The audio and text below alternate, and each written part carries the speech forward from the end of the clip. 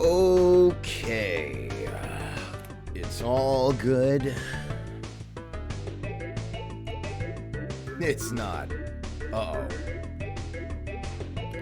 It's not good. Oh, no. Oh, no. I don't have the... I didn't check anything. I didn't do anything. Did I even set up the fucking...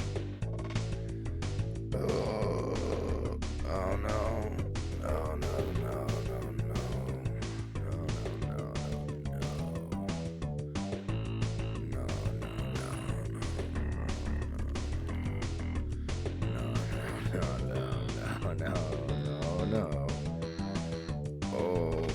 Oh. All right, hang on. I got it.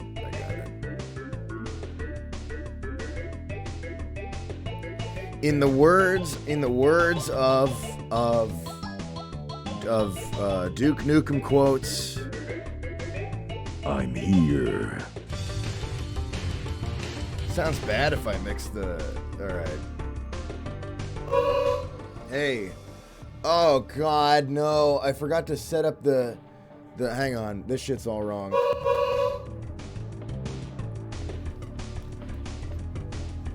Hang on.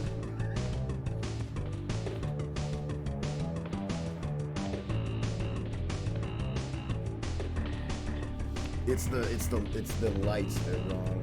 And the other thing, too. Okay.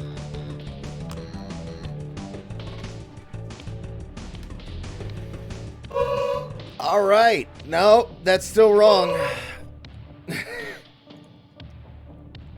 All right. I had to fix... Oh, man. Oh, it's not a good one. And I also wanted to fix that. I always like it when it's closed, because then it looks better. Do better? Not here.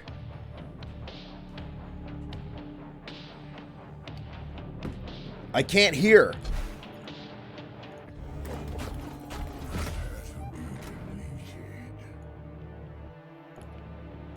Perfect. Much better. All right. Good. The Baby Looney Tunes line is the best thing you've ever heard. That was a commission, actually. You can't thank me for that one. That was just me, you know. I'd love to take the credit, but that's really on them for commissioning it. Okay, chat. Oh, man. So, today's stream is starting an hour late,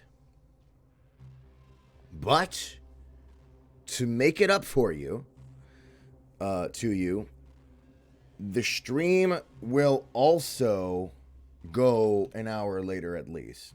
I mean, I think we normally do anyway. Normally it's scheduled 4 to 8. Today, it's also scheduled,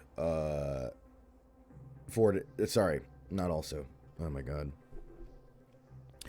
Today, it'll be 5 to 9.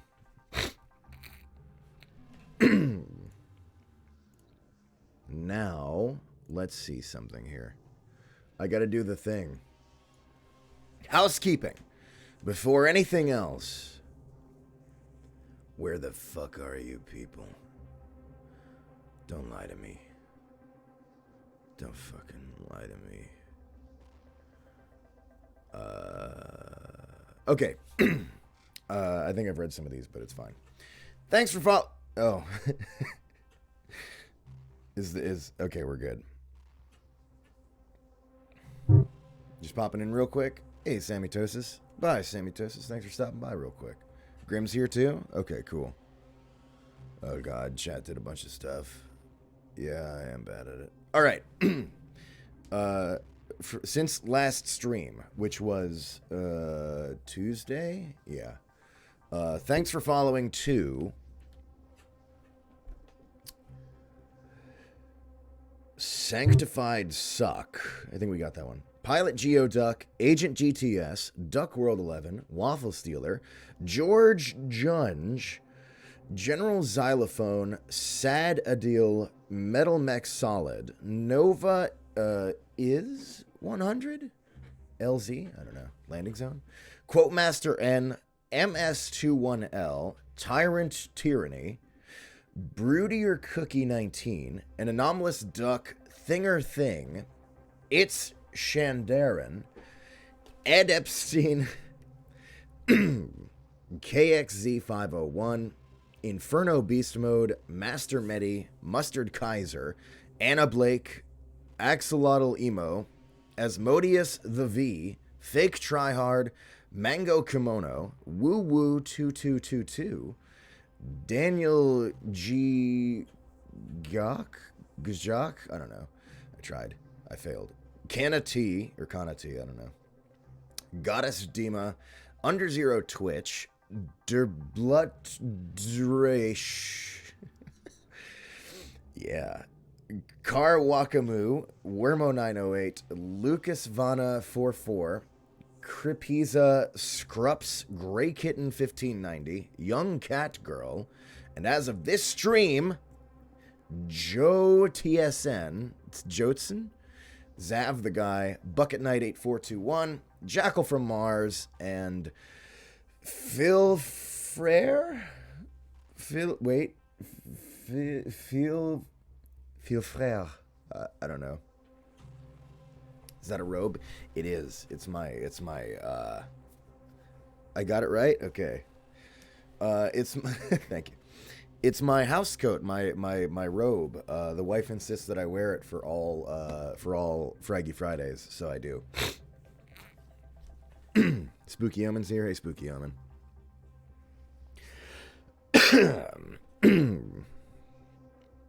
Ballsack Records has returned to check on its top signed artist, the G Ani. That's me. Hopefully your only signed artist. Fashionable and practical. That's right. I'm geared up to die.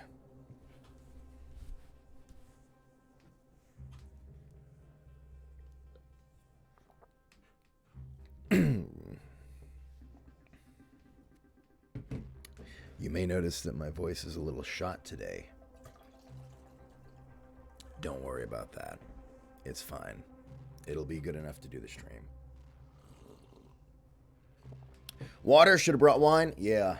With this robe, you're right. It's not, I did it wrong. It's supposed to be like, I think I fucked it up. Okay. Brotherhood trailer? What, like Assassin's Creed? Anything get you hyped during the Nintendo Direct? Mario Golf's cool. Yeah. I like the Mario. And we saw Neon White looks pretty cool. That's also apparently coming to Steam. And they used Steve Bloom to voice over the trailer, so my notifications blew up with people who thought I voiced the fucking trailer. So I had to spend all day telling people that I wasn't in a cool new game.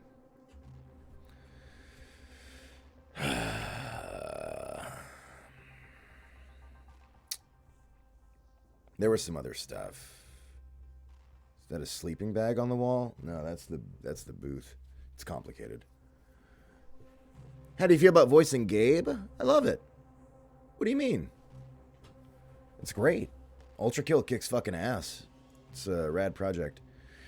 So the collective Mario Golf freakout, yeah. Hunter Brotherhood? I've never heard of it.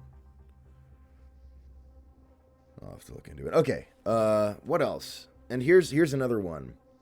Another thing that happened. Apparently, the popular VTuber Nyanners has been watching my videos on her stream. So I've been seeing a lot of notifications about that. And that's cool. No, yeah, well, now I know that Nyanners is not a new nickname for sea Nanners. So now people are mad at me because apparently I'm destroying the VTuber space.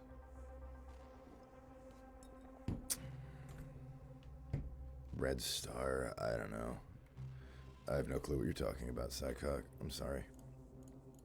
All right. If this is your first Fraggy Friday, What about Giga Cultist? Giga Cultist is good. If this is your first Fraggy Friday, here's how it works. I queue up for everything in the North American region.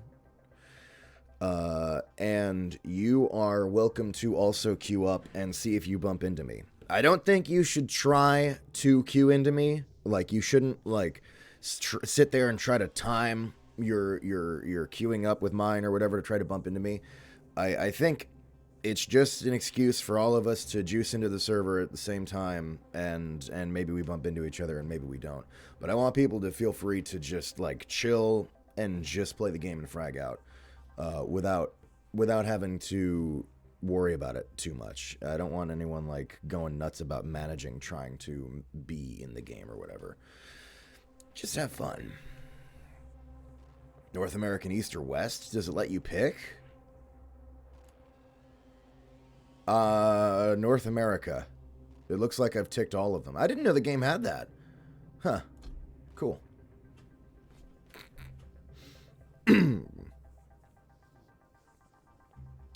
Hotline Miami 2 mod? Oh, okay. I'll play Hotline Miami 2 one day, probably. Maybe. Alright. Let's do it. You bumped into me and killed me a few times? Good. It's a very achievable feat. I'm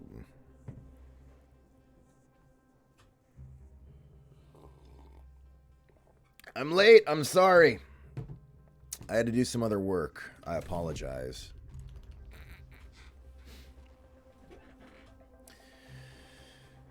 Oh, I was almost on time. And then I was stupid. And so then I wasn't. Vote now. The,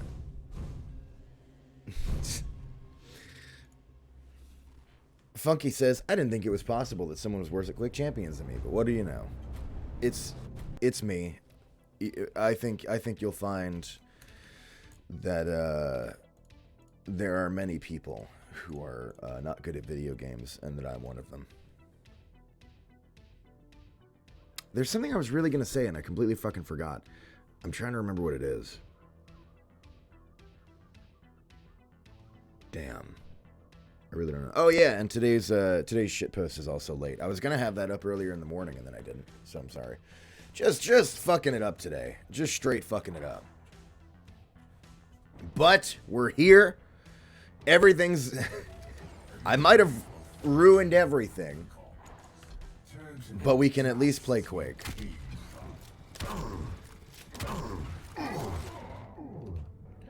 You're gonna play against bots? Oh yeah, that's fine. I understand, Grim. You're, afraid that people will see the worst player alive kill you. Reasonable. I feel like it's too loud. Am I nuts? What do you guys think? Prepare to fight. I feel like it's turned it up too much. I don't know. I don't know what's real anymore. 3, 2. Psychok made a bus sprite? That sounds cool. I don't think links are available in chat, but you could send me... Why? You could send me a Twitter DM of it. I'd be glad to check that out.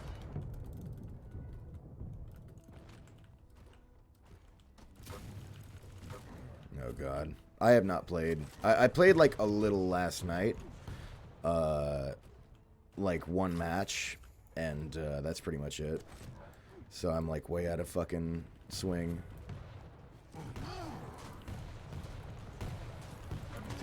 Some of these look like Unreal Tournament weapons. That's the kind of statement that'll start a fight in some places, but I know what you mean. Why? Hey, thanks for following, Jaeger? Jaeger 054? It's got to be one of those, right? Woo Woo says hello. Hello, Woo Woo. Appreciate your follow. I remember thanking you earlier. I'm going to burn to death. I am burning to death. Health. No. So close. And Katski Guy followed. Thank you. We're playing Quake badly. They haven't stopped us yet. It was one of those. I won't tell you which. Okay, that's fine. This guy's crazy. Oh, oh no.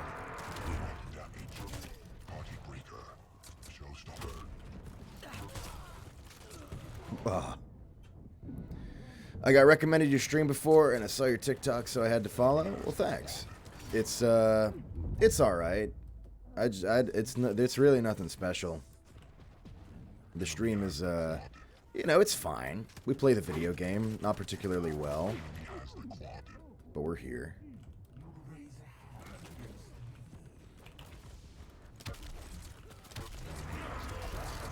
No, no. Oh, no. All right. Oh, yeah, that's worth mentioning. A lot of the weapons that I'm using have skins on them. A lot of them are basically... I went ahead and grabbed pretty much all the Quake 3 skins. Because the Quake 3 weapons are my favorite weapons of all time.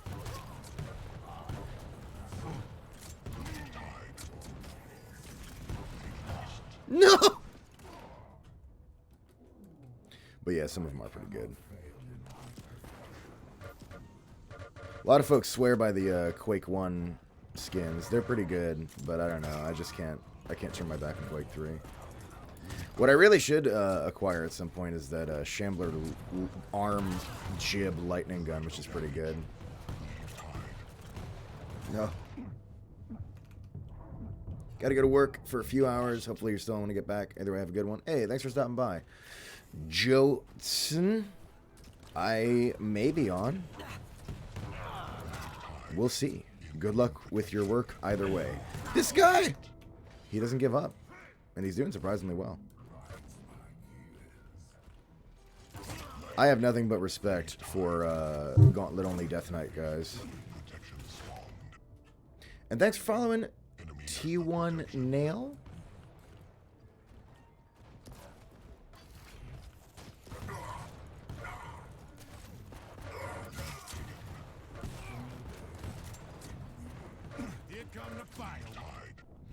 You have no ambition to study? Oh. My wisdom? Think of how, well, it's gonna, well,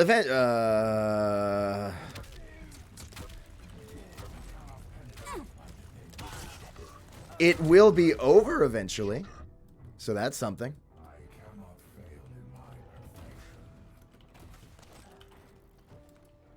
You got that much going for you. The funny meme man? No, you're thinking of, who else does that? Conk Face. I'm a different guy. Sorry.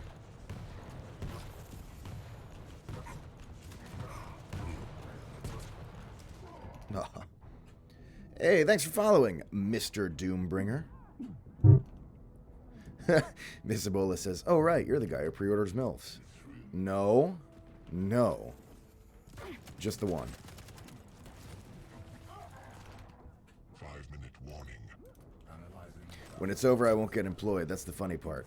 But it will be over, huh? How about it? You cannot match my perfection.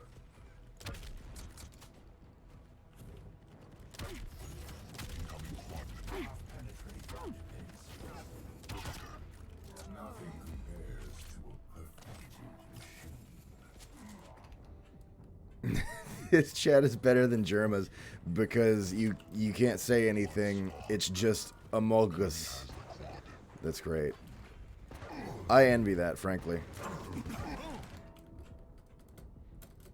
Return to the dust you came from. I don't specifically have a no Among Us policy yet. It's not too late to make me enact one, though. If it gets... Yeah, that's right. Yeah, we just have Gabriel spam.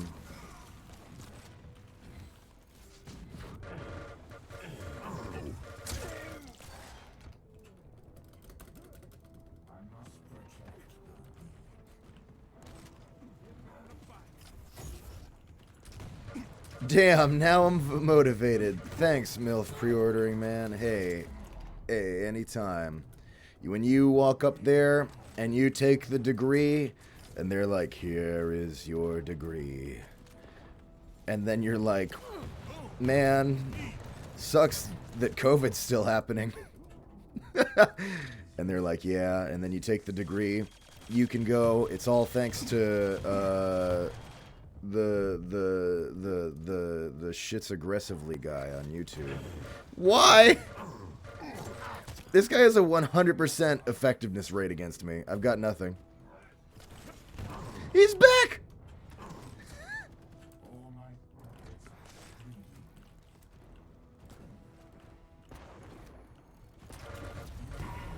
Shit.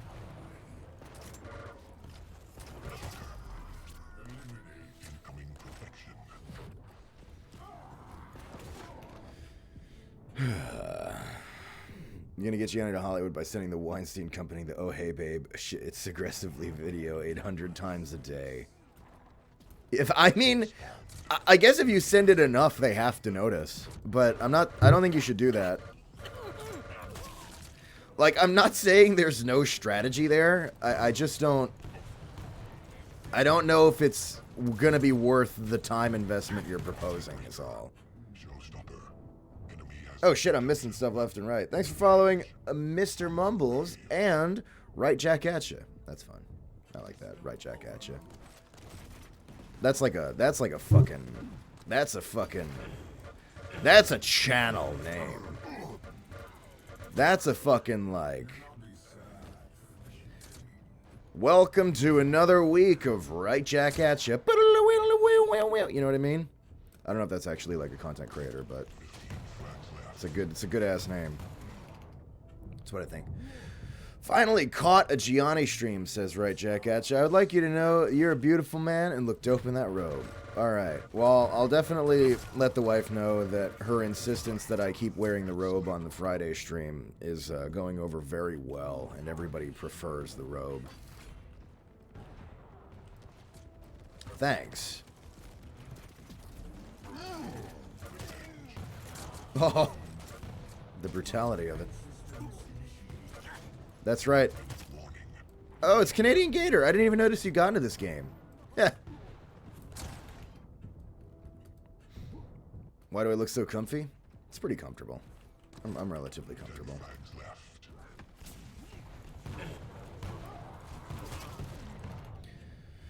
I'm playing Quake. That's a big part of it.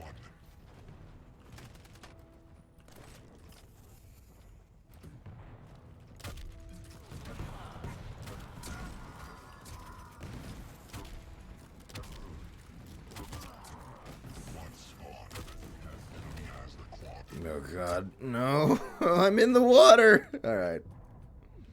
You're not a content creator yet. Alright, cool. We'll all be looking forward to it, right, Jack Atcha? I have a nice face? You're full of shit. I'm not having this. Alright, I don't have I don't have a no Among Us policy, but I now have a policy against that. We are not doing that. Absolutely not. Lying in my chat? Only I get to lie on this channel. Oh, thanks for following, bro. GG. GG only to Canadian Alligator. Hey, I got shards. Fuck yeah.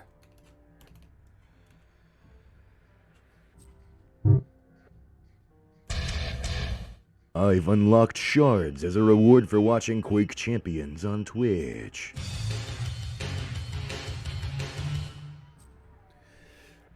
Thanks for following JMAA Games PR. Oh, that's what I gotta say. I finally remembered. Remember earlier when I was like, I gotta say something and I keep forgetting it? I remembered. Good news. They told me that we're gonna have the old Bit Crusher or some kind of solution for. Okay, so we had the old Bit Crusher, and it got fucked up, and now I have this shitty solution that I don't think anybody can even tell it's on.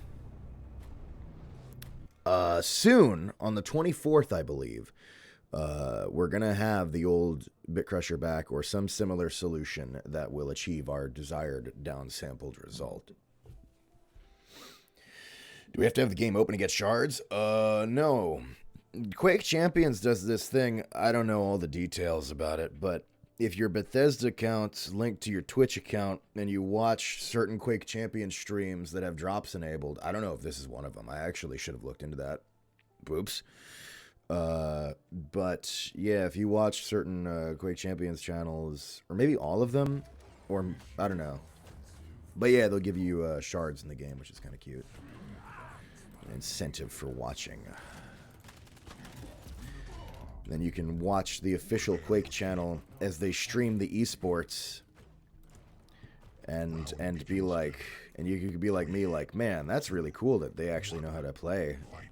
God, I'm not doing that. Soundboard, yeah. You'd pay life savings to see me stream Fistful of Frags and just repeat Vigilante and Ranger lines over and over? Honestly, okay. So here's the thing.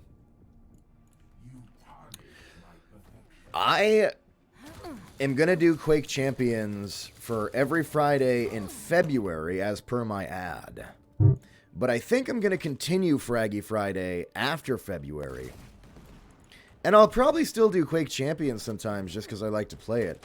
But I think I want to branch out into using it to play other games where we can just frag out against each other. It seems fun to me. And I have thought about Fistful of Frags. Because it's a great fucking game. Like, I know I'm biased because I'm in it or whatever. But it's good. It's fun. I was a player of that game before I was even cast in it. It's just a great game. So I would not rule out me streaming Fistful of Frags at some point. I think I might start with QCDE, though. Quake Champions Doom Edition will probably be the first one that I do after Frag Brewery. It'll be QCDE. Hang on, notifications came in. I'm gonna get him. I just gotta pretend I can get a kill in this match. Don't worry, chat. I'm gonna get there. One match at a time, my brain is beginning to activate. Okay, here we go. Oh, I missed a bunch of shit. I'll die in the game. Who gives a fuck? Demon Eye Jin has followed. Thank you. The Graceful Dead has followed. Thank you. And Blasku has followed. Thank you. And then Jager054 donated $2 and has a request for Lord Shax's voice. Now here's something funny. In my little rules thing on the donation, it specifies that I try to have folks do requests for characters I have material out there on and have voiced before, in some capacity, just so it doesn't. I won't get into it, but there's a bunch of reasons. I'm gonna forget it. We're gonna forget that, and I'm gonna do it anyway, cause you're cool, Jaeger. All right. Oh man, I really have to remember what this fucking guy sounds like, though. Does he have like a helmet, or is he like robotic, or does he like have? I feel like he has a reverb because he's just powerful. He just has a reverb. Okay. All right. But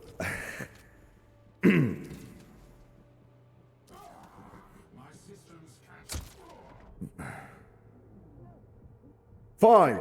I guess you are my little pog champ. Come here, Guardian. that's off the top of my head.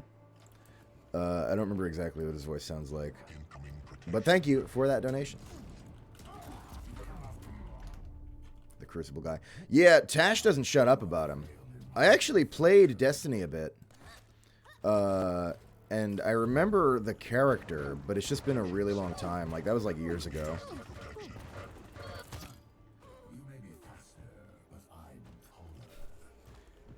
Shax, yeah.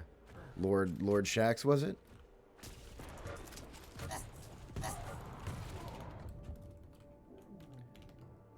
He has more energy and oomph. Okay. Yeah, I don't know. It's really rough memory. I really vaguely recall. Your It's been a while.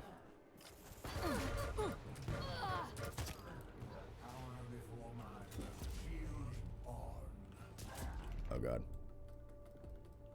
Return to the dust you came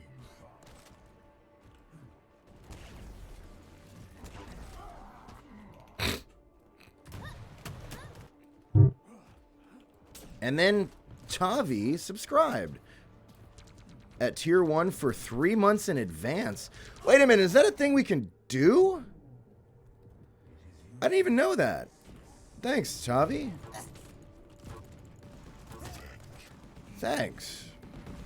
And also thanks for showing me that we can do that, apparently. Now off to do coding homework. I want to commit not living, I'm sorry. Good luck, Jaeger. Now, the good news is coding is cool. Probably not cool to do as an experience, but I just mean as somebody who does coding, most of us mortals are like, wow, that's pretty cool. So you've got that going for you. No.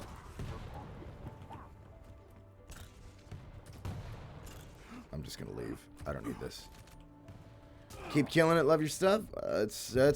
I'm doing something. Quad spawned. Enemy has the quad. Make sure you've got your coding socks. Yeah. Miss Ebola says, donates $2. First of all, thank you. Miss Ebola, I gotta tell you, I still haven't done the big cheese investment. We keep forgetting. We don't go to the store a lot, and every time we do, I've forgotten. But I'm gonna get it eventually. I'll put it on my shopping list the next time I remember. Donates $2, thank you, and says, what's your favorite type of cheese? I want to think about this for a minute. Goodbye.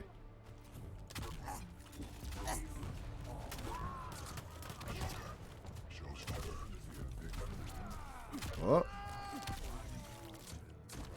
He didn't expect me to start looking at the game.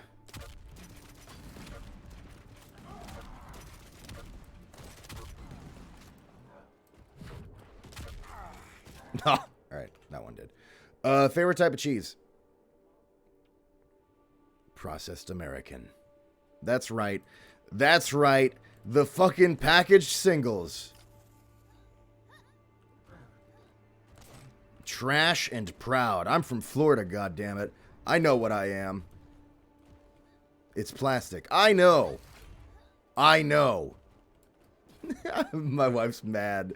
She just got here and she's pissed. You know what? You don't have my back, but you know who has my back on this? I learned this thanks to the wife. The Korean street food vendors use sliced American cheese like crazy on all kinds of shit. They get it. Florida man eats plastic and dies? No, it's how we live. You die in Florida if you don't eat enough plastic. It preserves you in the humidity. BJ would eat American just because it's patriotic. Yeah, that's right.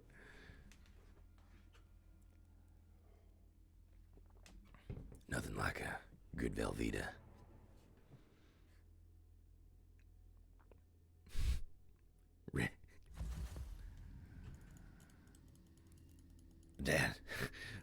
Dad always said that he preferred the Swiss cheese. Blue? Oh man, you got to get out of here. You're talking about the wife beating me up, but she has, I am not making this up, she has for days been doing nothing but complaining about blue cheese existing. Because we had some potent blue cheese recently, and we bit into it, and it just like ruined our days. It was so strong. I tasted it for like the rest of the day. And she has been doing nothing but complaining about how much she hates blue cheese.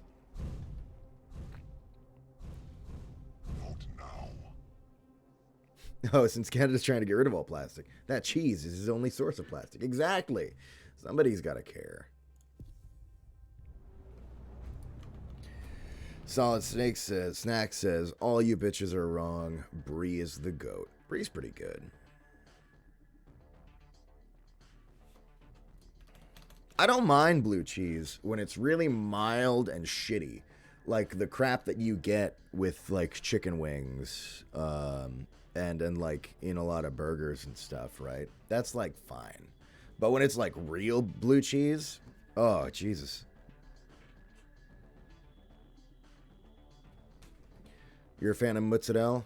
That's good. Yeah, that's a good one. I'm already killing it on the Instajib. We are now at a 100% hit rate. Okay, 50% hit rate. Okay, never mind. Let's not count anymore. You like cottage cheese? That's fine.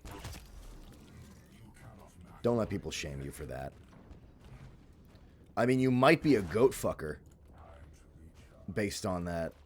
If I didn't know anything else about you, I would say, okay, let's take a person. Calm down. Everyone calm down. Let's take a person. And let's say I don't know anything about them. I don't necessarily consider that they might be a goat fucker. Like, the likelihood is really low, right? Now, let's take that same person, and I didn't know anything about them except that they like cottage cheese. I feel like the percentage went up a little bit that they might be. Does that make sense? Those goats do feel good, though. Alright, I don't like what I've started. My shield didn't save me. I should pick a different character. We're doing Instajib. Oh no, Strog. Okay. Let's try, Slash. She's cute.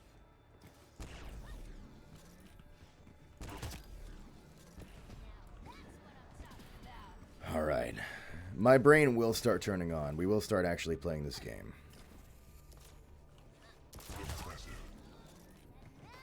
When will I ever do a cooking stream where I use exclusively plastic-based products? That is appealing. Damn. I swear to God I've killed one of these Scrag before. Oh well. Killing spree.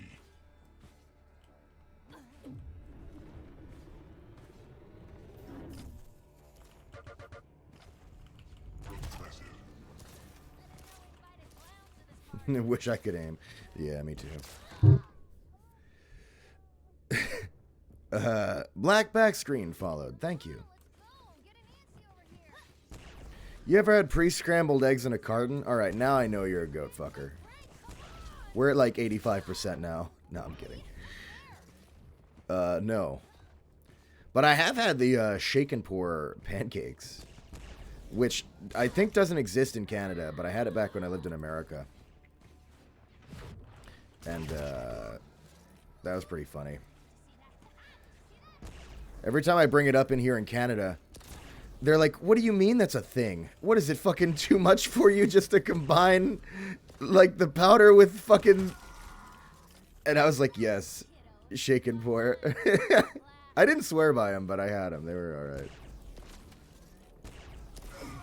Obviously a bad value prospect. Spray pancakes. That sounds fucking great.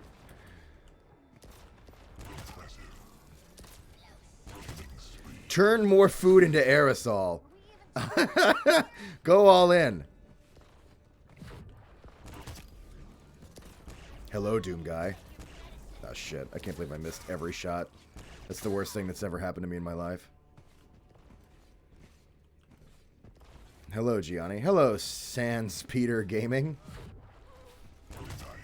We got a fucking troublemaker here, chat. I can see it already.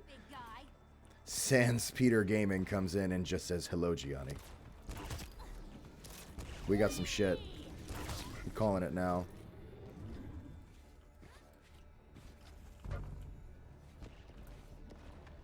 If you say you're playing bad, I could just say it's me playing to feel better. Good.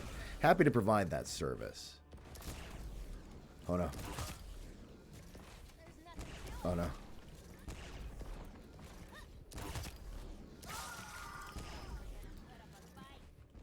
Let's talk shop. So on Tuesday we started playing Rage 1 on this stream. So because what I do is on Tuesdays I do my like story streams, right, where we're playing through a campaign of something. And so, you know, I pick the game and we keep playing through that campaign every Tuesday until we beat it. So the new game now is Rage that we're playing. And I gotta tell you, I've been kind of looking forward to going back to Rage. I've been thinking about it, and I'm kind of looking forward to seeing more of it. There's like, I know I keep just saying there's stuff, but there's stuff. There's some stuff in there that's like kind of fun, and I'm enjoying spending time in Rage. And I'll mention it again, just because I think it's such a good deal. Currently free on the Epic Games Store, Rage 2. If you are interested in that. I think that's great.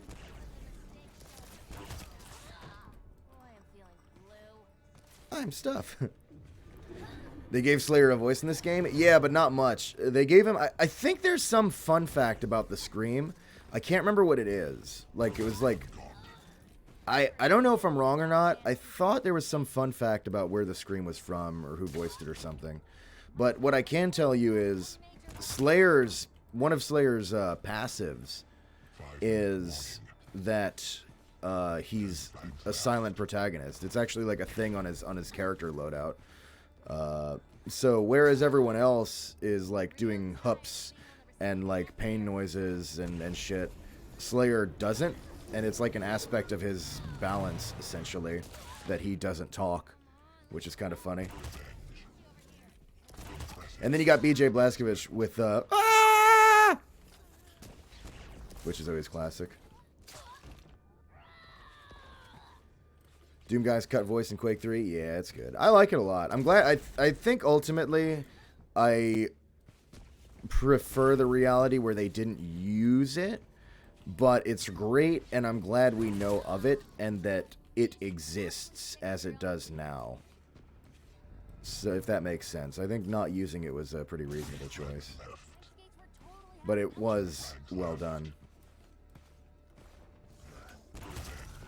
How can I be a gamer like you? You just gotta fucking not do good and give up on improving. Is my door. All right. Miss Ebola gives us 100 bits. Thank you, Miss Ebola. And says, is your door open? No. I could see it on the camera, but I wanted to really verify that in person for you since you donated bits on it.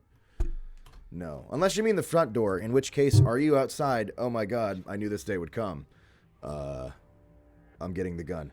Thanks for following Lors IX. Appreciate it. Or Lorzix? I don't know.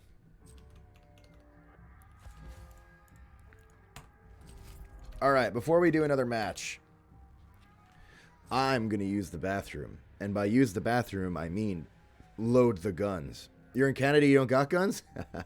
That's what you think. It turns out you can't have guns here. There's regulations about it. But there are arms in Canada.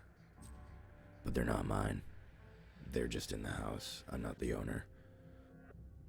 But I can still grab a gun and fire. Anyway. The gun by itself won't, but the bullet will? No, the gun by itself can do it with the right attitude. All right, hang on. I'm going to use the bathroom, and then I'll be right back, okay? Sorry, one sec. Un momento.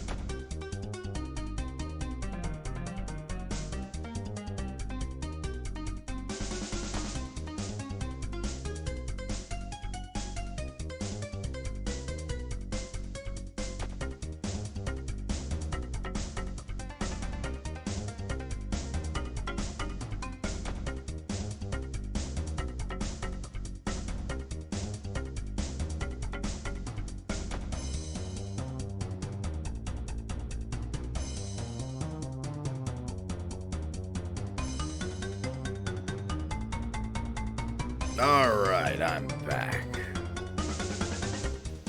Did somebody post? Somebody posted an ASCII dick in the chat? Hell yeah. Right the fuck on, brother. Oh, wait, and then a bunch of other stuff happened. Oh, Jesus Lord. The Drum Major on Twitch followed, thank you. Glifferson followed, thank you. And then somebody went nuts. The drummer... Wait, I gotta get this right. The drummer Jor on Twitch? Or Joran? I don't know. The drummer Jor on Twitch. Gifted 10 subs. Good fucking Christ. Gifted 10 subs. Let me try to read this out. 1 to Perennial Astronaut. YL Sack. That Lunchbox guy. Never Blame Me. Meta Mock VR. Odysseus Senior. Shergoid Old Streams. Hang on, I got this. Baz XYZ, BAS XYZ, I don't know. Senior Meatbox and Borzoi. Enjoy your subscriptions. The drum major. Oh, it's not. Oh, Jesus Christ. Yeah, it's not an oh, it's an A. Jesus. The drum major on Twitch. My bad. Oh my God. All right. Got to support the awesome VA. Where?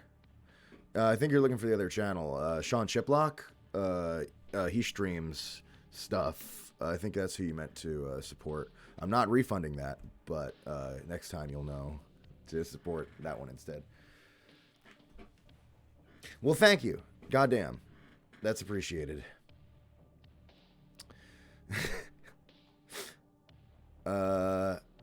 The door. Yeah, there you go. What else? Oh, and then Meta says you got shards, so it does work. Okay, perfect. Segi? I should have said Segi. Is he streaming? Oh, damn. I'm always out of touch with what my friends are doing. I'm sorry. Okay. Let's get back to playing the video game, which is certainly what you all are here for, the good gameplay.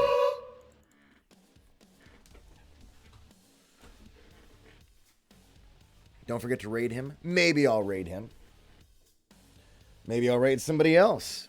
We'll see, Corn, when the time comes. Maybe he won't even be online at that point. Don't put that kind of pressure on him. You don't know. You don't know. This fucking stream today, guys. We're here! Okay, it's fine.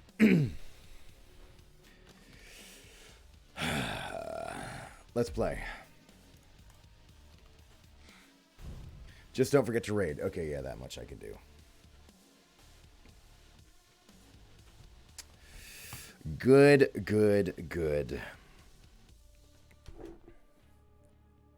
Let me make sure I didn't miss anything else. Sans Peter Gaming says... Oh. You know what's really funny? All right. Now here's what's really funny. Sans Peter Gaming says, Gianni, how many explosives do you reckon is required to obliterate a 30-foot tall stone statue of communist leader Ho Chi Minh? Now here's what's really funny about this. Not the comment itself. It's like, fine, I guess. But the comment got filtered out for saying ho. Not the rest of it. Just the fact that it said ho. Anyway, I don't know. To answer your question, Sans Peter Gaming. Anna Blake says, what's up, Gianni? What's up?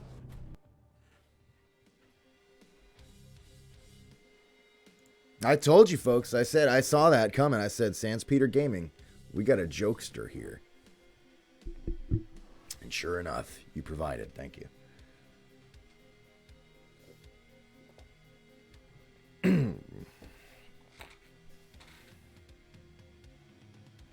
Corrupted Keep, finally. Last week we played this game all day, and we didn't get one instance of Corrupted Keep. Andrew Hulshult did the song for this level. I think he did some other songs in QC as well, but I was hoping to see it last week, but we didn't. And then HUD Sony 123 followed. Thank you. Best map is the Longest Yard. I mean, I kind of love Longest Yard. I have no complaints about Longest Yard. Wait, somebody said something earlier. Somebody said that that Quake Champions features music from Chris Vrenna, which I've listened to the OST a bunch, and I've seen the name in this OST. But I'm actually completely unfamiliar with who that is otherwise. I'm sorry.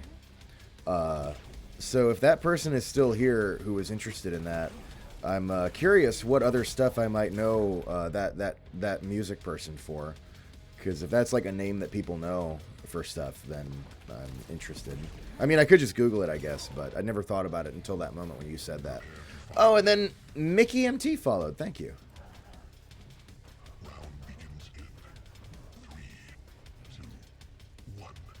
Nice stream, bro. Mickey MT followed and said, nice stream, bro. Where'd you get it? The Bad Stream Store. And then immediately said, that was rude of me. I'm sorry.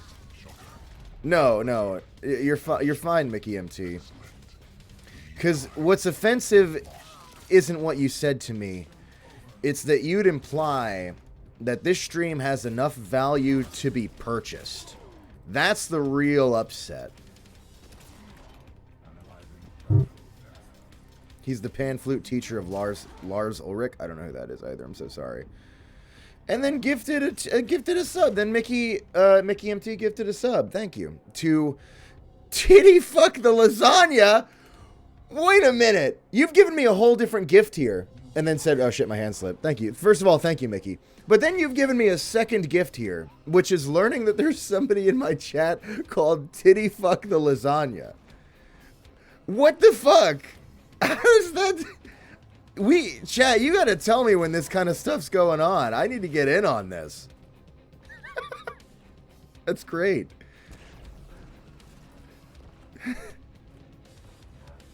Thank you, Mickey.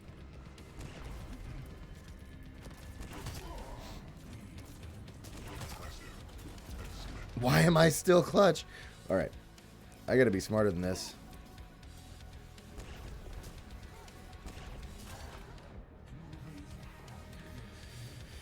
Glad to be here. We're glad you're here. Oh, I keep forgetting to say something. Quake Champions is free. I really need to specify that. I always just assume everyone knows. I'm so sorry. I saw some folks earlier who were like, I'd love to join in, but I don't have it. And that's fine. It's fine if you don't join in, whatever. It's all good. But it is a free game for anyone who is unclear about that. It's one of the reasons why I liked it for Fraggy Fridays is that it's free, so anybody who has a PC that can handle it. Now, whether or not you have a PC that can handle it, that's a different story. Especially because Quake Champions is, well, its performance and optimization has improved over time, but it's still somewhat intensive. And you want it to play smooth because it's an AFPS, right? But anyway. Chris Vrenna was involved with 9 Inch Nails' early years and Marilyn Manson. That 9 Inch Nails fact is really fun, right? Because Quake. I bet that's a part of what led them to using him.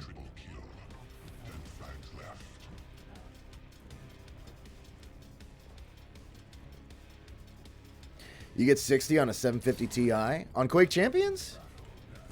Is that good? I feel like that's kind of good for a 750.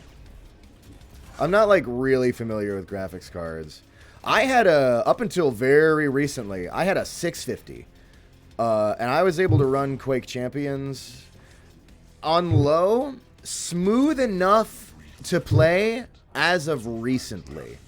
Very recently, I tried it again, and I was like, "Oh, this shit'll actually run for me." I don't remember exactly the frame rate. I want to say it was 60 or higher. It was definitely smooth enough for me to be like, "I can play this." Oh God, what is happening? Oh Jesus Christ! Oh no! Okay. Oh my God. The Drum Major on Twitch gifted another 10 subs. Jesus, Drum Major on Twitch. Thank you. That's fucking... This isn't that good of a show. You don't... Your boy brother says, am I subbed yet? You don't gotta support like that. I really appreciate it. But it's not that good of a show. Nobody should support it too much. Even I don't support it that much. But thank you. Good Lord. Let's try to read these out. You gifted one to... Curlew, Sheaf Eats Beef, Fuzzy Night, Solid Snack, Venny Vengeance, The Goat Fucker. No, wait, it's just Venny Vengeance. I'm sorry. Crunch Button, Caesar to Salad, Swanky Spook, Kowalski, and Rudder Guts. Thank you. Your boy brother says, there's 42 people in here, 21 subs gifted, and I didn't get any. Oh my God. And then Drum Major gifted a sub to your boy Brawler. Jesus Christ. Okay, Drum Major. No, stop. But thank you. Oh my God. No! He keeps going. And then gifted one to Right Jack at you. No. Oh my God. I'm serious. Cut it out. That's too much now. It's too much now. Gifted another one to Sans Peter Gaming. It's good. Thank you. No. And then gifted another one to HUD. Sony123. You've given 24 subs. Please. We're okay. We're good.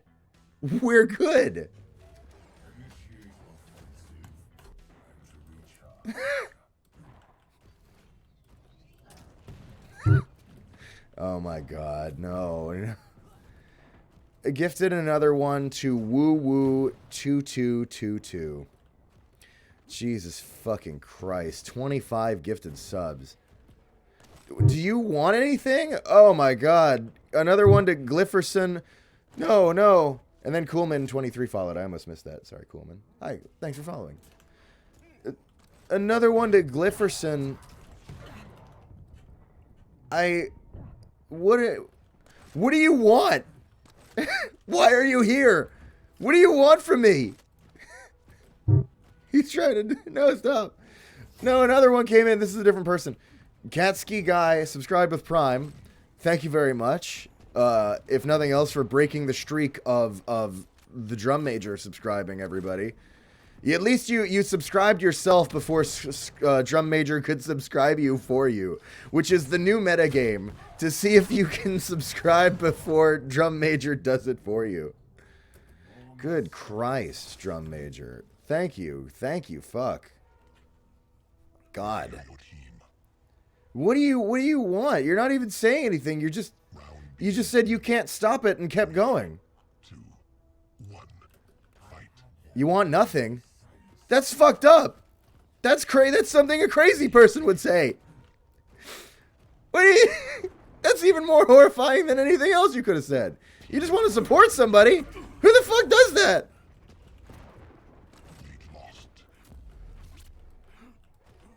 I'm from Florida, man. I've been stabbed over cheese. We don't do things to support people. Thank you, though. Very much genuinely. Seriously, I really appreciate it. The stream's not going to improve, at least not tonight.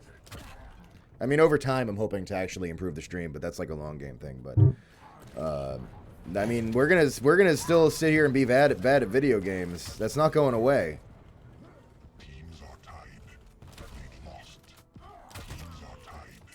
Oh God! And then gifted another one to Mango Kimono. The madness. You missed one. Did you seriously like fucking get everybody?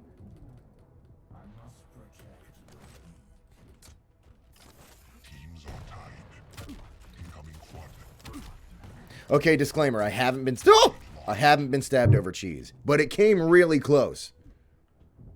And then you gifted another one to Shaman Boy.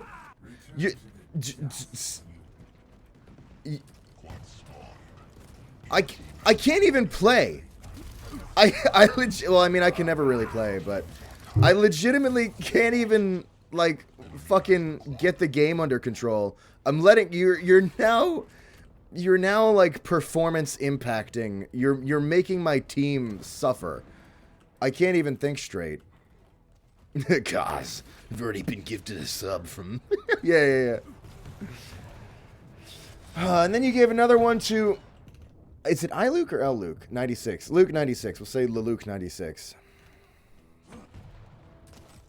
The Shaman boy says, "Holy shit! It's the Nigerian prince." God damn.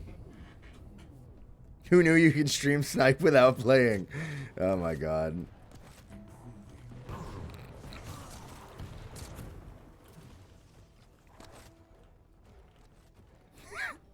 Thank you. Thank you for the support.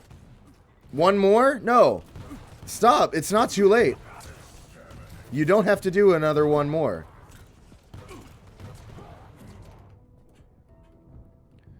Oh, God. Gifted another one to the obsoletist. Has gifted 30 subs. What the fuck? What the fuck?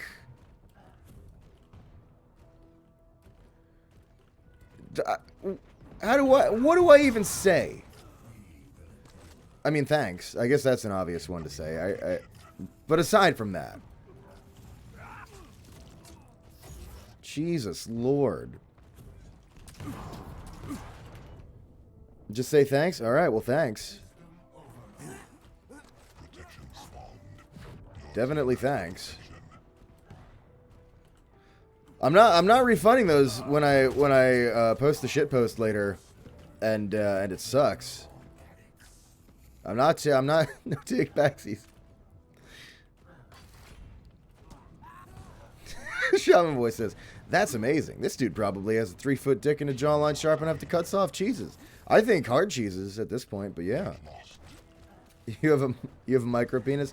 Spoken like somebody with a massive monster at Astolfo. All right, never mind. I don't want to get into the Astolfo stuff. But the point is, thank you.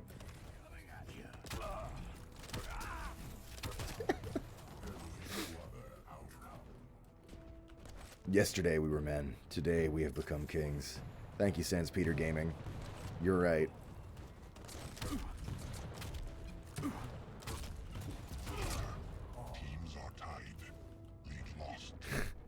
Yeah, saying you used to have a small one, it means you is big dick. Yeah, because it means you aren't afraid. Yeah, exactly. For sure. I mean, we've established. I forget who said it, but it was said on this stream that it doesn't matter what your body parts are. The cock is in the heart, and yours is massive. Ha ha. Right. I had that one coming. I literally could have chosen to not walk into the fire, and then I just did. You prefer Parmesan? Yeah, well, you could probably cut it with that sharp jawline. Since you're Italian? Oh, God. Is that what this is? Are you from the fucking mob? Is this the mob coming to claim me due to my, like, bloodline or whatever? Did my dad get into some shit and then didn't send me an email about it? Am I connected now?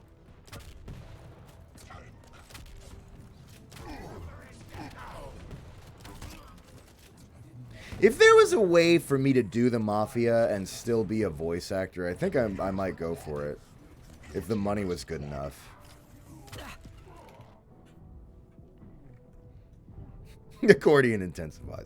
I'm half Italian. Lasagna on the house, says Zav the guy. Listen, here's the thing. I don't know if I want the lasagna on the house after we learned that Titty Fuck the Lasagna was here. Yeah, exactly. Do we want it on the house? Or should we put it somewhere else? We are in a global pandemic. Just adding Titty Fuck the Lasagna. Oh my god. Did they leave? Did I like, maybe I shouldn't have just like called them out super strong. Come on! You can't blame me for that. I try not to, like, because some people just want to, like, lurk and chill and not be specifically pointed at, and that's, like, totally fine. So I try not to, like, go too hard on, like, pointing at people. But you, come on, I can't learn that somebody's here and they're called Titty Fuck the Lasagna. All right. Oh, okay. All right. Point at me, Gianni? All right, Meta. Hey, Meta. Is that...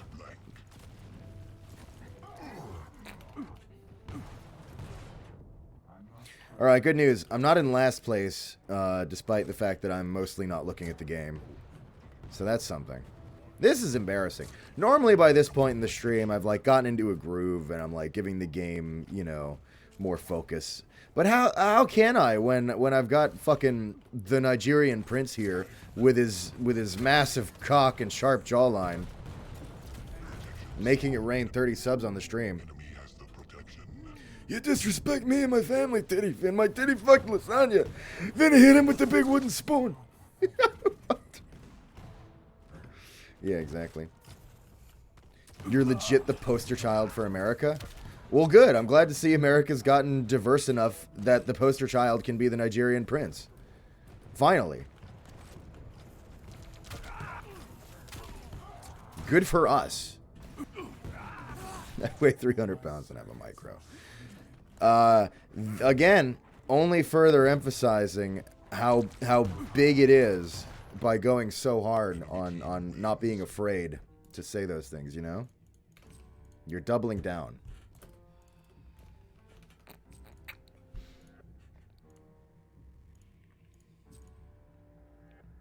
Micro gang. If any of you pull out a monster can, I'll give more subs. No, not today. Actually, I would have had one today, but I didn't. We were this close to that happening, but I didn't end up going to the store, so no monster can. Don't drink that Twitch energy. Fuck you up. Wait, is that a real product? Maybe I shouldn't say that, because I have no idea. I assume it's just the emote. But now that I think about it, they do like TwitchCon and stuff. Hey, Gianni, I just got off the phone with Trent Reznor, and he confirmed that anarchy is a wordplay on anarchy. Oh, yeah. Damn. I'm not just impressed that you know Trent Reznor and can call him casually, but that he still follows Quake so closely. Vote now. Man. He's gotta be, like, in some small way regretting having worked on Quake, because now all of us Quake losers are just like, yeah, Trent Reznor, 9 Inch Nails, Quake.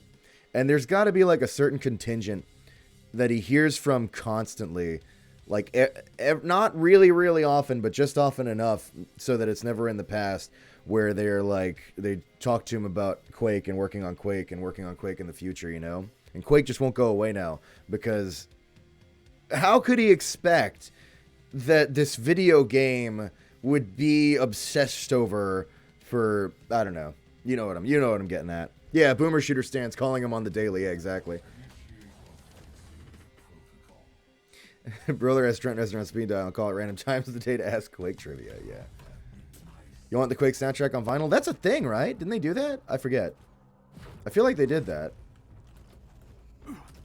It's probably like $100 million now on eBay or whatever, right?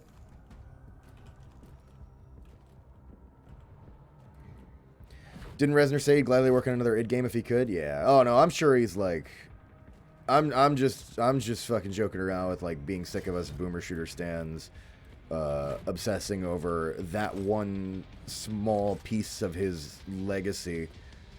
But I'm sure it was a great time for him. Obviously, the work came out great.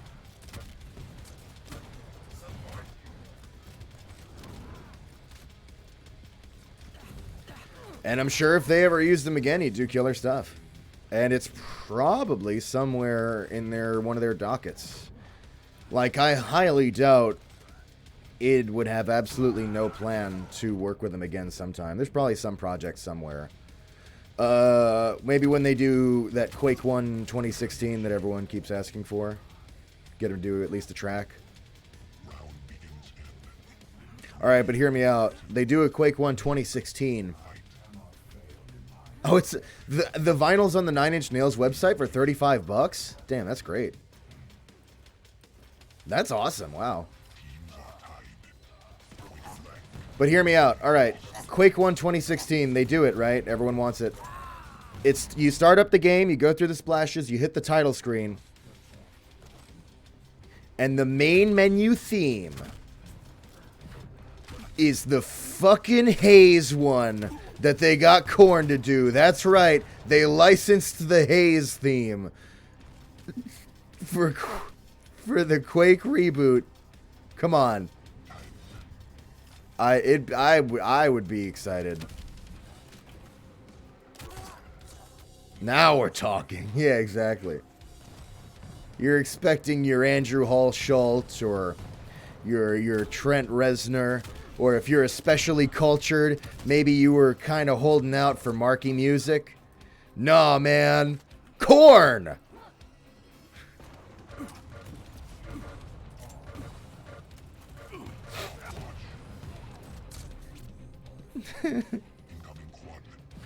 No, Korn, a different Korn. Damn, that happens a lot. We talk about Korn on this stream a lot. I never realized it. No, Korn like the music. Korn like the Haze band. Korn like the Haze band. Yeah. Korn like the band featured in Haze.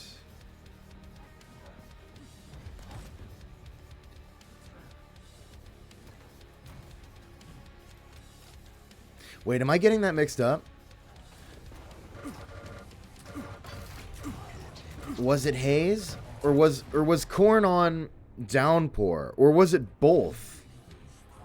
Oh, I don't remember now.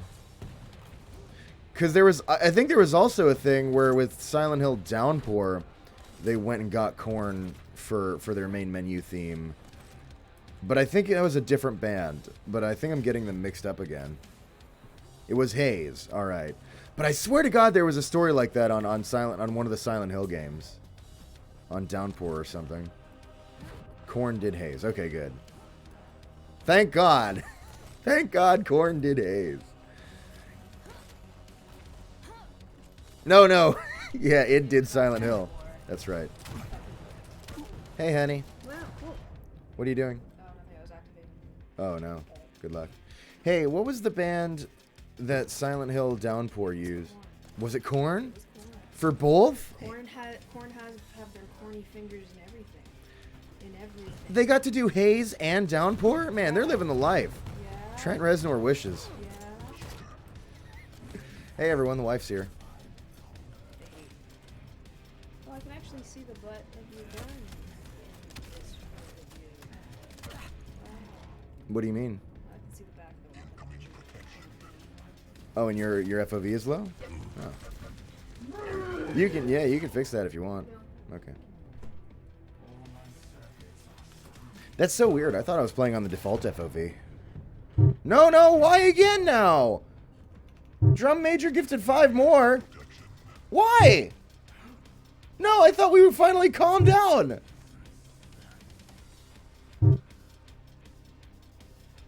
No. Aw, shit. Here we go again. Thank you. Drum Major gifted 5 subs. One to Spooky Omen. Goohee 45. Myths 16. Skeptical Moose.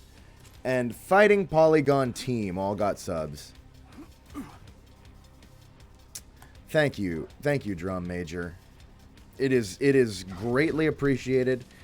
And goes a long way to keeping the lights on. Jesus Christ. I wish they'd factor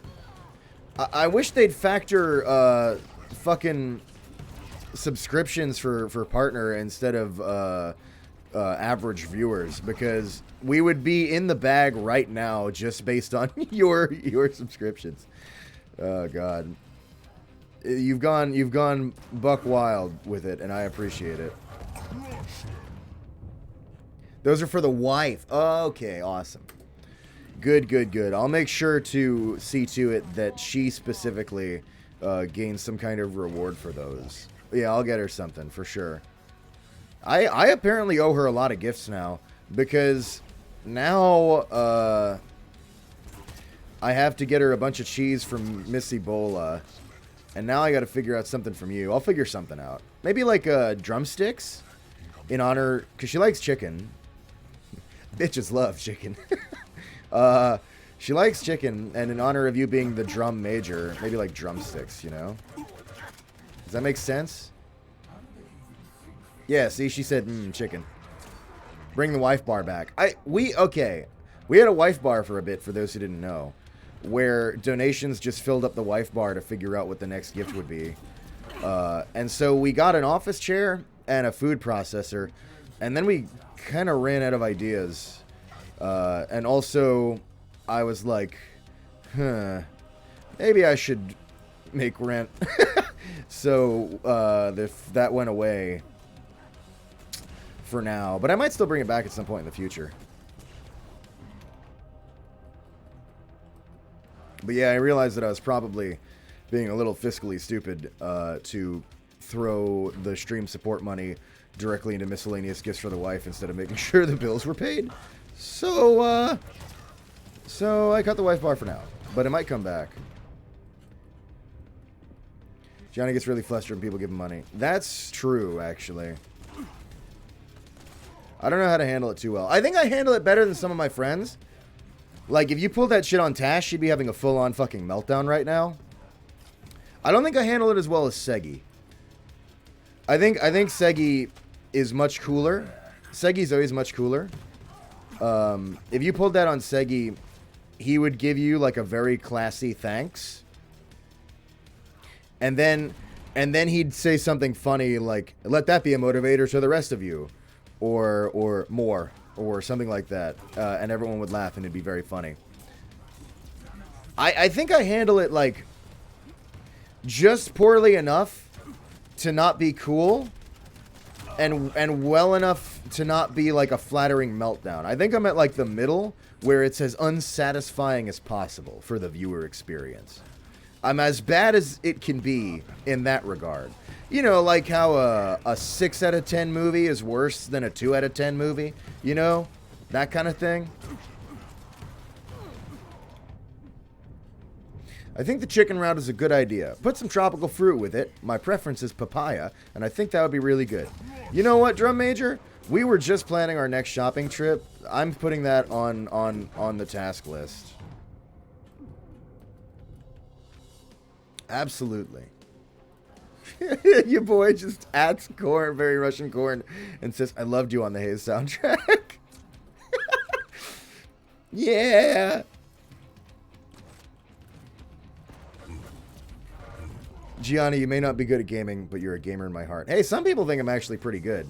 They're wrong, but some people do think that. I get comments sometimes that are like, man, your movement's so smooth, and I'm like, fucking no. But I always appreciate it when they say it, because I get to delude myself for that brief moment in time.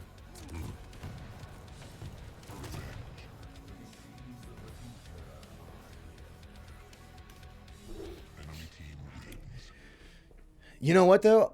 We'll have to see. I'll make it some kind of tropical fruit. Hopefully they have papaya.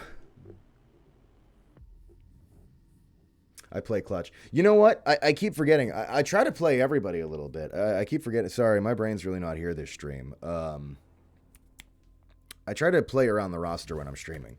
I do mostly play clutch. That's true. And I don't really use most of his kit very well. But thank you for reminding me. I wanted to switch to somebody else.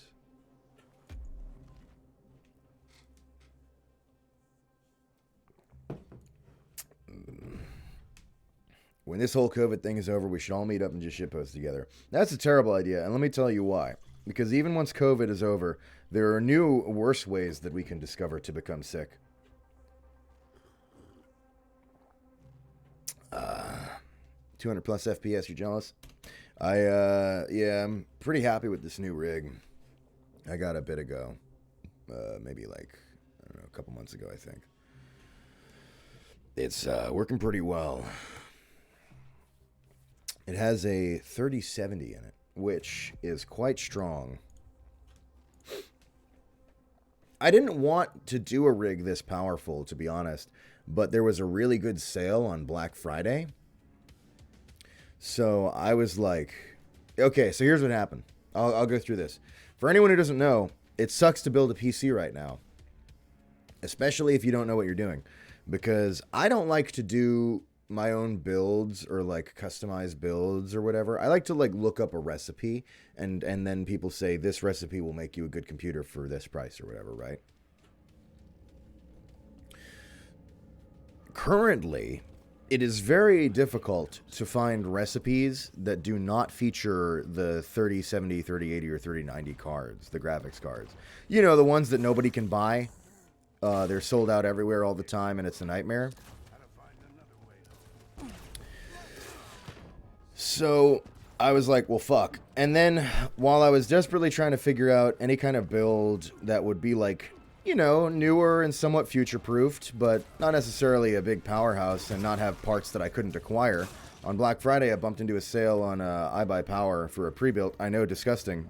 That was actually a really good value for the power that was in the build, and it came with the 3070, so I jumped on that shit. And I'm very happy with it. It was time, though. I got to tell you, man, that other rig, I built it. Here's the story about.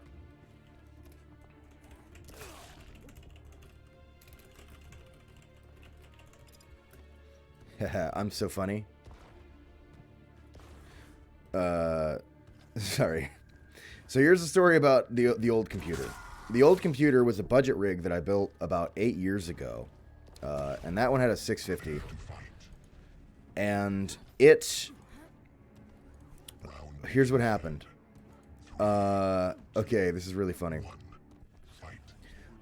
I was excited for the reveal of the Xbox One. And I got together with some pals and watched the Xbox One reveal event. I'd been a 360 player. And they got on stage and they talked about television for a while. And everyone was like, this is awful. And I was like, man, I'm pretty unhappy with this. So the next day, I sold all of my console stuff and used the money to buy budget PC parts. And that's when I became a PC gamer. And that was when that was the time the old rig was from. And all those parts had stayed the same parts all these years. I was amazed it had lasted this long.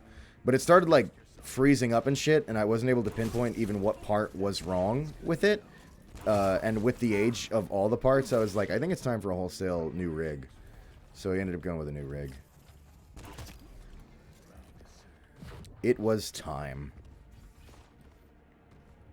But man, that 650 held up though, I gotta say.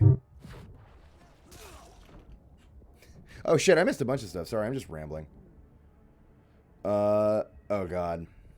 I am Sino followed. Thank you very much. And then Solid Snack donated $2 and says, has a request for us. Duke Nukem voice. Milky, milky, warm and tasty.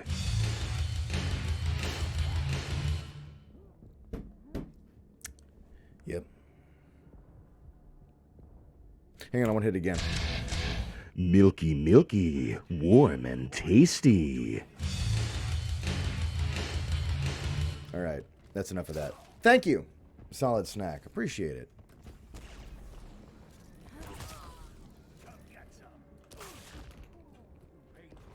Corn just says, I hate you.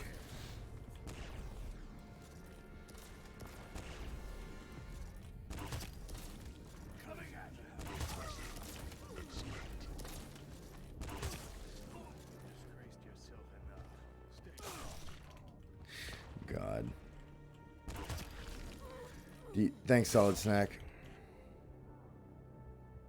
Oh, you're heading out? Oh, I missed it. Thanks. I almost missed that. Drum Major says, all right, anyways, time to dip. I really hope these subs help you out. Papaya Man is with you. Chat, hope you have a blessed night. Stay safe and stay happy.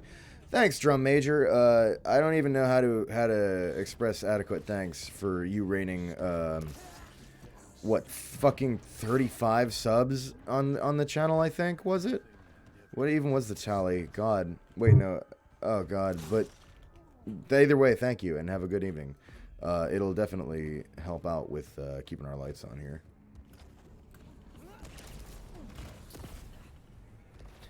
Enjoy your monster cock, Astolfo. And then Bonk Falco subscribed with Prime. Jesus Christ, this stream.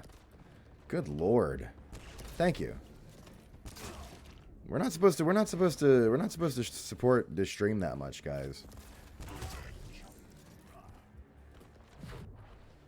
I definitely, I really appreciate it, for sure. But, and then Purist01 follow. Jesus Christ, thank you.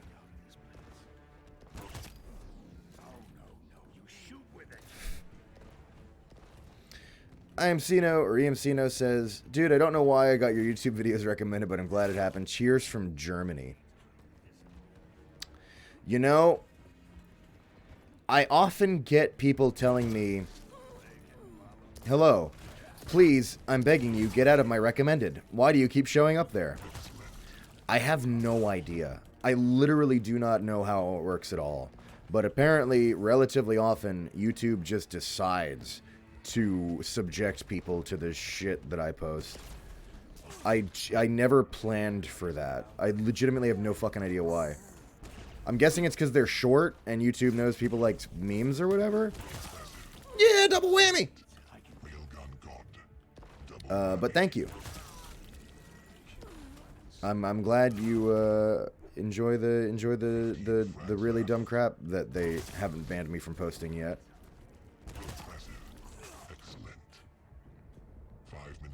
Good content just makes it to the top.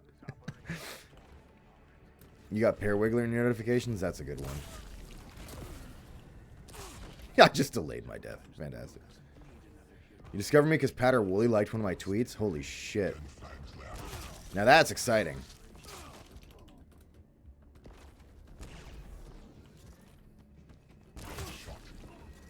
I'm still working my way through this week's podcast. I listen to the podcast when I do the dishes now, which is a lot. I do a lot of dishes. Fun fact.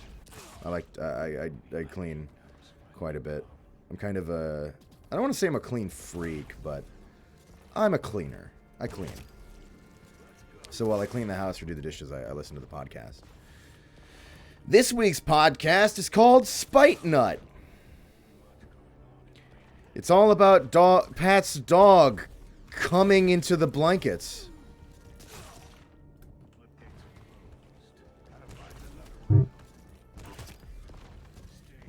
Oh god! Zoom gonna! Alright. Bonk says, out of all the Kena Fabito memes you've done voiceover for, what's your favorite? You know, I gotta tell you, I really love them all. It's hard for me to pick favorites. I feel like how do I express this? Expanding the library is like my favorite thing. Just like having more and more of these glorious posts. Fabino is a god. I have no idea how he does it and does so much of it. But I'm not going to cop out of the question.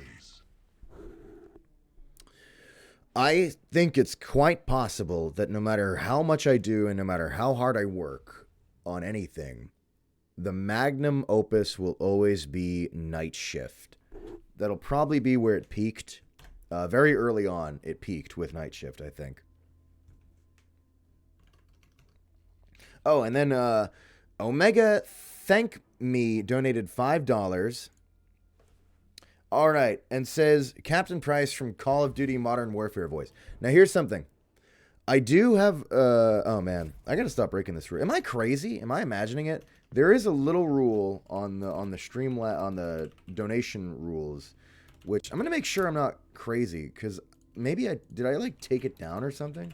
Hang on, which basically says that I try to just have the requests be characters you've heard me voice before in some form on some content, memes, or officially or something.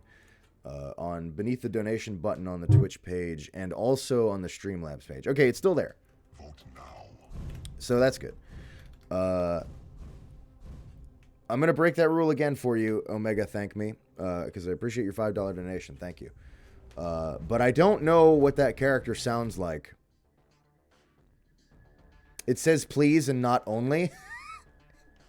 Okay, you're right. I need to, I was like, I didn't want to be too aggressive in the wording because I appreciate the people who are donating. You're right. I got to be more aggressive in the wording. Okay. Anyway, we're going to break the rule, but I don't remember what that guy sounds like. He's got some kind of English accent or something. I don't play Call of Duty. I play Quake, right? But all right. He's got like a mustache and he's like, got like a English, a little what is he, Cockney? Oh wait, what's the voice say? All right, here we go. You didn't choo-choo on that beat. That was the line. Round begins in Thank you. 2. Omega, thank me. Hey, well, I'm Omega thanking you for that donation. Hopefully that was everything, basically as good as the in-game voiceover for that guy. You know, I think probably, if I had to guess, whatever I just did, probably better than what's in the game. Just throwing it out there. Omega0682 followed. Thank you, Omega. Do CTF? No, I have simple rules. I queue for everything. Whatever happens, happens. We get CTF sometimes.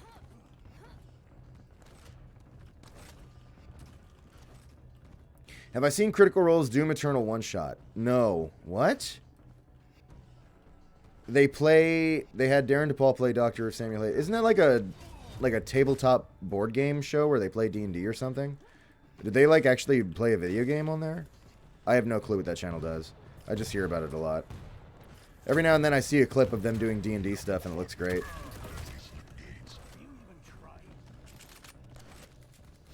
What about FFA? I am also queued for FFA. Sometimes we get FFA. Quad spawned.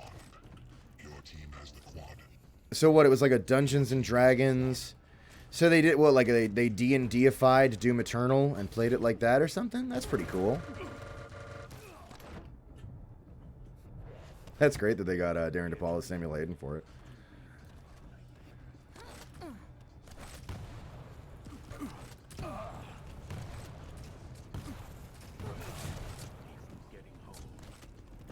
More like Doomified D&D. Okay.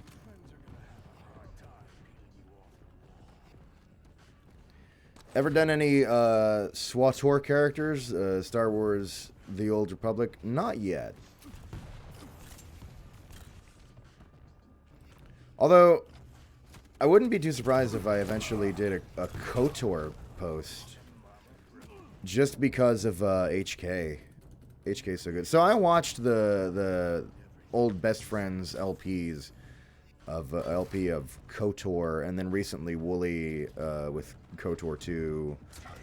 I haven't watched entirely, but anyway, KOTOR is great. I think everyone loves KOTOR. Sometimes the world doesn't need another hero. It needs a monster. You'd be surprised how flexible D&D can be. Can they flex it into being a real video game? All right, okay. All right, okay.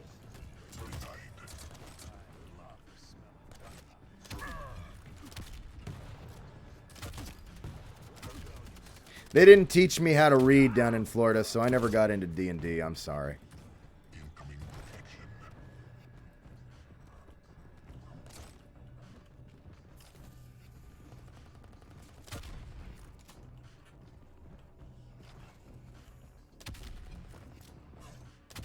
Protection spawned. Your Gianni, I'm too good for DT. Yeah, that's right. I would crush it so easily. I must have mercy upon them by never playing it.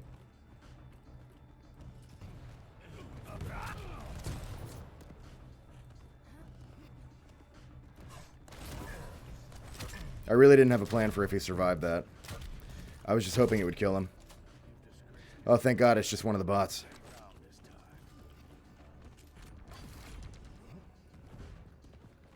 Woo! Right.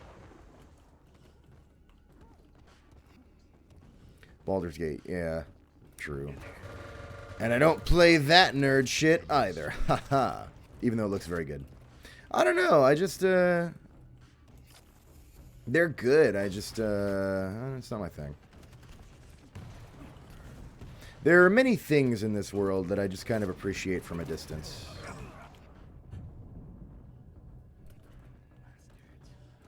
Now, this is really funny. You say, Hudson, he says, tabletop RPG mechanics don't always translate well to video games. I is a perfect example of that. I started I last night. And literally my only reaction so far, all I can say right now about I is, ha ha ha, what the fuck? It is so good because it's so fucking weird. It's amazing. I love it. It's so weird and has such like a jank to it in a way. Like I expected like, oh, it'll be Warhammer weird. It is weird in ways Warhammer could never dream of being. It is amazing. Yeah, you gain bro stuff and my legs are okay. Yeah. That's so funny. My legs are okay. It's good.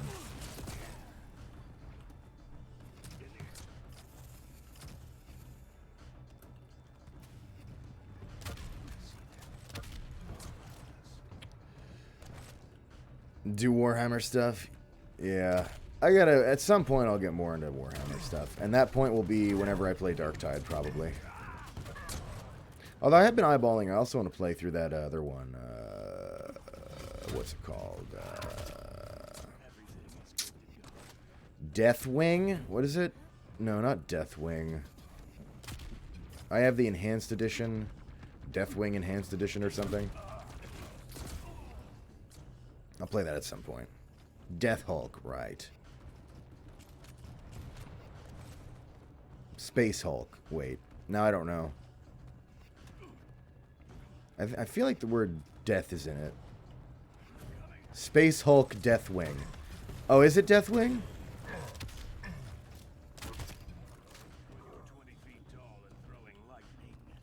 Yeah, I'll play that at some point. And I also gotta play Fire Warrior. Hang on, wait. I want to try something. Where'd I put this? It's on that key. Let me say that again in case anybody missed it or has any confusion. Wait. Incoming protection. Okay. Hang on. Fire Warrior.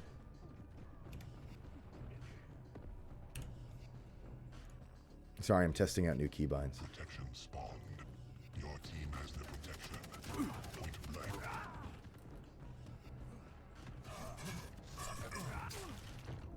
People talking about Disco Elysium? Yeah, Disco Elysium looks great. So there's just too many good games. Now I just kind of like, I have like a little to-do list and I just like kind of plug along with it at whatever. Like I have games and I look at my to-do list of games and I just sort of look at it and I go, which one of these do I feel like getting into now? And I boot it up and play that until completion, and then I repeat that process, and that's how I go through stuff. Because there's just too much good shit to keep up with these days, at least for me. I used to be cool and play more video games, but not anymore. Like recently, I beat Ion Fury, finally. I hadn't played it until recently. Very good, of course. I don't think you need me to tell you that Ion Fury is good. Sir PTF24 followed. Thank you, Sir PTF. I think I've been playing against you.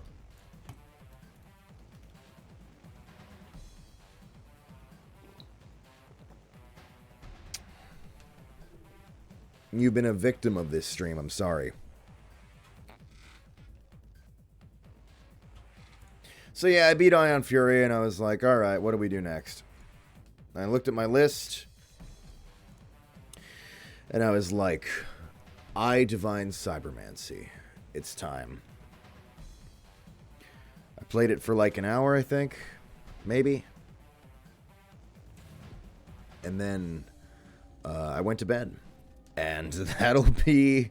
I won't progress through it very fast, because it's not too much time I have for gaming these days. Aside from the streams, of course. But I will get through it. A little by little. You legit yelled to your whole family you got a humiliation on the funny Duke Nukem guy. That's great. Oh my god. Wait, hang on. Oh, fuck. It's been a rough day. I was humiliated by Sir PTF24 on Quake Champions. I'm alright. I don't know. I'm alright. Oh, Jesus. Playing Bioshock Trilogy, Dead Space Trilogy, and you gotta finish Doom Eternal Ancient Gods. Yeah, Doom Eternal Ancient Gods is good. We streamed that, and it was quite good. Warhammer collab with Zane? Yeah, that's not a bad idea. If I ever do Warhammer stuff, I probably do need to give him a ring. A deep seething hatred. Yeah, well, I mean, you know, you still got fragged, right? Your dad and sister lost it. Oh my god. I can't believe this story is ridiculous. The idea that this is like my bullshit is like a family event is crazy to me. But I'm gonna let myself believe it for the duration of this stream at least. I should play as a different character. I keep forgetting to switch characters. It's been a rough stream gameplay wise. I just keep failing in different ways constantly. Hey look, see we're doing hot rockets. God damn. I didn't even notice.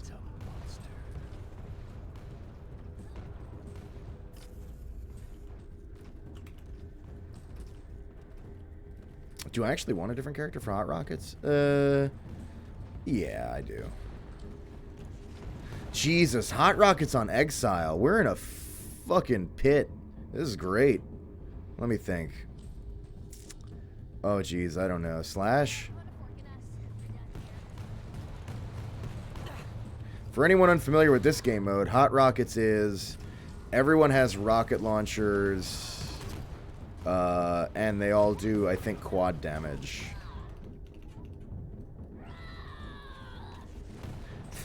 Hey, thank you for hanging out and playing the Quake.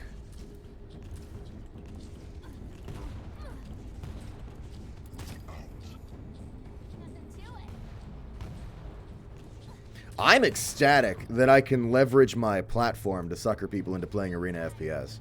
That's like, in my opinion, the most useful thing my work has finally achieved. Reminds me of X1180 TF2 servers. Oh, I'm not familiar with that. That sounds like some shit.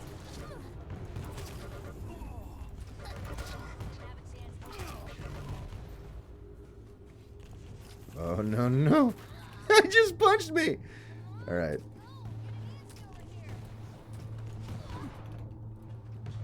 All stats are 1,180 times base value. What the fuck? Wait. All stats. So, health, movement speed, damage. Yeah, that would be pretty crazy.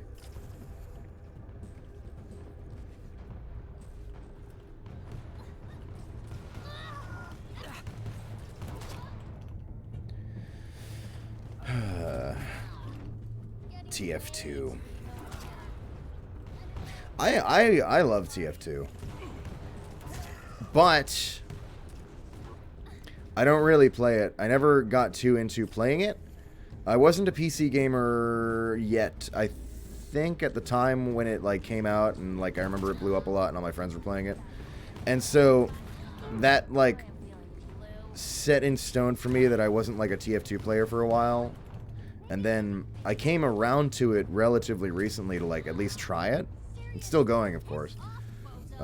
And it's fun, but I had the problem where I was playing it, and at this point, it's like, I don't know, like it feels dated in some ways, and like in some others, difficult to comprehend everything that can happen in the game now. But primarily, my thing was, I just had the thing that I have in a lot of games where I'm doing a long walk to the battle for the 10th time, and I'm just bored, and I just turn it off. So, like, I didn't... Not to say that's not a slight against the game, but, like, just that experience, I'm like, eh. So I just kind of fucked off. I bounced off of it. I mean, I played a decent amount, but, like, just not, like, way into it. But I love the TF2 universe, characters, style, fucking music. Some of the best voice acting of all time. The comics are, oh my god, the comics are like some of my favorite comics that exist, period. So you can imagine how happy I was when I found out about Open Fortress, which is basically they take TF2 and they make it play like Quake. And it's got a bunch of like custom assets and shit. They really put a lot of love into this project, Open Fortress. It's a great game, and I love it quite a lot. And then I ended up doing some voice work for it, which was kind of nice. I voiced the Arena Master announcer pack in Open Fortress, which was very fun to do. Oh no, it's good, it's fine. But yeah, Open Fortress was like, finally, TF2 for me. They removed Purple Francis? No! It was the best character Valve ever made! Oh my god, I just found out, or I just realized / remembered, there's no self-damage also in Hot Rocket, so you can rocket jump like crazy. I'd been avoiding it. I thought it would also do the quad damage to me, I forgot. That's me in Open Fortress? Yeah. As the Arena Master, at least. I played OF a lot more before I started following you, Chuck? Oh, damn. Yeah, it's a good game. I don't know, like... I hear you can get some matches, but it's not very active. I wouldn't be too surprised if... Because Open Fortress is a great Discord. I'm sure they do, like, some kind of, like... Either ways you can meet up with people to play on the Discord, or maybe they have like some kind of community night or something. I don't know.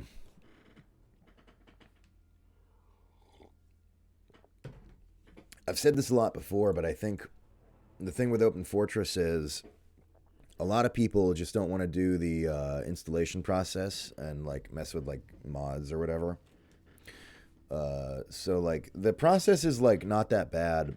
It's really fine, and they have a guide for it. It's very straightforward, but you have to like, it's kind of weird, and you have to like install Tortoise SVN and like do this process to install it. I think once they like turn it into just like a simple play button for people, you'll probably see more folks jump in on Open Fortress. I personally know a handful of folks who were like, this game looks awesome, I don't feel like fucking with the install, and they kept living their lives. If they could put that son of a bitch Open Fortress on Steam, I have no clue how. I heard something about them maybe managing it in the future some way. I forget what that process was, but I think if that shit hit Steam somehow and people just had a big dumb play button they could hit, you'd probably see more people playing Open Fortress. But I mean, hey, if it gets a Steam store page, it'll boost again. Yeah, probably. Probably. I mean, it won't be Fortnite or anything. You know, it's arena FPS, but I think you'd have a little bit more of a player base. And you'd have a lot at first, and then it would fall off. Because arena FPS, you know, launches, falls off. But, you know, I think what you'd be left with would be a decent little chunk of folks. Is Fortress Forever any good? I've only heard of it on this stream, people saying it in chat. I have no clue what that is. Round begins in 3, 2, 1. Fight. I gotta look into it. People keep mentioning it. I've literally never heard of it.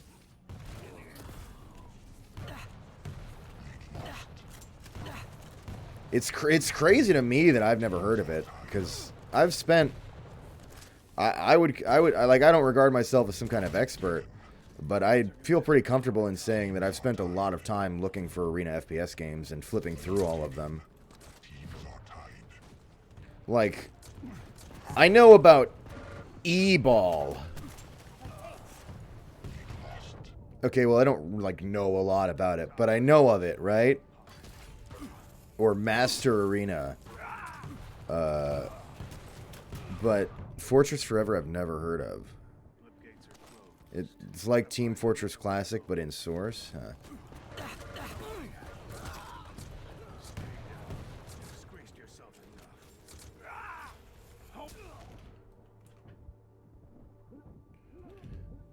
Huh, interesting. Said it's got Half-Life 1 graphics. Okay. TF Classic and Source. Okay. Incoming quad. Incoming protection.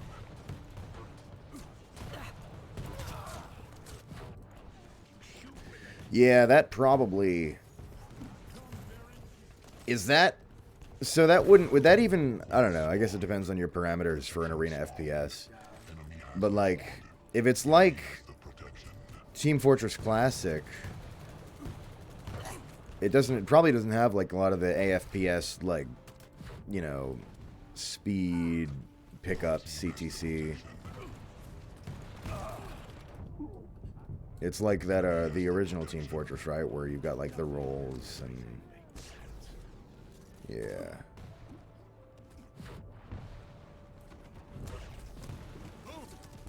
Which is probably why I'm not too familiar with it. Because I was probably like... I maybe saw it once and then scrolled past it because I was like, not AFPS. Or at least not the AFPS that I want.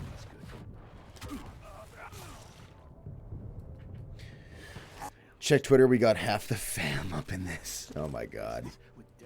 Family Frag Night, huh? Well, ain't that just beautiful? I'm so fucked. Congratulations, sir. Your id's perfect family. There are these great Quake propaganda ads, magazine spreads that go like this. They're like, Quake is forever. Quake is for everyone. Quake is good for you. Right? I don't know if you've seen them.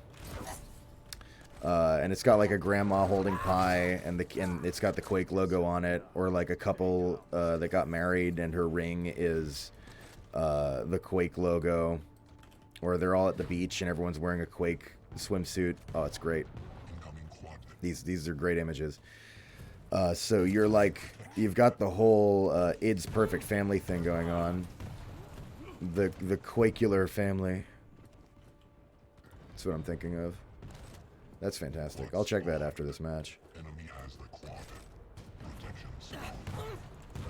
Oh god, Cater's got the fucking quad. Everybody run. Surrender, not an option. Consume Quake. Yeah. Your team has the quad. Yeah, airborne. Your team has the quad. Mid-air. You see that? That was the coolest kill. I'm gonna get the whole stream. Operation is running smooth. Your dad got the shareware version and bought the rest mail order in 96? Oh, man. That's killer.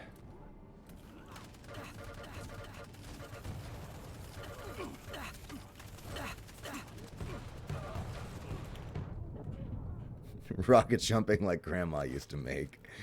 Oh, God. That's good shit.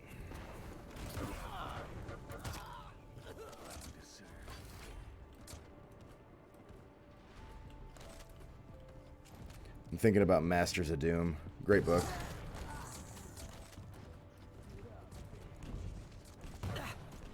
Just the whole story of how all that shit came to be. Like, the whole id story is so crazy. Like, I always say every video game that comes out is a fucking miracle. And man, is that really true back then. The crazy circumstances that all came together. Ridiculous.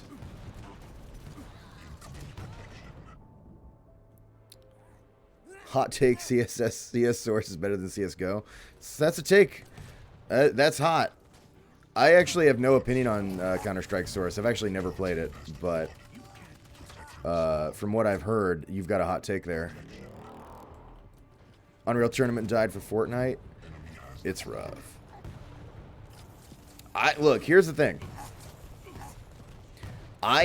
They have not thrown the Unreal Tournament IP out, right? They still have it.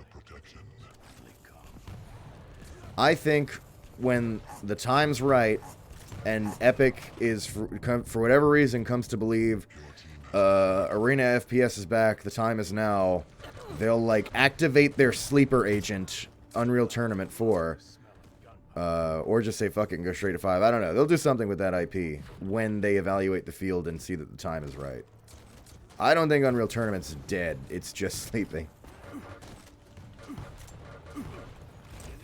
But I say that a lot. I always say, like, any, like, IP with any level of recognition is always coming back eventually. At some point, someone will turn it into a thing.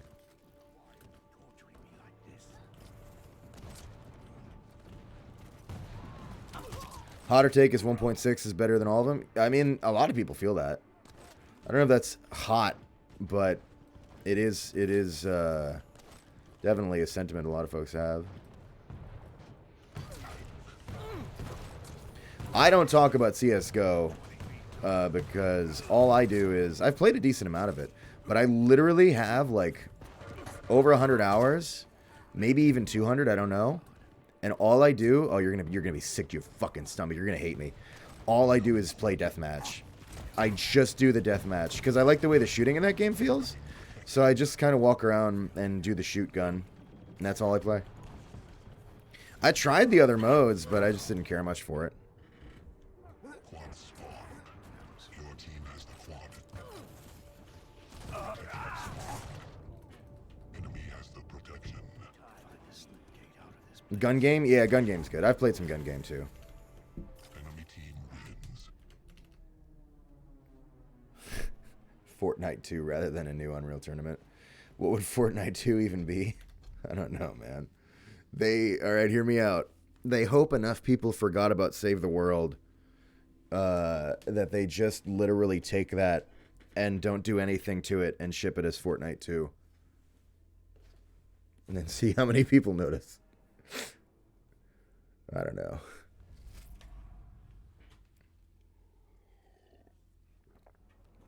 Fortnite tournament. All right, okay, chat, whatever.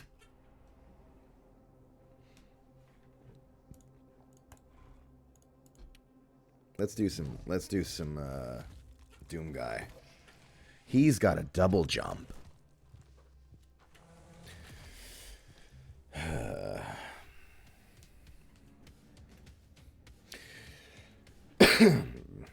Didn't they already do Fortnite 2 as an update? I don't know. They do like the seasons, right?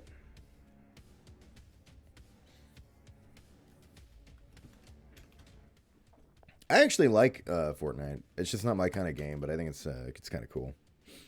I always try to play it, and then what happens is I walk around for 10 minutes. I don't shoot anybody. I've collected some wood. I don't really feel like building anything. I still haven't shot anybody. I turn it off. I uninstall the game. I've done this at least 3 times with Fortnite.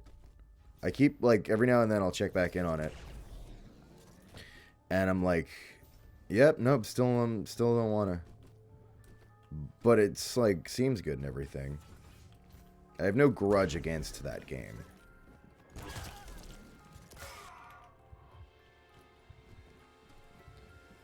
Maybe Doom Guy isn't the way to go for Instagib. We're doing a lot of Instagib today, huh? I don't mind Instagib at all, to be honest. I'd like to pretend that bothers me, but it really doesn't. Prepare to fight. No. Here, let's go Invisiblast. Like that. Round begins in 3, 2, 1. Fight.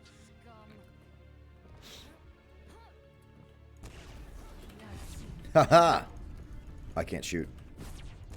Okay, I can come out of the stealth by my own choice. Perfect. I delayed my death. Excellent.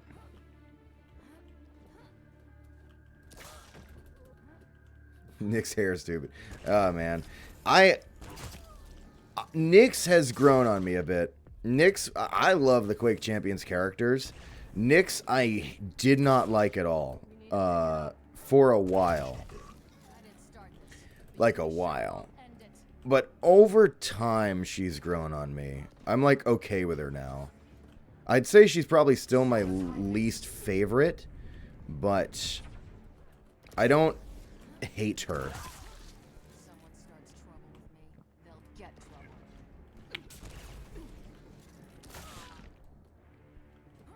She's fun, but her hair's stupid.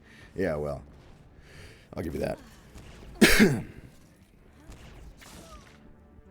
should have tried more.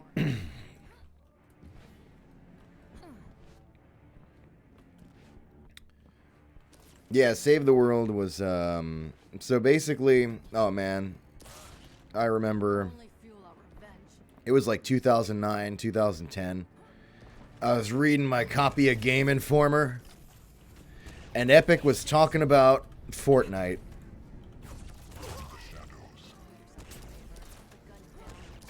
This happened. And they were working on Fortnite, and it was going to be a game where you crafted and built and survived nightly zombie waves. And the reason it was called Fortnite was because you had to survive, like, for a fortnight or whatever. It was, like, their main thing. And it was just this horde mode. It was, like, the primary focus. I thought it was dead. And then, I don't know, a few years ago? How long ago has Fortnite been a thing now? 4 years ago? Oh, God, I don't even know anymore. They launched it, and it was just the horde mode. And it kind of, I don't want to say it flopped, but it really wasn't. It kind of like, it was like fine, and nobody really cared a lot. The people who played it were like, this is alright. They weren't like super into it. So it wasn't like killing it. And then, what felt like a week later, they basically saw that PUBG was the thing, and that PUBG was like not, I don't know, like had some issues and wasn't like a real super like polished, impressive thing. So they kind of just decided to eat that lunch, and they did. And so then they did the Fortnite Battle Royale, which is the Fortnite that you know. I'm only explaining this story because somebody in chat expressed that they actually weren't familiar with it. But this all happened. Clearly, I should have trained more. Which is, it's definitely an interesting origin story. The battle could be going better. Ever play Grounded? Nah, but it looks good. It's not my kind of thing, but, like, looks cool.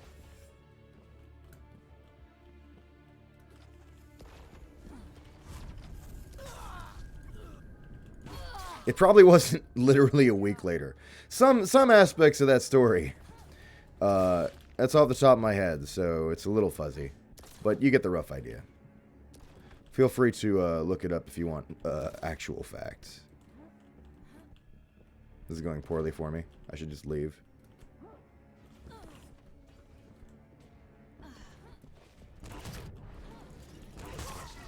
Oh, no, no. No, no, no, no. I knew it. I was like, this hole is death.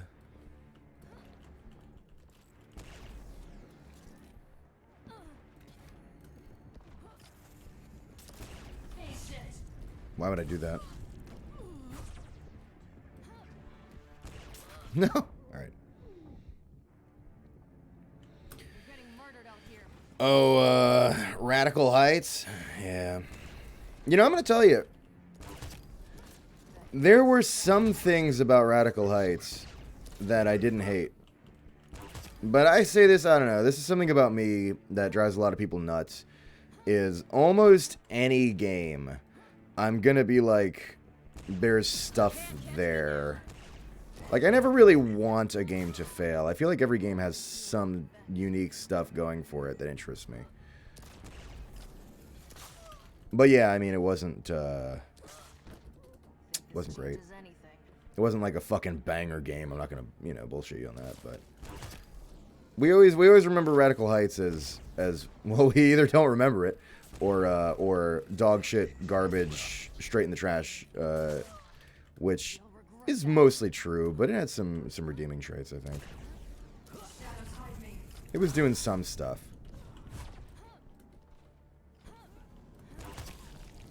You'll want to spend some more time. But you know, a lot of people, Penny can get the drop on me. they didn't want Radical Heights for that. They wanted Lawbreakers support.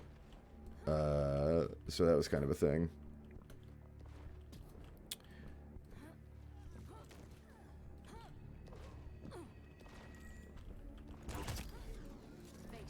You can telefrag? Oh, can you? I didn't even think about it.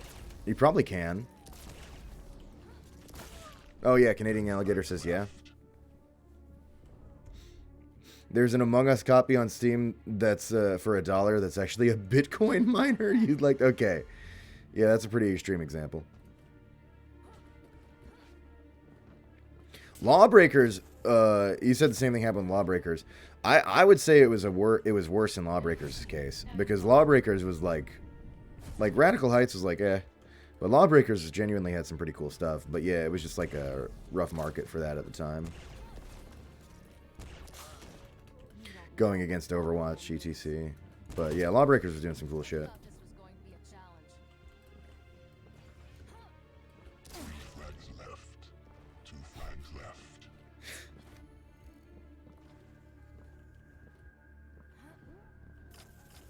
One frag left. Salt flowing through my system like blood. I'm sorry. 6th place. Come on, it couldn't have gone too bad, Canadian Alligator. Oh, you're talking about Lawbreakers? Yeah. I don't know, man. Was what it was.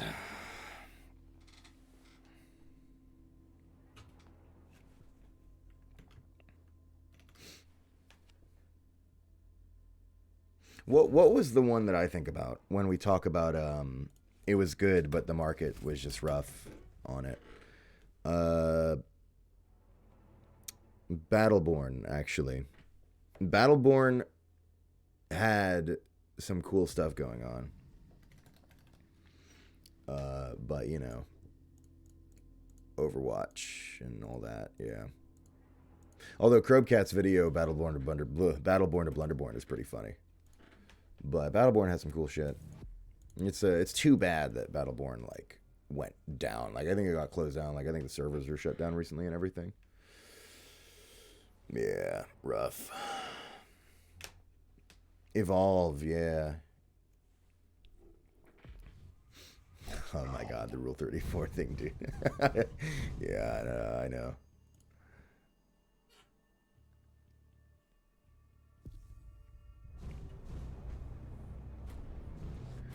Popping in to say hi before I decide to nap again, because don't be like me and have a terrible sleep schedule, kids. Hey, Belphegor. Bye, Belphegor. Good to see you.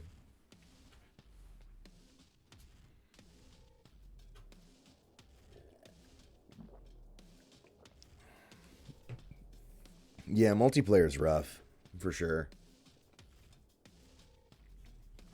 I mean, like,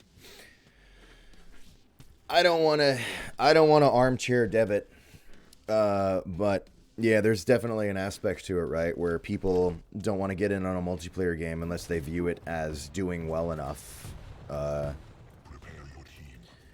Actually, Quake Champions to me is a somewhat interesting example of this, because people don't generally view Quake Champions as like a banger hit, but yet, at least in North America, and at least in around my skill level, there's always, no matter what time I sign on, a decent enough amount of players playing that I can get matches, as you've seen this stream, relatively quick.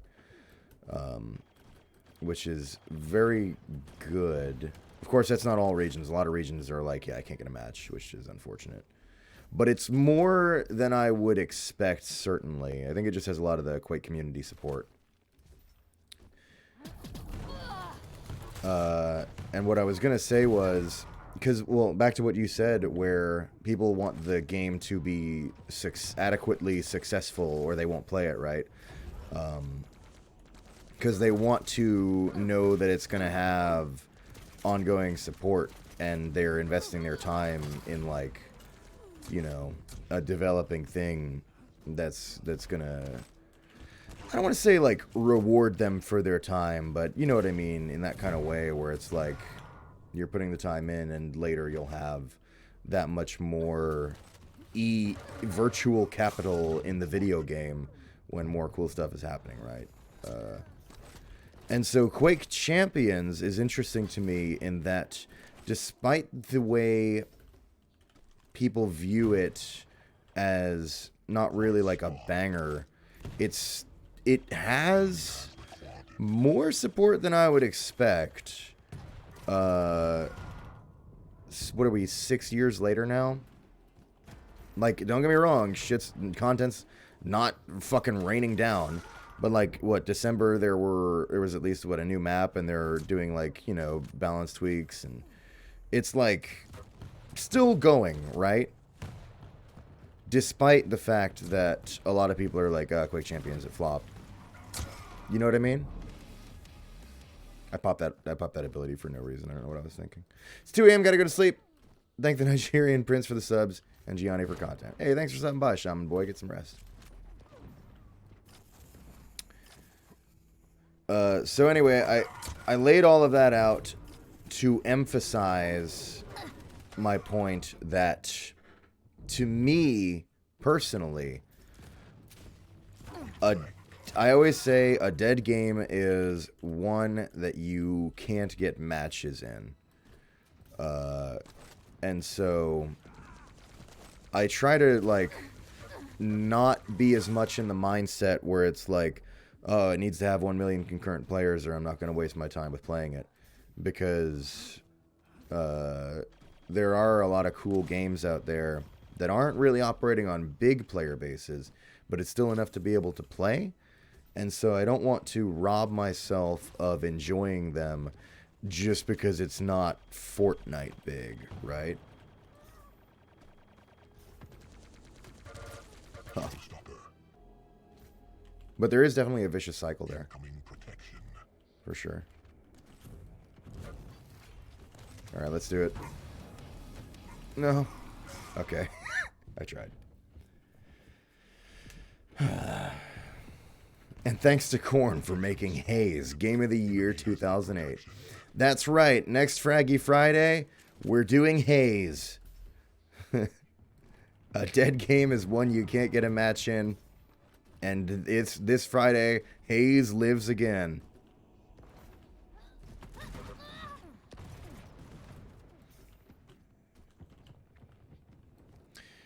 Somebody said, I hope Back for Blood will be good. Yeah.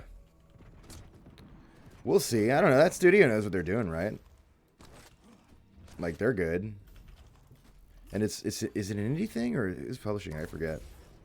I saw the trailer. You know, looks pretty good.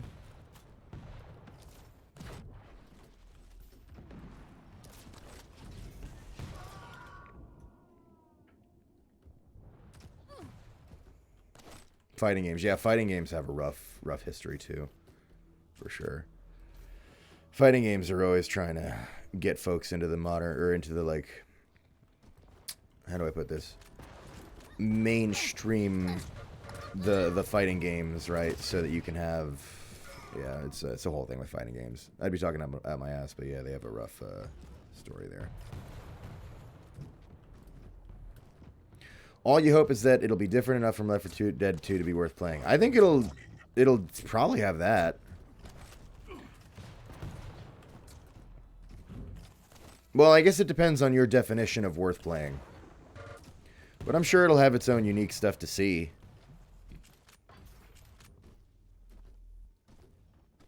Incoming quad. But man, I'll tell you, we're entering like a whole. I'm sure you've noticed, but basically what happened was everyone went, okay, Enemy has doing multiplayer games is rough because you got to have the player base, whatever. But then everyone went, okay, but we can do multiplayer co-op games. And so now you're about to see like 40 fucking co-op games come out, which is great. I'm all for it. That'll definitely give me and my pals some playing options for sure. But you've got like, oh man, I'm losing track of all of them now. It felt like at, what was that, E3? Like every other game was some kind of co-op shooter. Oh, you played the beta? Oh yeah, I forgot it had a beta. And you say it was fun, that's good.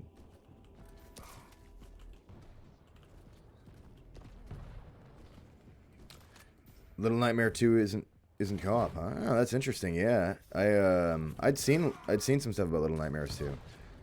Yeah, it definitely has like that clear path to co-op. That's an interesting situation. stopwatch.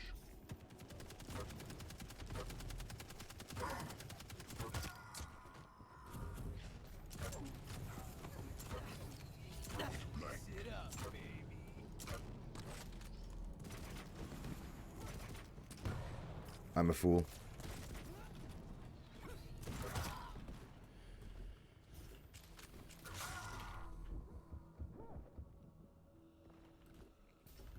Upgrading, yeah.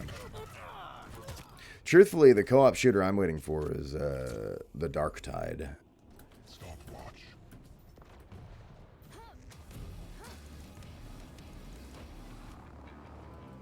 Protection spawned. I wasted it. Protection. I did nothing. I really should have just stayed here and fought her for the protection. I should have just activated the ability and literally just stood there waiting. Dukes up, like, come fight me for it.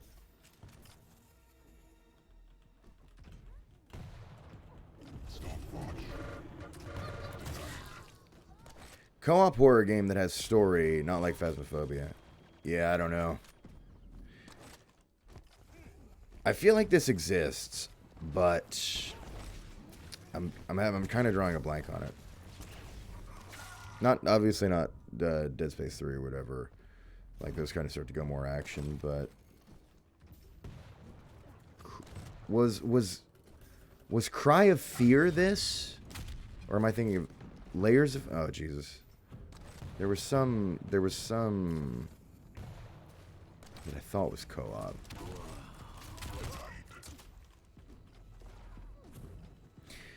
But that seems like a whole different beast to tame, right? Because if you're doing co-op, and the players can dick around, maintaining a sense of horror is, I'm sure, tricky.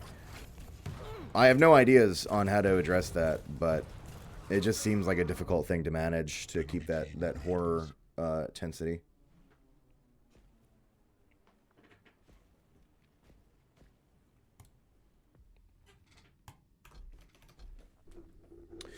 You know what? There is one game to me that I think of, and I really mean it. Unloved, actually. You can go in with 4 players, and it's kind of like, it's oh man, it's jank. It's not a particularly high production value game. It's a, you know, like like, well, I want to say one guy. And it has like a bunch of stock assets in it too, I think. But Unloved, and it stemmed off of a Doom mod, or a Doom 2 mod. But basically, you and your pals in these levels, and they're kind of procedurally generated in some ways, and the game just throws a shit ton of enemies at you. And it plays and feels a lot like, you know, retro FPS style gameplay where it's pretty fast, and you're very armed. But in spite of all of that, it still, I feel like, manages to have this like sense of dread and tension because the game is just so willing to hit you with shit. It's I think a good example of a game can be scary and you can defend yourself, if that makes sense. Because a lot of games, you know, it's like, oh, you don't have a gun, you gotta hide in this closet and shit your pants, and that's all you can do. I feel like it's a good example of a game managing that tension while still like arming you and giving you combat gameplay. But I don't know, like Unloved isn't gonna knock anybody's socks off or anything, but when I think of co-op horror, that's the one that comes to mind for me.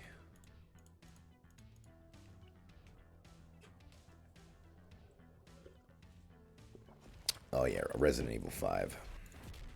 I love Resident Evil 5. Obviously, it's not like really a horror scare you game, but it's fun. It's you know what? I'll just say it. It's my favorite Resident Evil. There, I said it. It's the truth.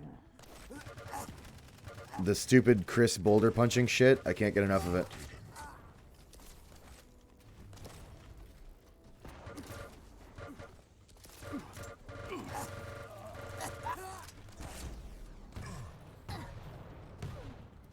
Now I know what you're thinking.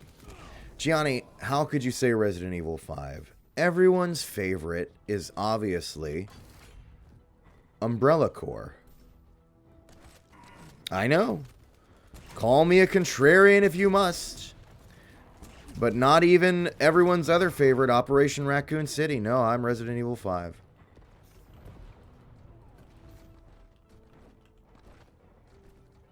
Rock main boss, yeah.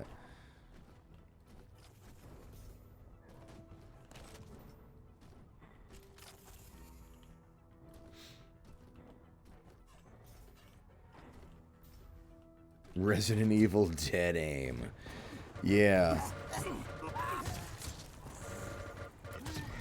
They should make more of that instead of a 4 remake. Sheva's so underrated. Yeah, she's good. Sheva! Come on! Come on, man. There's no game that'll ever give you as much fun as Sheva! Sheva! Come on! Come on!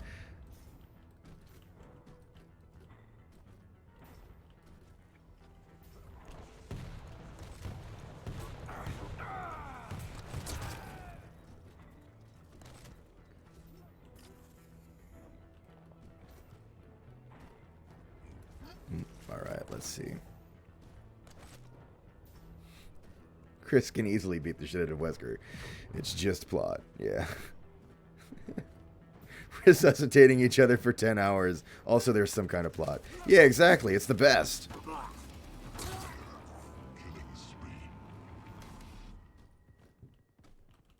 Finally got a kill with the ability, gang.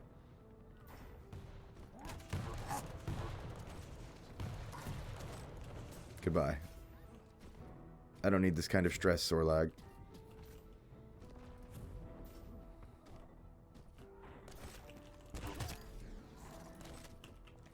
You know, I looked away, not because I was confident that she would die, but because I genuinely needed to look where I was going there. I just lucked out, and she did die. Oh shit, the Mega's up.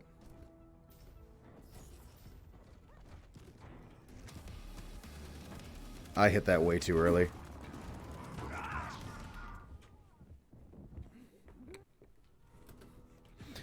Oh, you're so right, Ariel Ace. As a random guy on Twitter once said, fuck astrology signs, who's your favorite Resident Evil character? Couldn't agree more. Chris. And I'm genuinely excited for the future of Resident Evil with the stuff that they're doing with Chris now.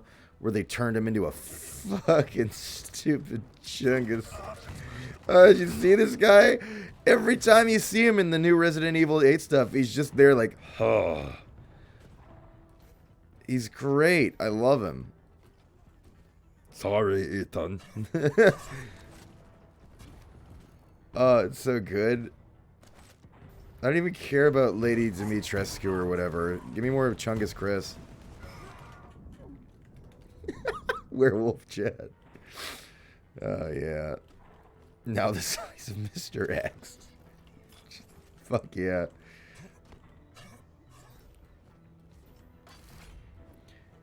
Chris is awesome because his story is all like, oh man. He's like, I'm 15 and a commander or whatever. And then like fast forward into boulder punching and then a little bit more into alcohol Chris arc where he's sad and angry. And now Chungus Chris performing executions. This is great. This character's the best. Who gives a shit about Suplex Leon? Okay, well, I can't say that. I do. Leon's great, but... Oh my god. Alright. Keck Vault says, hey Gianni, it's my birthday. Can you do Postal Dude's voice wishing me a happy birthday, then killing me? I can try. But we're gonna have to imply... We're gonna need to imply that I'm killing you by slamming a door on you repeatedly, okay? Alright, because it's the only soundboard button I have for this. Alright. Here, let's see. Kevin? Okay. Wait. Hang on. Hey, Kevin. Happy birthday, you fucking dipshit. There you go. Is that... I feel like that's a Postal Dude-ish kind of...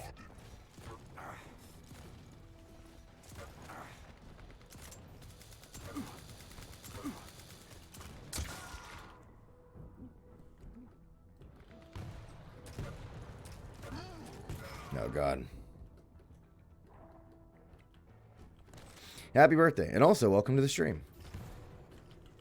Door remix, yeah.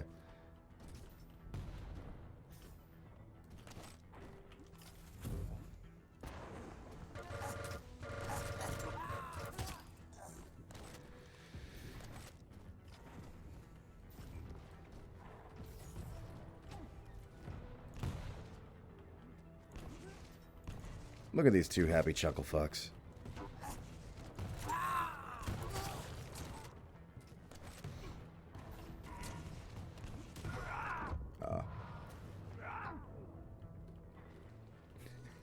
I recorded it. I'm going to tell my friends the real Postal Dude wished me happy birthday and then killed me. I mean, I am wearing the robe, I guess.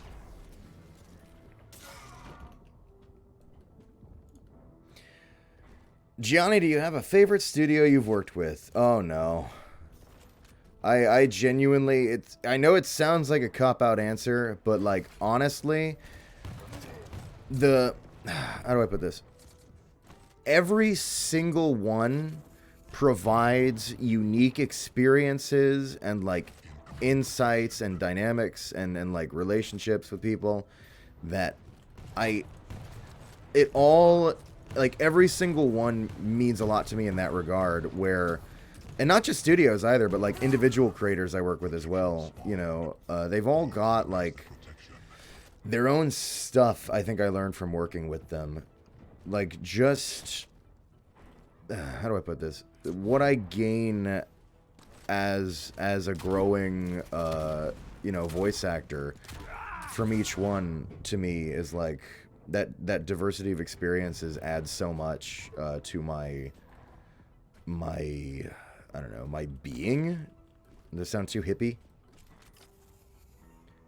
And so the end result is I kind of value all of them equally.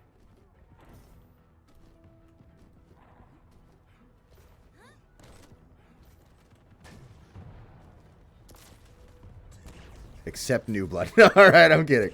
No, they're great. I love them.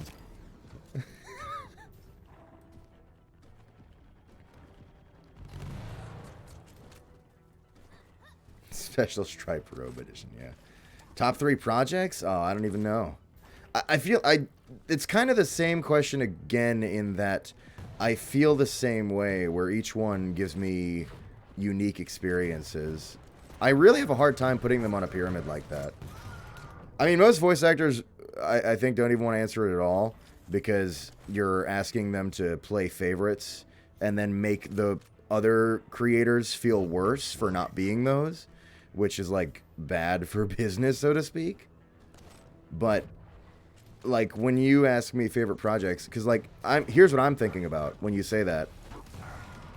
I'm obviously like, well, I think of the stuff like, working on Open Fortress and Fistful of Frags and, you know, Ultra Kill and, like, all these games that I play is great.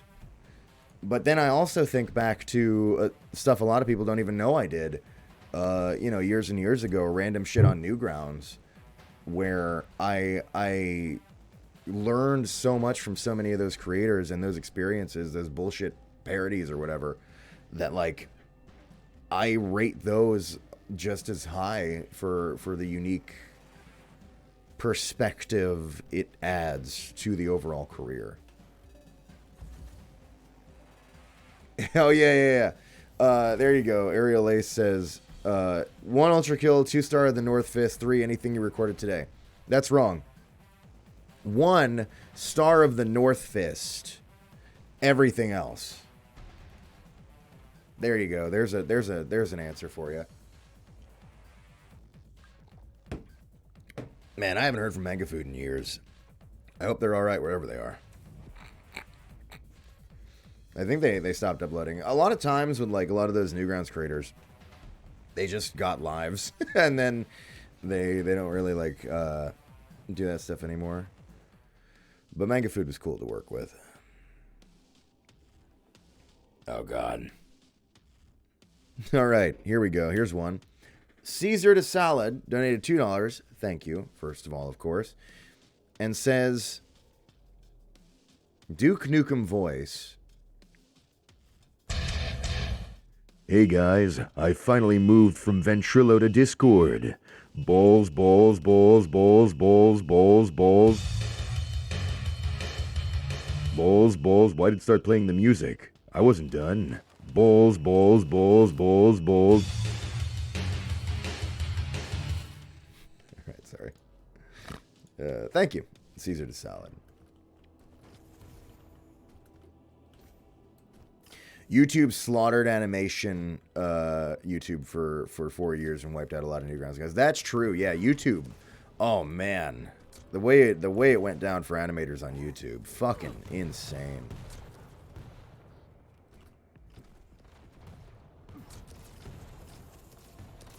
Yeah, man, that's rough.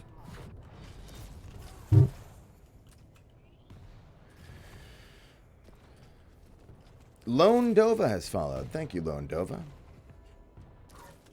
Prepare to fight. Welcome to the stream. We play Quake badly, is one of the things. Round begins in 3.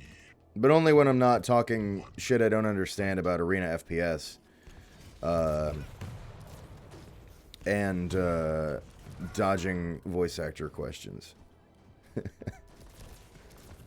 Only other than that am I not playing Quake. What am I doing? Okay, so this is Holy Trinity, everyone. For anyone unfamiliar, Holy Trinity is a game mode where everyone has infinite ammo for 3 weapons: the rocket launcher, the railgun, and the lightning gun. Sorry, actually it's called Unholy Trinity, and it's a play on the fact that Quake has always had what a lot of people regard as the Holy Trinity of weapons, which is these 3 guns. Because the way it kind of works is, roughly, very, very rough summarization here, is it kind of, when you've got these 3, you've kind of got all ranges covered. Because you've got your lightning gun for mid-range, and your rail for long range, and your rocket for close range, right? So going way back, these 3 weapons were called the Holy Trinity. And so the game mode is Unholy Trinity, because it's spooky, I think. I might be wrong on some of those details, but just a little explainer of some sort for anyone who has no fucking idea what game mode we're playing here.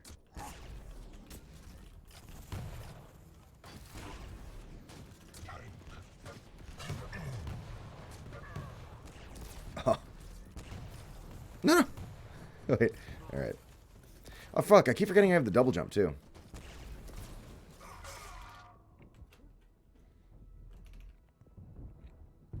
You said you've been playing Titanfall 2 recently. A shame it didn't do well. I don't know what you're talking... Well, okay, alright. We all know that Titanfall 2 got, like, shafted out the gate for a number of ridiculous factors. In a really rough way. But...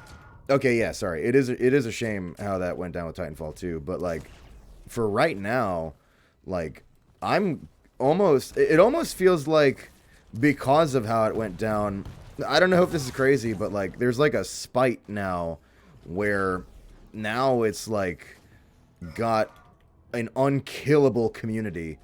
It's only gotten like better and better. Like, how do I put this? I don't even know if Titanfall 2 would be as strong as it is now if it had, like, done as well out the gate as you would have hoped, if that makes sense. Because now it's got, like, so much love for it in that regard. And you can get matches like crazy on Titanfall 2 now. I mean, maybe not. Maybe that's just bullshit. Like, you know, if it just did well out the gate, it'd be doing just as well, if not better. Now, I don't know. But either way, like, when I think of Titanfall 2, I don't feel bad. I feel good because it is very playable. A lot of people love it. It's still a great game. It's really gotten more and more of the recognition that it finally deserves. I feel like it's like, in its own way, a victory story. Of people going, wait, this game owns, what the fuck? And then playing it. Which is great. No.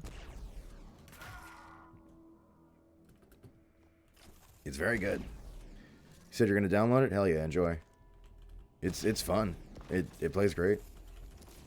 I play it sometimes. Not a lot. But it is good. Getting it just for the campaign. And that's another thing. The campaign's killer. Getting it just for the campaign is super worth it. Stopwatch. A lot of people love that campaign and don't even touch the multiplayer. Impressive.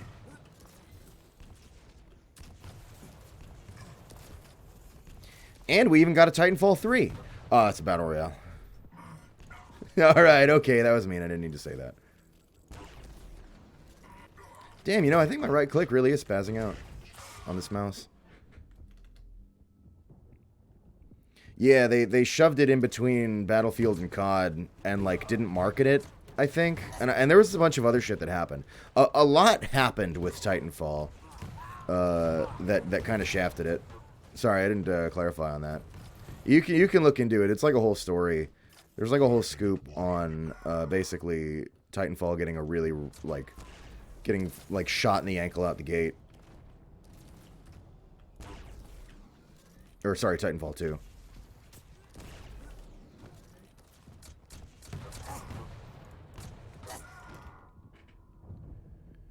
Made him push it out premature as well. Yeah, there was just so much going on with Titanfall.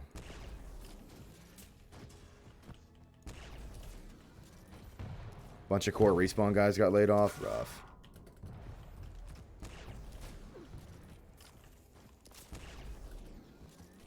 Nobody likes to hear that.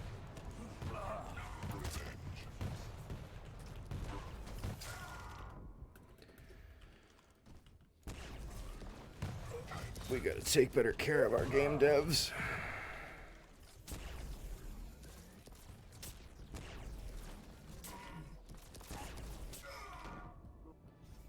You've been a downer? That's alright. This stuff did happen after all. Don't worry. BT's gonna come back. When Apex says fuck it Time to juice up the player numbers like crazy. Titans are coming to Apex Legends. I'm so sure it's going to happen. I honestly, I feel like it's completely inevitable.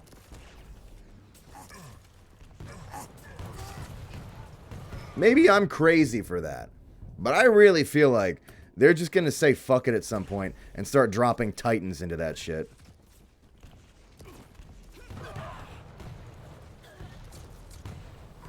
No.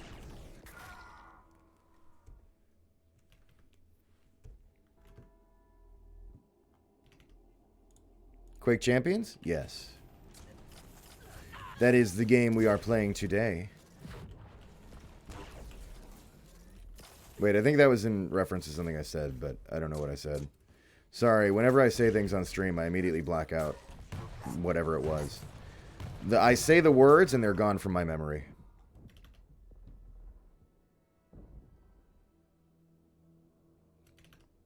Hey, Gianni. Hey, 64 Lurk. Oh my god, just Doom Guy falling for eternity. Do do do do do do.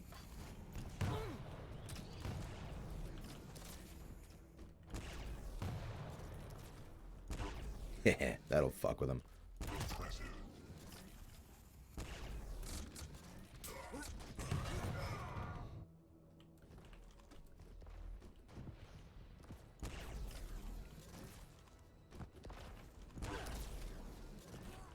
Did I get Rage 2? Yes, I did. Thank you for the reminder.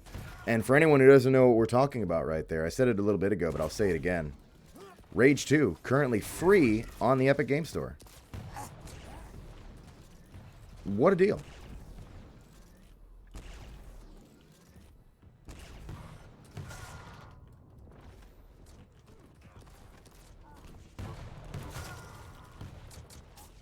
Posted it to Twitter. Oh my god. Happy birthday, Kevin. You were quick. Working on your birthday, I see.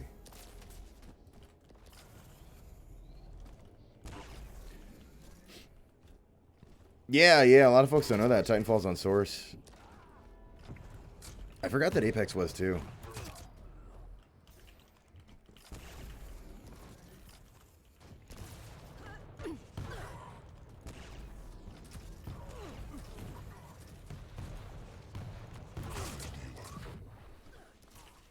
It's a really tweaked Source. Yeah, well, I sure hope it does.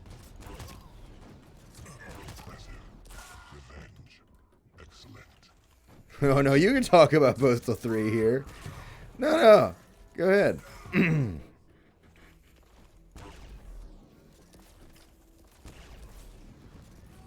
Everyone's favorite Postal game.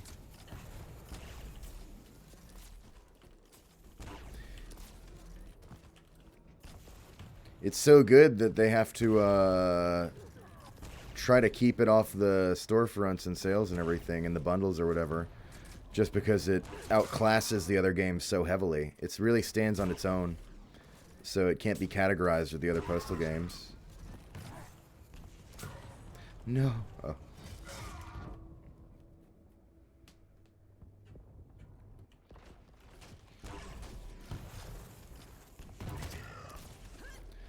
The Valve devs modded the hell out of Quake engine to create Gold Source. Yeah, well, I mean,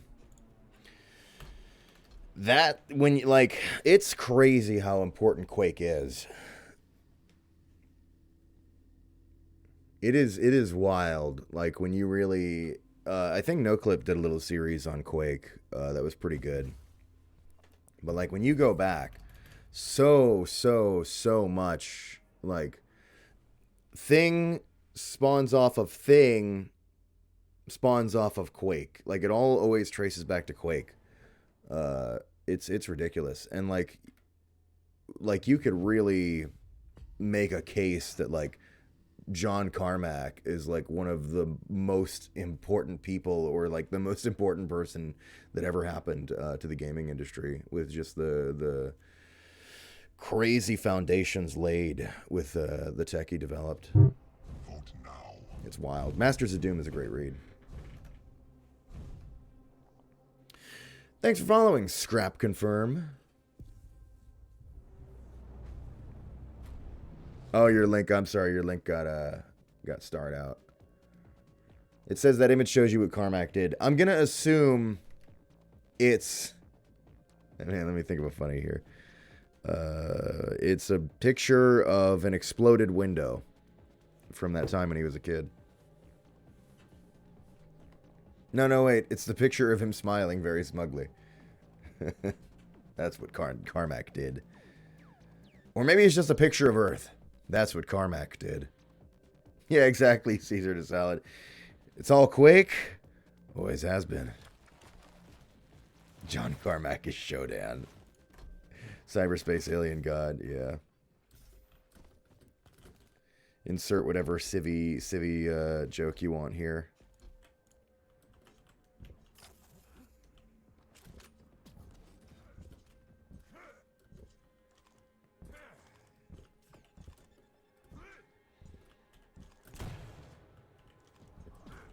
Yeah.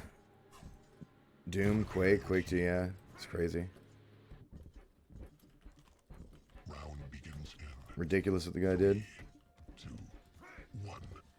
Fight. All comes back to Quake.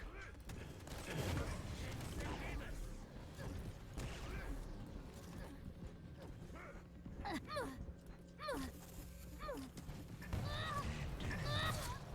are tied.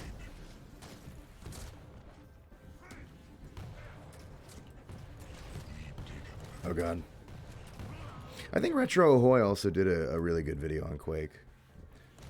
I can't remember all of it though. I can't remember all of the video. But just like about Quake's history and stuff, I think.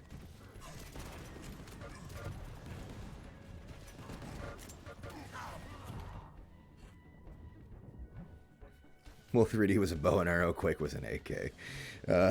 Yeah.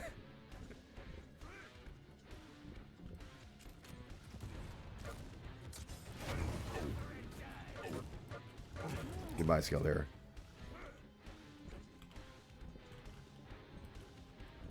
Zach and Cody, the game for DS? Yeah, Carmack did that.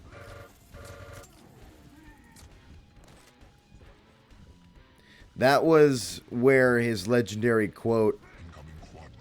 "It's a good thing you didn't pee your pants," comes from. That's the ending of that game. Is John Carmack saying that to the player. Need some sleep? Thanks for the stream. Hey, thanks for stopping by, SB. Always good to see you. Has the quad. The OG COD games were built on Quake 3? That I didn't know. But I believe it. Tied. Lead lost. Your team has the quad. Teams are tied. Lead taken. Enemy has the quad. Your team has the quad. Yeah, I don't think... I wouldn't necessarily say, like, Carmack invented 3D. But, like, Lead taken. just the... like, what the engine did and how well it did it. And how important that engine work would end up being for so many games. Is, like, my qualifier where it's like, this is really important. But yeah, I think... yeah, so I could believe the System Shock came out first. And was like 3D, yeah. Teams are tied. Lead lost. Teams are tied. System Shock's also very good. But the thing about System Shock is Lead taken. it's an IMSIM, which is for nerds. Quake is for shoot gun. Therefore, Quake. Therefore, Quake. I don't need to finish that. John Carmack is good, I guess, but he's no John Romero. I mean, the more you look at, like, the story of how it all went down with, like, Masters of Doom and, like, their games together and their games apart, the more it really, to me, feels like a real chocolate and peanut butter situation where together they're just like... There are, I think, different reasons why you want those guys like together and not apart, right? where Romero with his like great, awesome, fun story design stuff, and then Carmack's tech, just unstoppable. Yeah, the final boss of Doom 2, that's right. They made a whole guy. They birthed a man based off the final boss of Doom 2. Did you know that? Then he made you his bitch.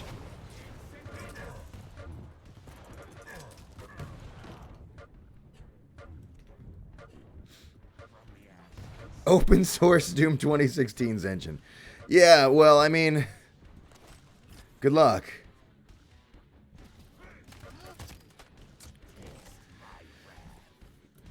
Open source everything would be pretty cool and interesting, but I don't know.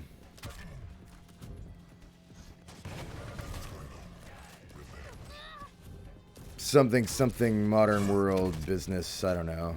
I have no clue how all that shit works. But what I can tell you is that, you know, when you go back in, like, id's history, that's a big part of why their work was so important, was because it was so important to them that rather than... They literally just chose on numerous occasions where the business guys were like, hey, you letting people just use all this stuff is, you know, cutting into sales or whatever. And they were just literally like, let it run. Kind of like sowing seeds for the future with the way they handled a lot of that tech.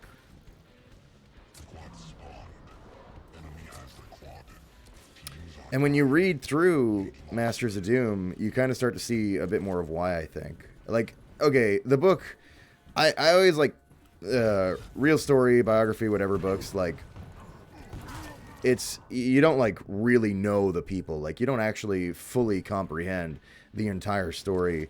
But with a lot of the major stuff that, like, it lays out, you can kind of start to see the through line where it's like, oh, you know, they learned on what they had, you know, with a lot of lesser resources starting off.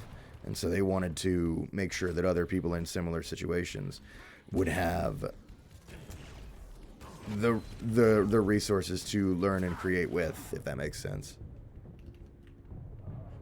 Do I exist only in a bathrobe? No, just on Fridays. The wife insists it.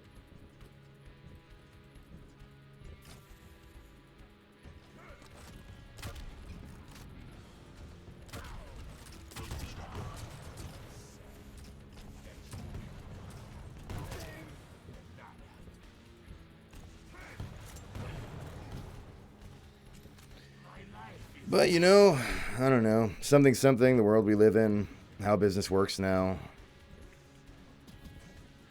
I don't know.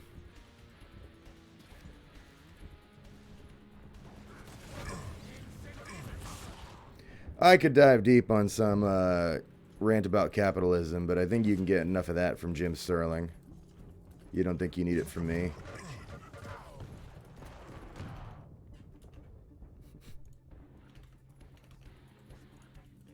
Wednesdays is the blue sweater. No, although that does happen a lot.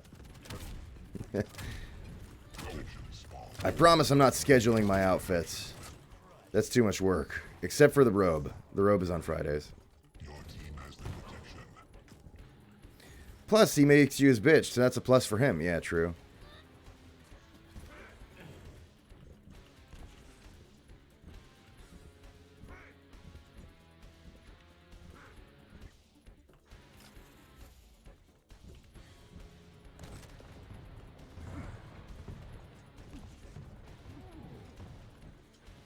Publishers. Yeah, well, it's a part of the process and how it all works now, you know? I don't know. I don't have the real business expertise to provide a lot of insight there, but it's the world we live in, that's for sure.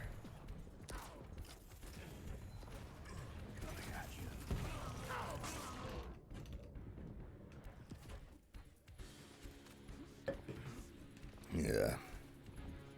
At least until Dave Oshry's meme cult takes over every business. And then before you know it, you've got the fucking random jokesters dictating the global market because they thought it'd be. Oh wait, didn't this literally happen recently? Never mind. Never mind. I'm inventing a fake plot that's hilarious, and then I realized it happened. Never mind.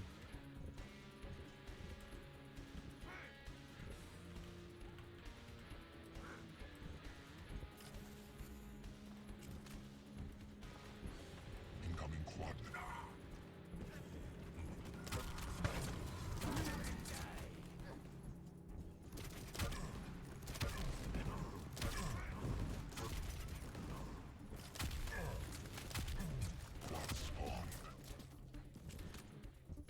Have you checked out Hrot? Yes. Hrot's really good. I'm really into it. Hrot is, how do I put this? Very fun to play. I really love the way it feels to control and like move through the maps, and the way the weapons feel, and the way like just the, it's so weird because it's so like light and minimalistic in a lot of its presentation, but just something about the way that game feels to play, I really can't get enough of. It's one of the few games where I actually spent time playing the horde mode, the survival mode, and I think I'm going to go back and play through episode 1 again just because I loved the feeling of playing it. You're going to get Hrot over Ultra Kill, but Hrot has too little. I don't know what the actual like game time is, but I mean, like, in either case, you know, both of them are currently Ultra Kill's got its first act out, and Hrot just has episode 1 out. Yeah, and they're both like early access. So I mean, to get to your point, you know, if you're looking for bang for your buck on, you know, value for amount of game hours, then probably neither of them for a while, as they're still in early access.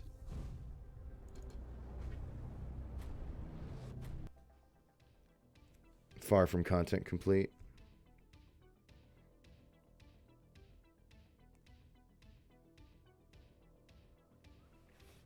Ultra Kill has endless mode. I think Hrot also has the horde mode too. There's a survival mode in Hrot, although I don't know if it's endless. But yeah, Ultra Kill's cyber grind thing is really kick ass. Valheim. All right, can I tell you about Valheim? I think it looks great. I really do. I think it looks awesome. I'm officially on tilt. I'm sorry.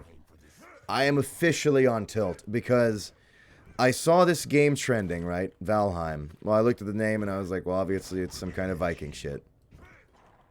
I see all my friends playing it on Steam. I see it a lot. I see the name around a lot. I'm going, okay. People are playing this Valheim thing. Let me go look at it, see what it is. You know, see what game it is. What kind of game is it? I go to the Twitch. I pull up some streamer that's popular that's playing the Valheim. I have no clue who they are. They seem nice enough. And I'm looking at this game, and I'm watching this guy play it. And I go, motherfucker, it's another one of these!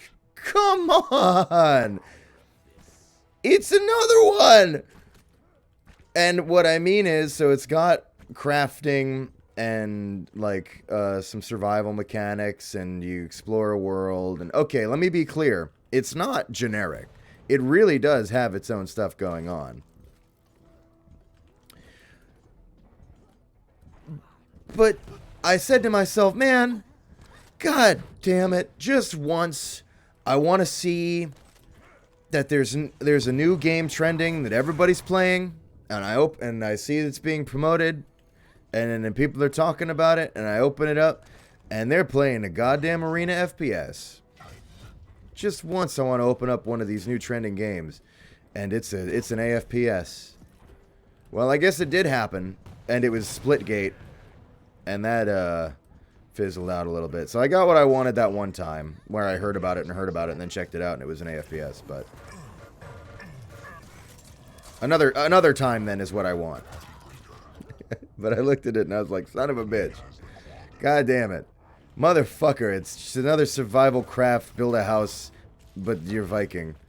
I mean, obviously the game isn't just that. Like, and I watched it for a bit. It's got its own cool, unique mechanics, and like, don't get me wrong, I'm not sitting here shitting on Valheim. I think it's great and good for everybody enjoying it.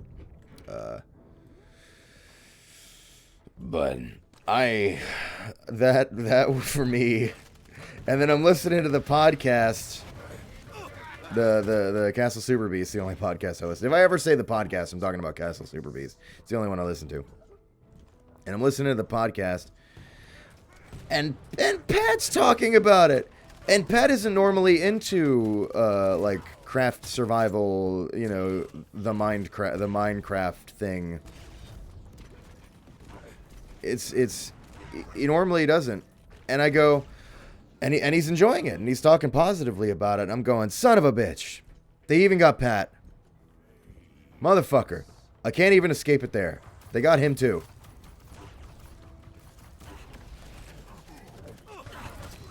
But nah, like, it's cool. Good for them. I think it very much, I mean, it looks like not my kind of game. But, you know, it looks cool.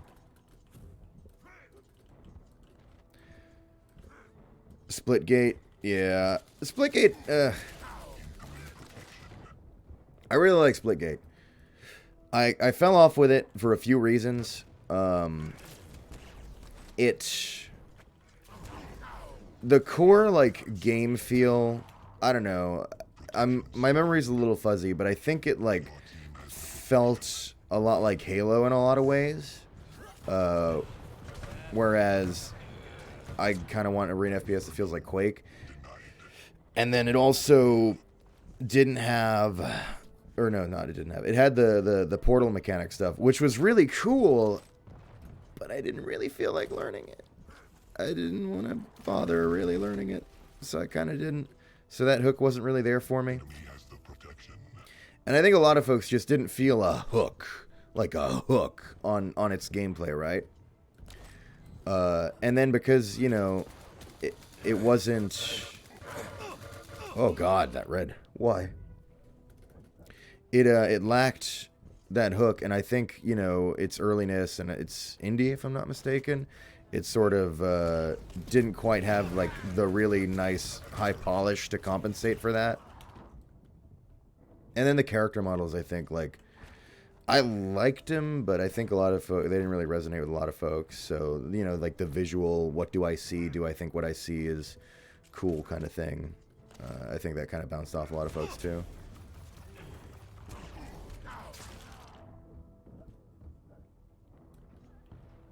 But that's just rough memory. I didn't play it a lot. And that was like years ago, I think. So some of that stuff I might be a little off the mark on what went down with it and it fizzling out. I don't know how active it is right now, though, either. I don't know if it's, like, active in any way or if there's a community that's still playing it. I mean, if so, good.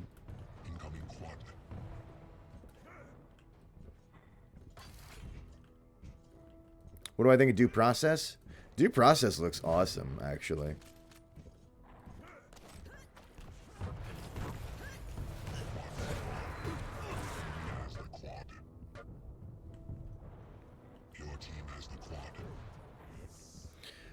Due Process is awesome. I don't think it's for me either. I think I would make time for Due Process if I lived in a world where there were less games I wanted to play more.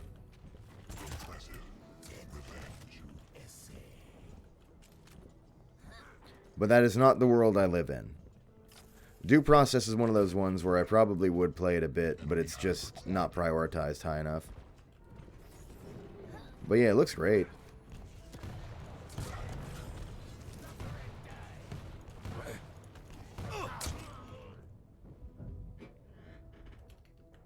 This battle has proved disappointing.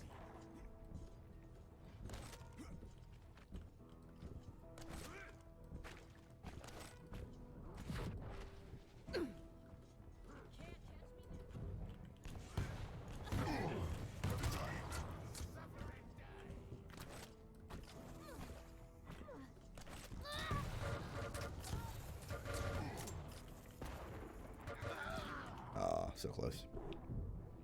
You had an idea for a puzzle game where you rocket jump and use different types of rockets to solve puzzles. That's fun. There are some, not quite that. There are some neat games out for anyone who doesn't know about them, where it's like retro FPS, like in that, you know, it's movement and stuff, but then you like use that to do like cool parkour shit through a level, versus just like fragging out or killing a bunch of enemies or whatever. Like, I'm gonna get some of this wrong, but like, I feel like Get to the Orange Door has some of that, and Cyberhook, or there's some like 80s cyberwave aesthetic game where you swing around and like solve puzzles quick as you blow through the level or whatever. I think it's Cyberhook, but there's like a few of these games now that have that aesthetic on Steam, so I think I get them mixed up sometimes. Cluster Truck, yeah, Cluster Truck's cool. But where you like first person going through obstacle courses essentially, with sometimes an array of weapons and sometimes just your one single weapon that does its one thing that you use to help solve the puzzles. Ghost Runner? No, I think Ghost Runner's a more, am I crazy? I thought Ghost Runner's a more traditional, kind of like, you know, FPS experience, go through the levels, take down the baddies. Like, I think it's got parkour stuff in it, but I feel like it's like not just that, like a arcadey puzzle game necessarily. 80s parkour with a hook shot, shoot cubes sometimes. Yeah, that's what I'm thinking of, Cyberhook, right? But stuff like that, what my main point is, stuff like that is a thing, and people do enjoy it. Incoming quad.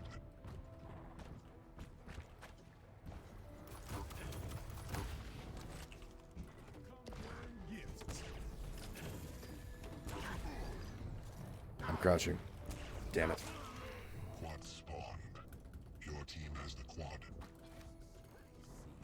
Mirror's Edge with Hotline Miami. Is that the descriptor for Ghost Runner? I gotta play Ghost Runner. I really, it's high on my to-do list. Oh god.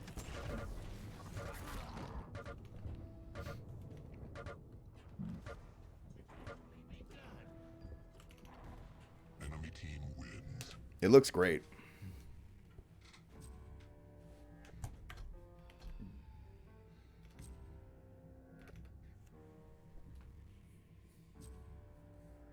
Okay. I'm going to be right back. I hope that's okay with everyone.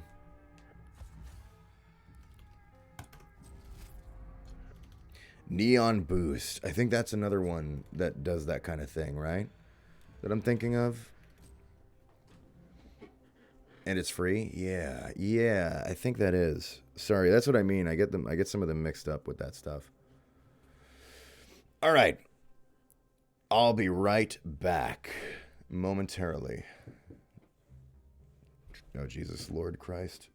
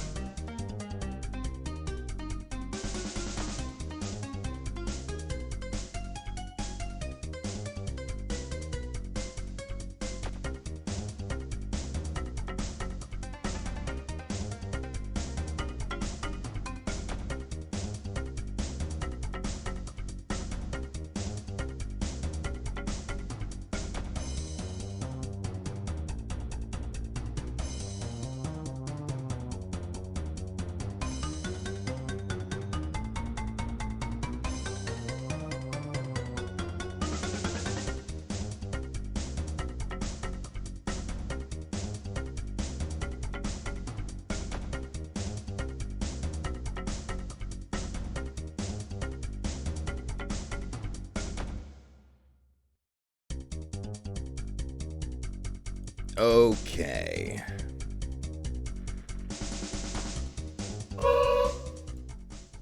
We're back.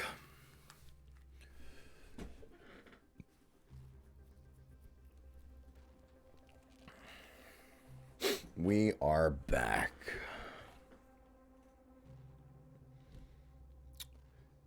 $64 Lurk says, I'm just gonna say it. Half-Life is overrated.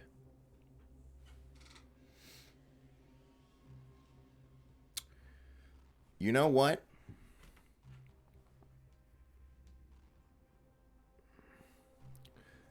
A lot of people feel that way. I think. I think they feel it more about 2 than they do about 1. But in both cases, I think there are a lot of people who feel that way. I'm going to say something even more upsetting than that, than Half-Life is overrated. I'm going to say that I think Half-Life 1 Zen is underrated. That's right. The one Zen defender is here. Now, from what I've seen of Black Mesa, that's much better. Everyone likes what they do in Black Mesa a lot more for Zen. And they fixed Zen, right? But I really think, unsubscribe, people are fleeing out the door, upset. They're disgusted, but it's true. Because I think it does the exact... You feel the way in Zen... Everyone's losing it. You feel the way in Zen that you are supposed to feel. You're supposed to be having a fucked up time. You're in a fucked up place where it sucks, and you're one single alien invader on their fucking world, and you're getting your shit rocked, and being there is miserable.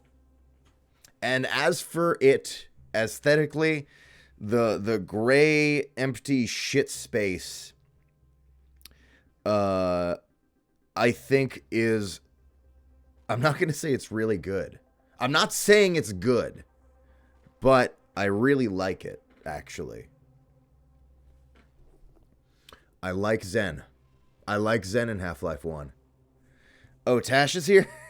I don't know if it's the delivery with how you've been talking to the bathroom or both, but you're maxing out on dad energy. Look, Tash, Marika told me I have to wear this robe for the Friday streams. There's nothing I can do about it. You don't need to. Welcome to the stream, Tash. You missed it. Some guy was here earlier. Drum major. Wait, let me make sure I get the full name right. The drum major on Twitch came by and dropped off like 30, 35 gift subs. It was crazy. I told them to go to you instead. I don't know. No, sorry. I got that mixed up. I told them they should support Sean Chiplock instead. And then I think Korn corrected me that I should tell them to support Segi instead. Actually, you didn't really come up at all. I'm sorry. I shouldn't have said that. It was crazy. No, wait, I remember when you came up. I said, Marika said that I'm bad at accepting people throwing money at me. And then I said, I rank myself above you, but below Segi on that. Because I said if they'd been doing it to you, you would have been having a full-scale meltdown. Whereas I was at least able to keep going. But then nowhere near as cool as Segi, who would give a very classy thanks. And then say something funny like, now the rest of you more, or whatever, in his cool Segi voice. That was where you came up. I'm sorry. I guess I didn't really need to go on that tangent, but I did. You were busy committing a horrific crime, Tash? You wanna... Never mind.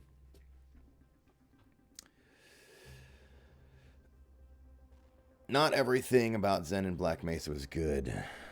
Interesting. I actually haven't played it yet. I've seen a bunch of it, but I haven't played it yet for myself. So I'll look forward to exploring that.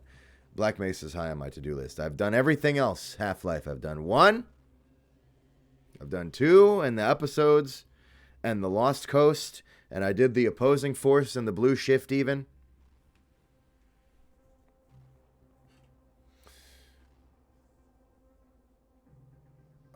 So now I just got to do Black Mesa.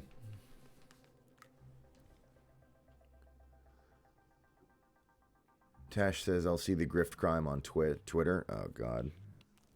Tash. All right, okay, I'm sorry. Video game.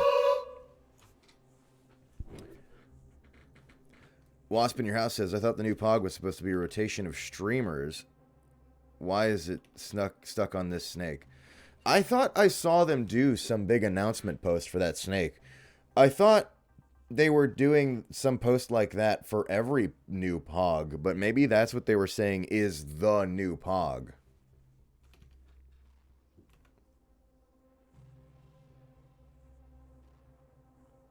I mean, snakes are pretty good. I'm not going to bullshit you. Thoughts on BioShock? Too scary. I never played it because I thought it was too scary. Actually, I do want to get to it someday.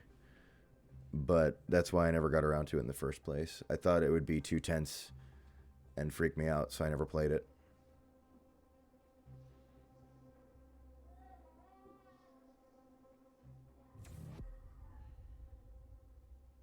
If games are too scary, I don't want to play them because it would stress me out. Those are my thoughts on BioShock. Although I did play through Infinite, which was pretty fun. BioShock good, 2's underrated. That's, you know what, I think I've been hearing that. I watched Indie Mouse video on BioShock 2, I think. Indie Mouse? Is that the name of the guy? Indie Mouse. Indie Mouse? Australian YouTube dude.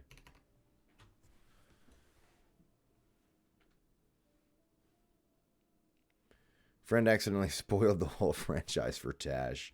The whole series. You're not over it enough to pick up the game. How many? And you said this was what? 5 years ago? Oh, Tash, I'm sorry. I have a superpower. And it's that I'm stupid. Because sometimes stuff gets spoiled for me. But it's long.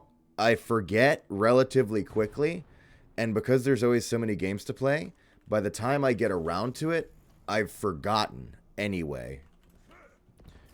Like, shit I find out usually has a shelf life in my brain of about like 3 weeks tops. Oh, Corn's going? Thanks for stopping by, Corn. Hey, good job on creating haze. Corn, good job on that. Now you can be like Tash in that you're a developer that created a game all on your own.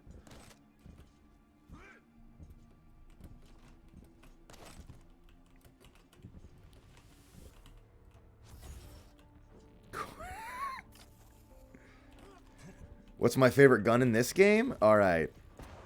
The shaft. Okay, here's the okay, this is a fucked up. You've asked me a fucked up question now, Wasp.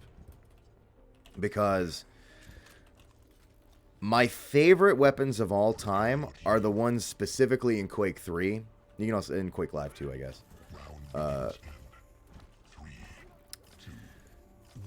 And my number one favorite weapon of all time is the Quake 3 lightning gun, also known as the shaft. I'm not just making that up. That is like what it's called.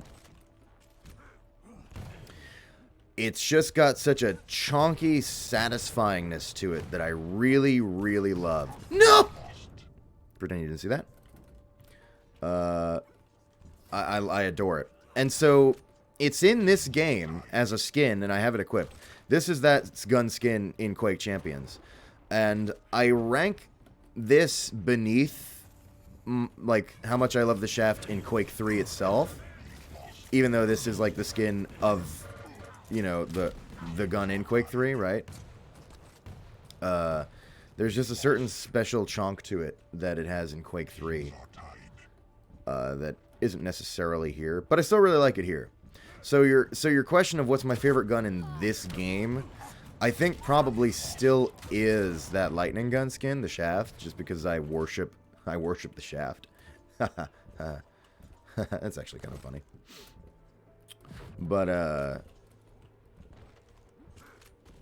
it's kind of like a favoritism stemming from a different game.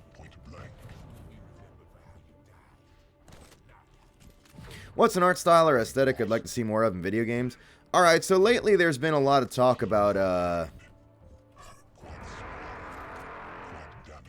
Here's the chatter lately.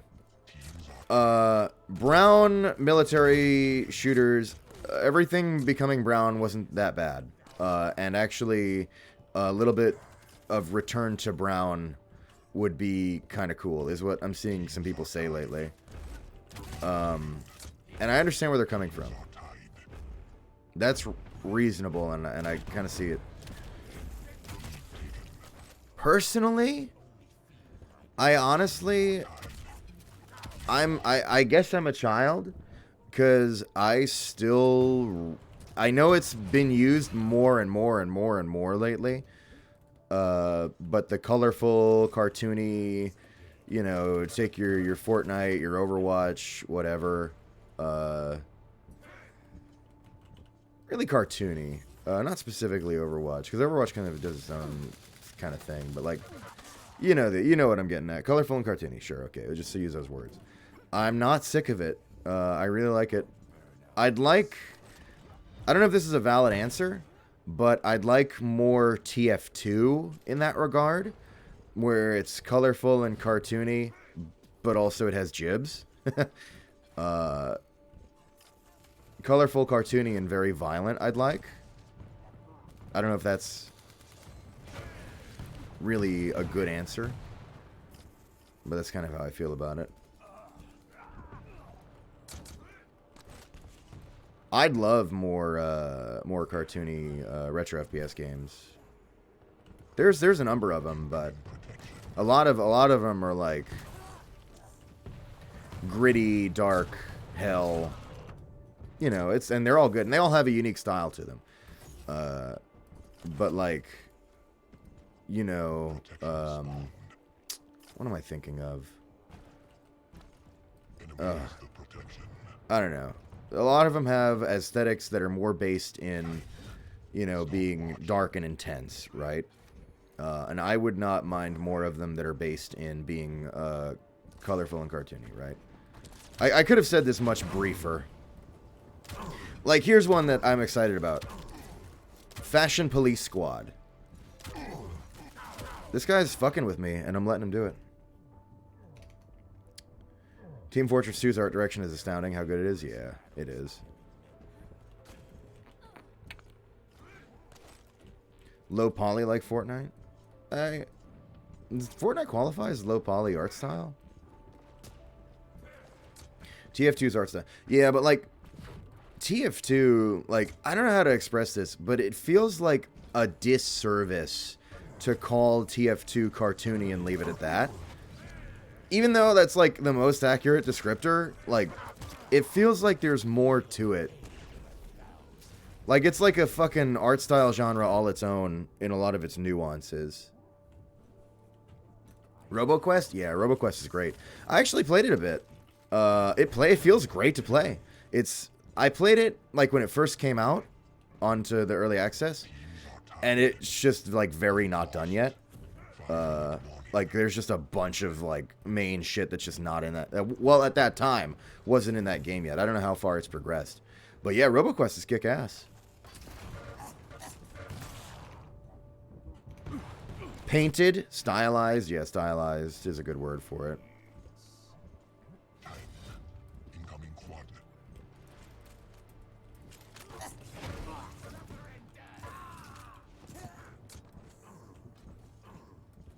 Wacky Cold War 60s Americana. That's fun. Yeah, I wouldn't mind that. Enemy has the quad. Iron Giant, yeah.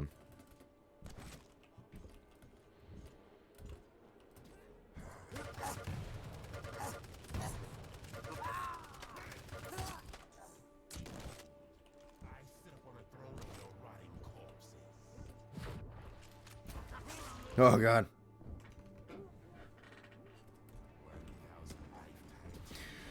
But yeah, I mean, to answer your question, my preference still leans more colorful, cartoony kind of stuff. I'm not sick of it.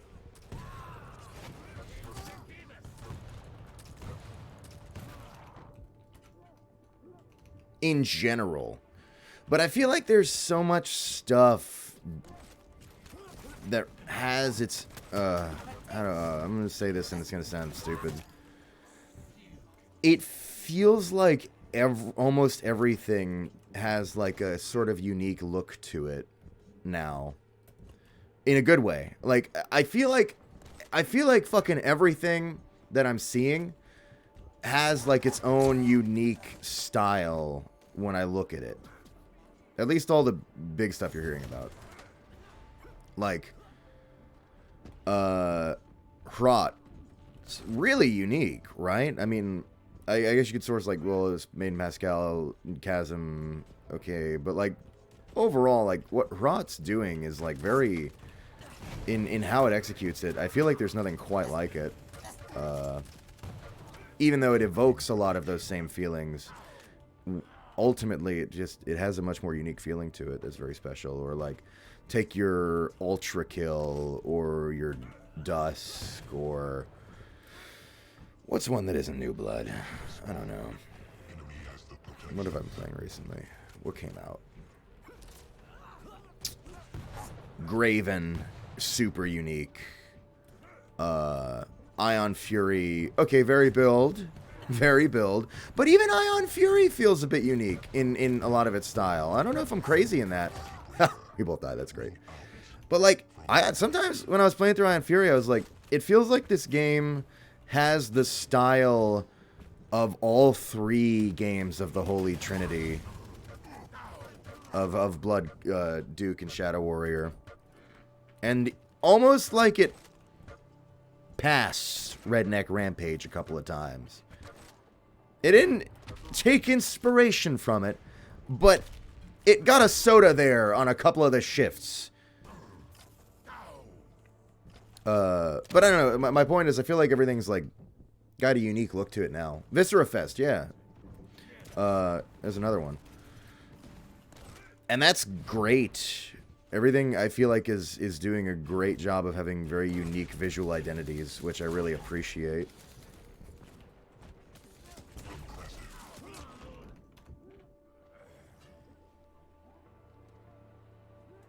This game made with id Tech, it's weird.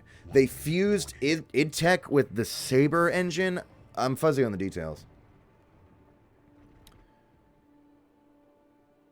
Oh yeah, the stylization versus photorealism. Well, I mean, as an artist, I'm sure you're like sick to bastard death of all the conversations about that. But that is another thing that almost feels like upsettingly prevalent. Is now we've gone the other way, right? Where for a while it was like photorealism equals more better graphics as like the general public sentiment, and now it feels, for no reason I jumped off, and now it feels like we're going the other way, where there's a stronger and stronger sentiment that photorealism is suck and stupid and it should be stylized, and like losing appreciation for like more realism based executions, which are just as like valid as art styles. Enemy team wins. But yeah, it's great to see, like you're saying, it's good to see more appreciation coming out for stylized stuff like Spider-Verse or TF2, and that's super true. I agree with that. But that's something that I've been noticing, and you've probably seen it too, where a lot of folks are starting to go the other way, super strong, and like throw photorealism as a style in the trash. And I'm like, okay, slow down. It's still valid.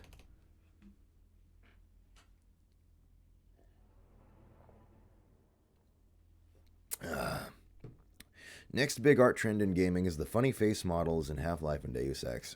Yes. You know, I'd say that was bullshit, but they kind of have the funny texture warping stuff on the Graven guys.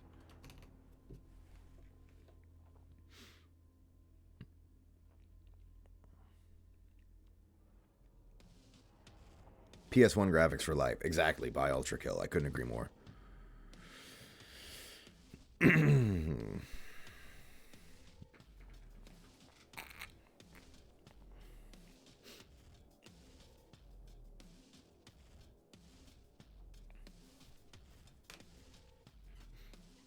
Photorealism is worthless when every game tries to achieve that level, tries to achieve that at expenses of creative design. I mean, yeah, I feel like you could say that about a lot of stuff. How do I express this? Like, a lot of times we are compromising expressive design to achieve blank, right? And like, not just photorealism is guilty of that in projects, but yeah, that happens.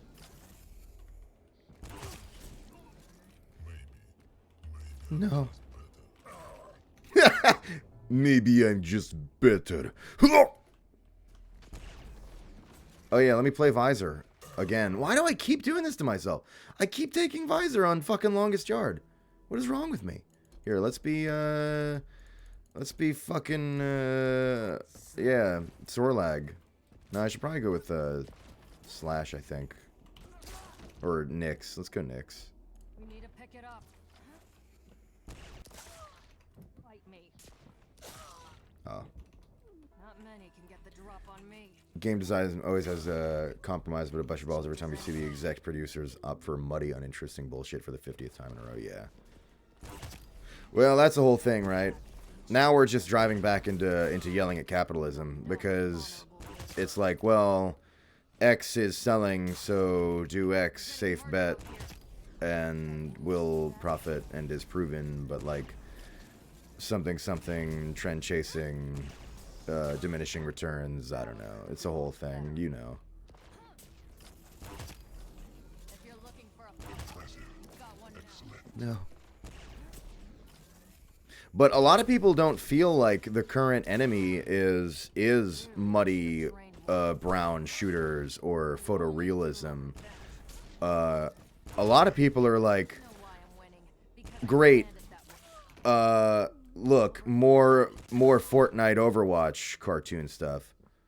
And there is a lot more and more of it happening now. I mean, constantly shit's coming out with that kind of style to it. Like, I don't know, Knockout City, which you might remember for having the trailer that confused and upset a lot of people. But anyway, you know, just stuff constantly in that style. A lot of people are starting to get sick of it. You only fuel our... A lot of people are starting to want more like messy looks. Actually, you know, speaking of that, I kind of liked Bleeding Edge. Bleeding Edge was kind of cool because it did that, where it was like cartoony, colorful, sort of polished kind of look, but its style in a lot of places wasn't afraid to be a bit messy. Like, not really messy, but like a little messy, which I kind of enjoyed. And the game itself was pretty cool too. I just didn't get super into it, you know. I was rooting for him. I think it's still around. You know, I always say Anarchy Reigns is like one of the best things ever. So any game that is like that has my vote.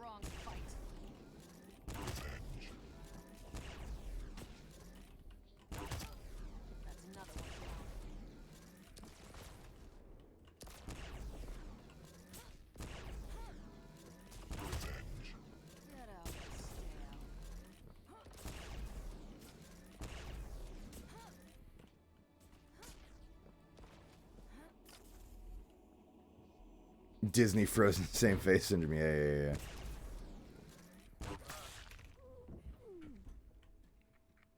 Fifth place. Remember when Devolver just made a game to advertise their games instead of doing it themselves?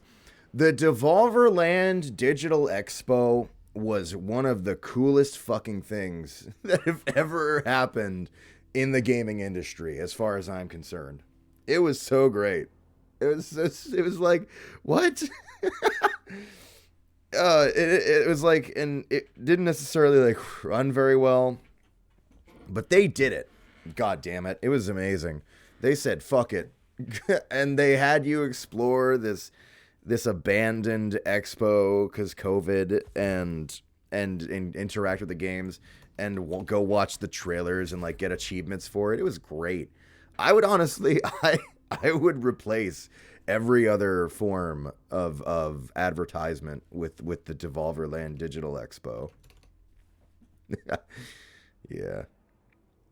Oh no, don't worry, Tash. You're good. I'm your feelings about it are more valid than mine. I'm more interested in what you have to say than what I have to say on the subject of stuff like that. You were only doing it for Shadow Warrior 3 and Carrion? I was there for Serious Sam.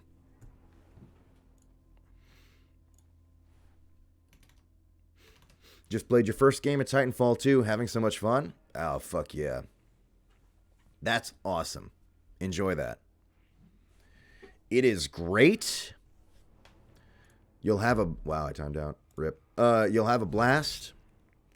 And you should do the campaign too. If you haven't done that before. It's very good.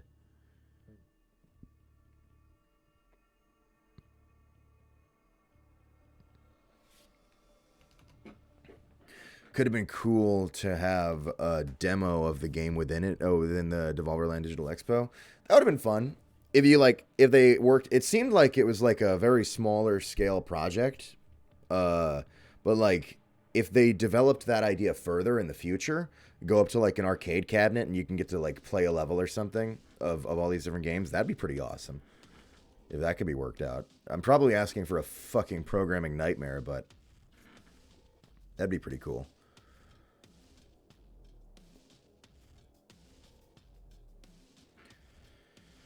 Destiny 2 uses an updated version of the Halo Reach engine. Interesting. Looks great. I love the way Destiny looks and feels. I think... I've said this before, but I think Destiny... I feel like... It's great, but its real workhorse is its environment.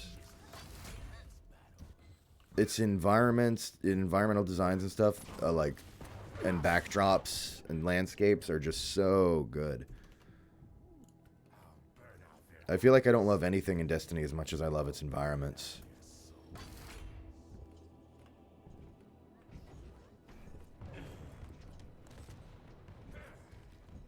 Prepare your team. Yeah, that game is like a fucking masterclass in environments, in my opinion. I'm no expert on fucking art design, but I look at that shit and I'm like, God damn. Even on the budget rig, I was like, God damn. Teams are tied. Lead lost. Teams are tied. You are a nuisance, my bloodlust. Lead lost. Oh, I think I want to change champ. Who are we going to be? Let's be BJ. Haven't done BJ once this stream. Lost. I'm gonna take you for a ride. Took an Enviro art course and didn't even finish building a fucking bar. I will just wander Destiny and look at the rocks and design. Yeah, it's good. Oh God. Stand up straight, folks. We don't give a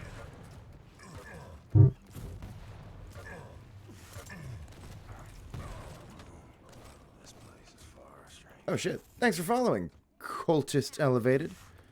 Appreciate it. Incoming quad.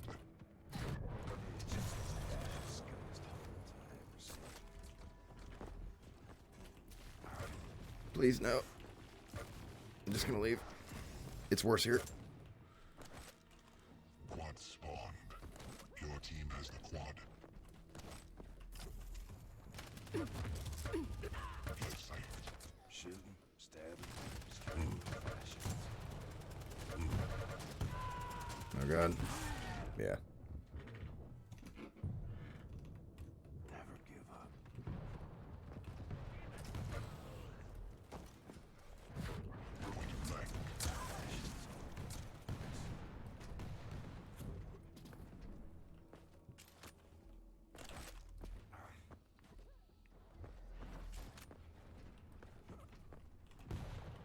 Oh, you don't like the PvP map design? Stopwatch. You know, I played a decent amount of PvP, but I can't say I noticed that. I could believe what you're saying. I just don't think I picked up on that.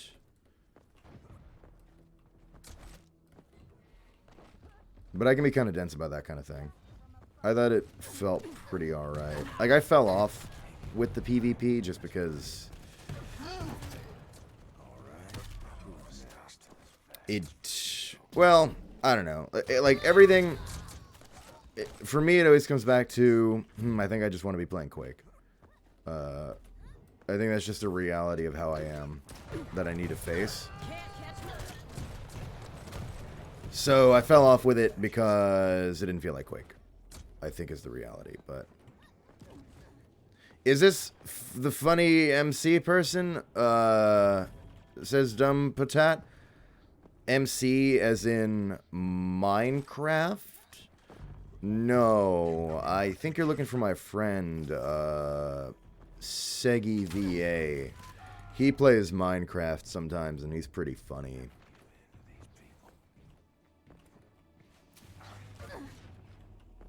Protection spawned. I have a question, says Vlad the Bat. If V2 is red and in a video game, would that make him Among Us? Get out. Go. Go, and then come back. MC, like McDonald's or something. I could go for a burger.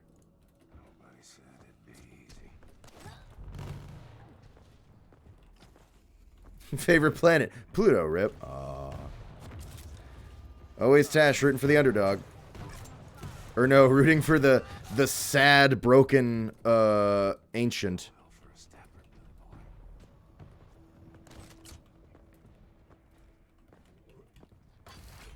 The rejected outcast, sad dad, Pluto. I used to be a planet. Then they took it away from me. Like everything else. What's your solar system? I have to know. And then you followed. Thanks, Dumpatat. Sad, broken, ancient lump of shit like you, Gianni. Alright, Tash. Yes? 5-minute warning.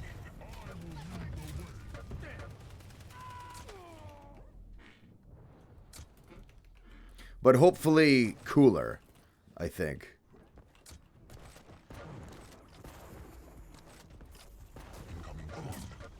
As in, hopefully, you know, you're like, this is great, but it needs to be, I think it needs to be a little cool.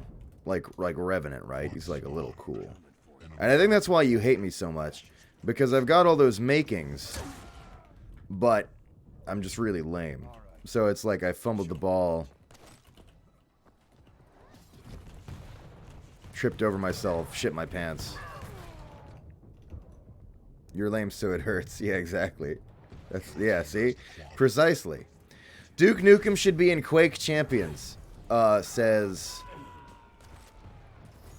Hang on. Says... Hot Sauce Burritos.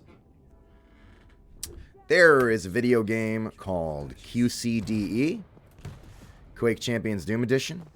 It is a mod, but it's standalone, so you can just go get it. It's free. It's very good and very well made. And it's basically the Super Smash Brothers of retro FPS. It's got everybody. It's got Serious Sam and Shadow Warrior and Grayson Hunt and Duke Nukem and Caleb and I don't know, you name it. It's even got Dusk Dude, who I voice. It's very good, and Duke Nukem's there. I think his ultimate is that he pulls out the freeze thrower, and while you have the freeze thrower, you can do the mighty kick even, or the mighty foot, which is pretty cool.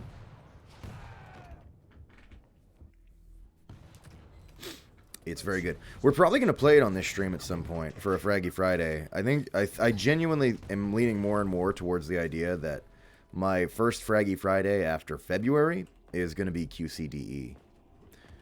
But I might change the time a little. And I might even go so far as to change the day. Let me explain. QCDE does some kind of community night where all their players log on and play the game. I think it's Fridays. I don't remember. I don't remember what time or what day. Gordon Freeman, QCDE, he's in. He's actually in it. G-Man voices his lines. It's amazing. But anyway, I don't remember exactly when their community day is. But I would probably just make the Fraggy Fridays, or sorry, the Fraggy Friday be whatever day and time that is, or at least coincide with it. That way we can sort of, you and me, chat, we can like tag team off, not tag team off, but mutually benefit in that their players get a boost of players, and we, looking to dick around, have more players to dick around with, right? It just makes sense. I explained that as poorly as possible. And then Rogue Sith followed. Thank you, Rogue Sith. Gotta head out. Have a nice night. Thanks for stopping by, Wasp.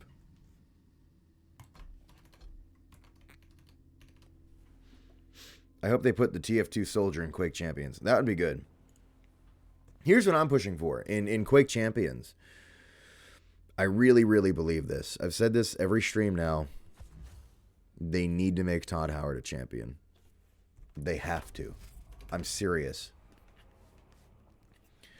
I'm serious. And for anyone who hasn't heard me say this before, there is precedent for it.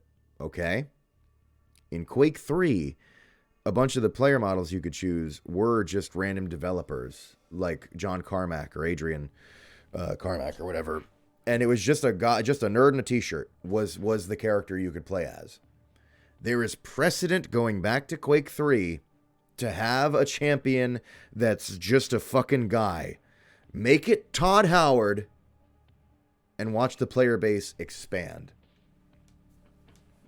His champion attack will be bugs and glitches. Perfect. And when he launches his ultimate, he says, "It just works." If you do QCDE, will you still do the normal QC session? Absolutely. And actually, I think I want to keep doing the Let's Frag Out every Friday thing. And every now and then it'll still be Quake Champions, just because I personally really like playing Quake Champions. It just feels good for me to play. But I want to mix in other games after February. So, like, maybe we do, QCDE and do a Diabolical week, maybe a Tribes, throw an Open Fortress in there. But then also sprinkle in playing QC every now and then, too, just kind of when I feel like it. I'll try to announce what game I'm going to be playing a decent amount ahead of time, like a week or whatever. That way, anybody looking to jump in on the game can install it ahead of time to be able to jump in that evening and play.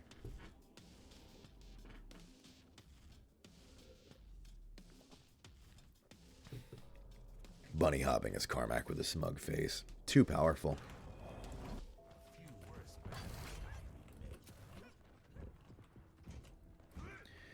Way more on the ball than our Wednesday shit. Listen, Tash. You know as well as I do that if we were on top of it for the Wednesday shit, that would be the sign that it sucked. That was actually the coolest kill I've done this stream. I thought it was going to be the other one, but it was that one where it would have appeared as if I knew that guy was going to die. I didn't. I was just sticking around.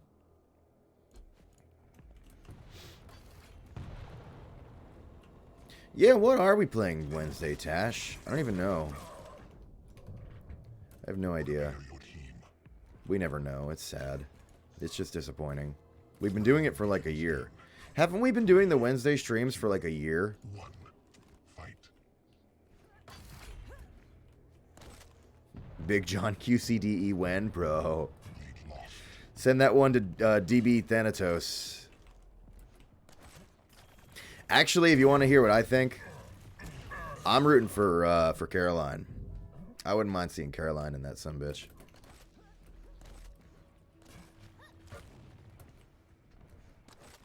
But we'll see. I think you need to, like... I think it needs time. Like, I think she'd be a good addition, but... Teams are tied. I feel like you gotta, like, wait a while for that. Like, she needs... I think they need to be around for a while and still remembered and beloved after a while. You know what I mean? Like, throwing her in now feels too soon.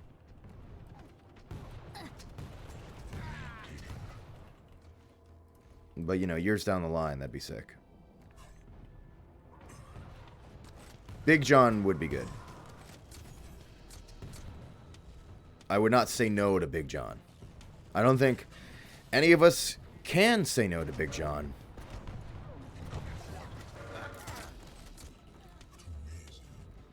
You know, I don't like the way that sounded, now that I've said it out loud and thought about it. Especially remembering Big John... Alright, never mind.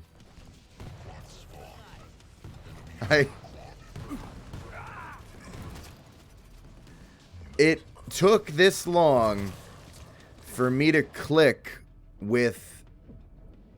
Alright, shut up. Nobody laugh. Nobody laugh. It took until now for me to realize Big John, large penis. Like, it's it mean... Damn it. Motherfucker. This is worse than the other day when Segi had the realization about Your Highness because they're higher than you. It's terrible. I'm sorry.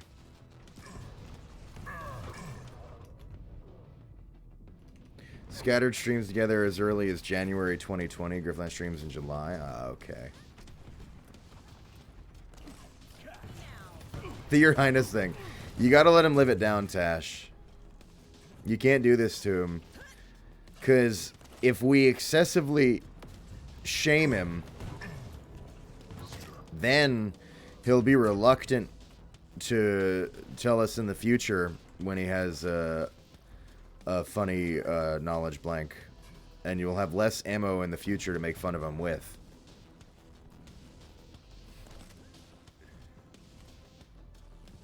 Oh yeah, back to what I was saying.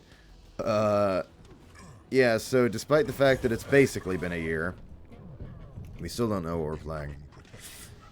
Oh, you were talking shit about doing Grifflands, if I remember right. Oh, should I say that on the stream? Well, whatever, it's too late now. You were talking about maybe doing Grifflands, actually. But, okay, here's my thing.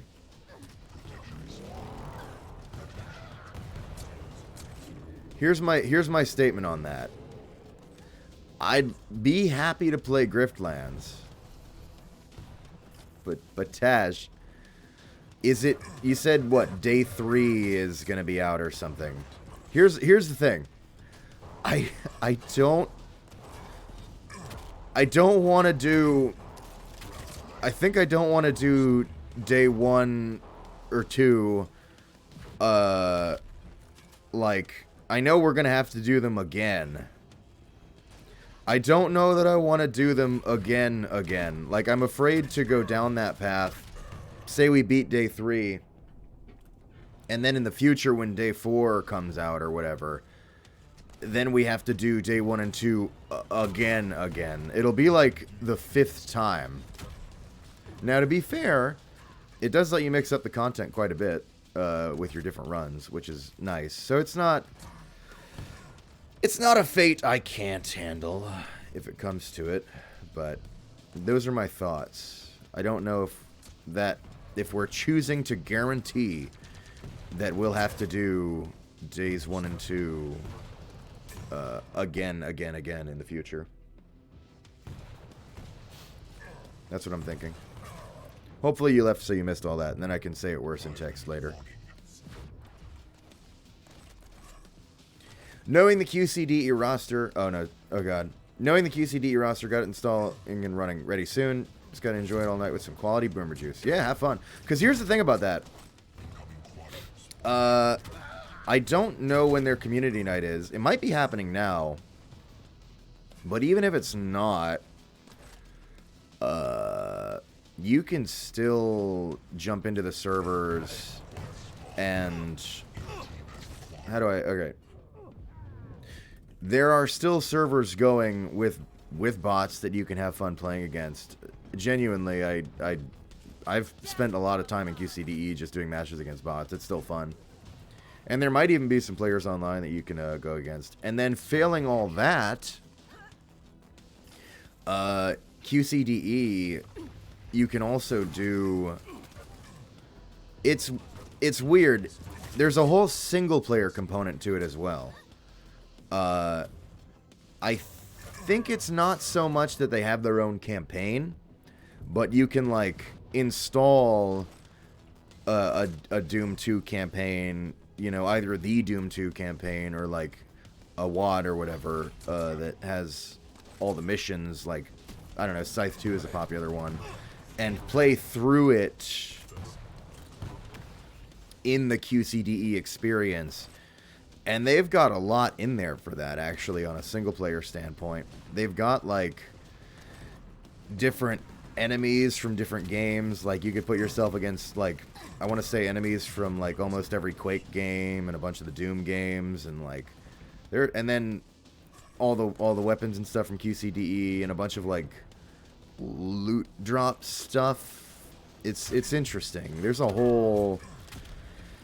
lot to do in QCDE, whether or not you can frag against other players. Maybe revisit Rook or Sal, but there's a bunch of mods. Play as Errant. Yeah, that's right. You mentioned the mods. That might not be the worst idea.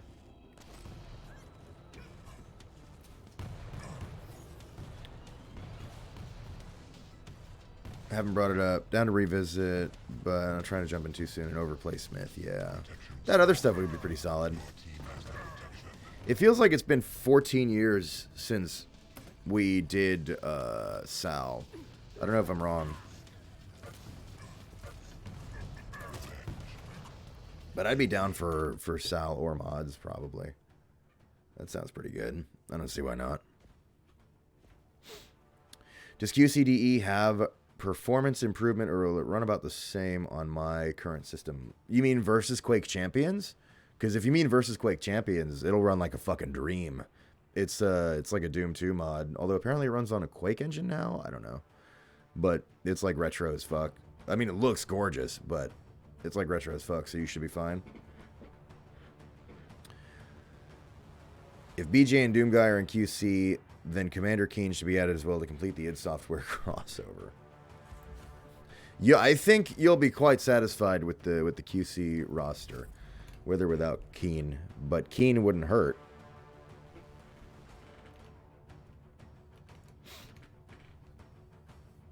Oh yeah, sorry, Sal from Griftlands. Tash's obsession.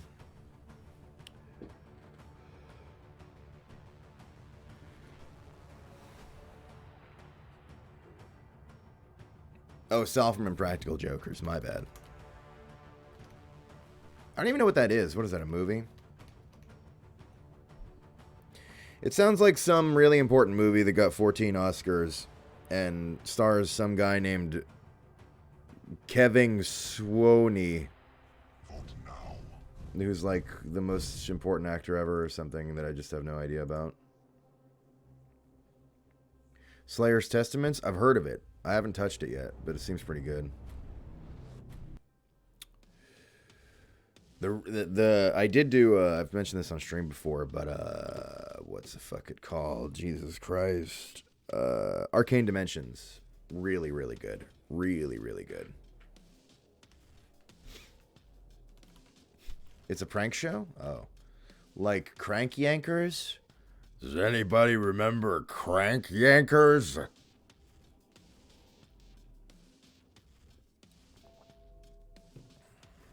They had that one character that, looking back, was probably really problematic.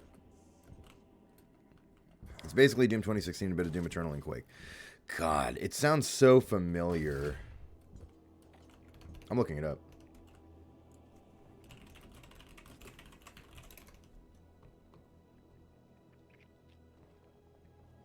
Who did this?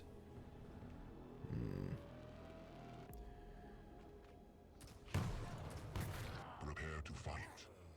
Interesting. Yeah, that looks pretty cool.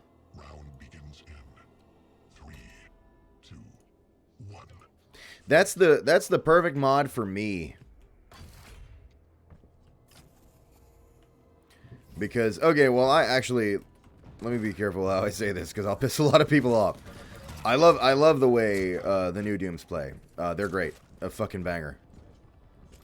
But at the end of the day, I really still have a preference for the way Quake feels.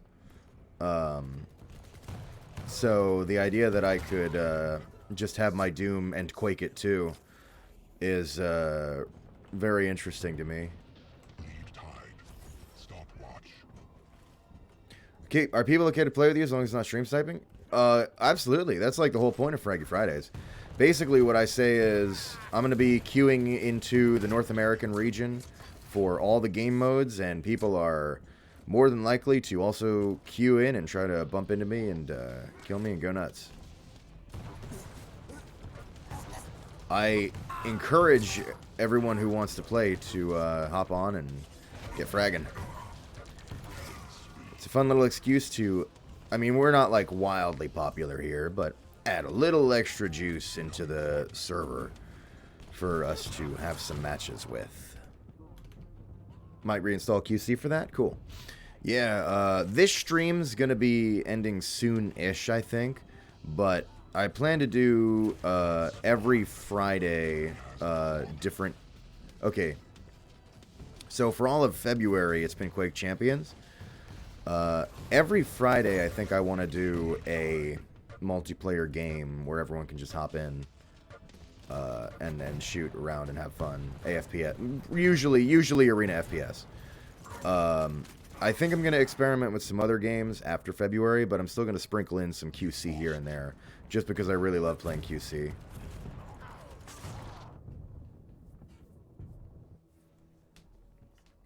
You also played a bit of QCDE from the recommendation. You like it? Cool. Yeah, QCDE is just fun. It feels good to play. I honestly got addicted to it for a bit because I was trying to play other Doom games, and I found myself wanting to just boot back up QCDE. It's just very satisfying. QCDE stopped me from beating Hedon for a while because I'd be playing Hedon, and I'd literally just be like, I gotta boot up QCDE. It's great. Duskworld Fraggy Friday. That'd be fun. I'm down for that. I would not cross that off. Do you think you'd ever play Doom 2016 multiplayer on stream? That's an interesting one. I want to say probably not for... I want to say at least not for a Fraggy Friday. I don't know. I don't think so. Because... I think most of us regard that multiplayer relatively fondly. I know I do. But for the Fraggy Fridays, I like to lean towards games that are free, although not always, but games that are free / affordable. And Doom 2016 is kind of like more premium. And to, like, I don't know, get it, install it, boot it up, to tell people to do that, to come do Fraggy Friday on Doom 2016. It just, I'm not going to cross it off, I guess, but I'm feeling like no. And a part of it is also that, even though I feel fondly for that multiplayer, I don't think I am really too interested in playing it more at this point. But I mean, maybe. I'm certainly not going to say no. I hadn't thought about that one. Oh, thanks for following, Sufasis. You almost got me with that. I almost said Sisyphus. Chex Quest Fraggy Friday. Okay. We can't get that rowdy.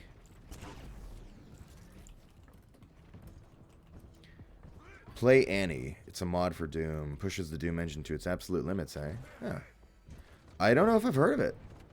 But then again, I haven't spent enough time with mods yet.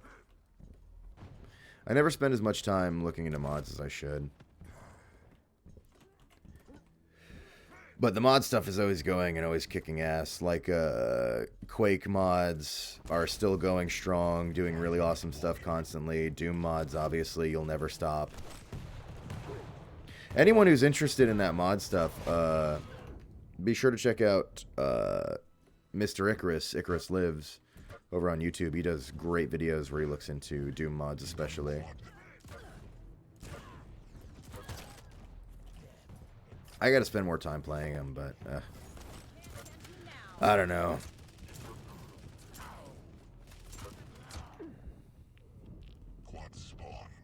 What do I think Stroyant tastes like? I have an answer. Alright.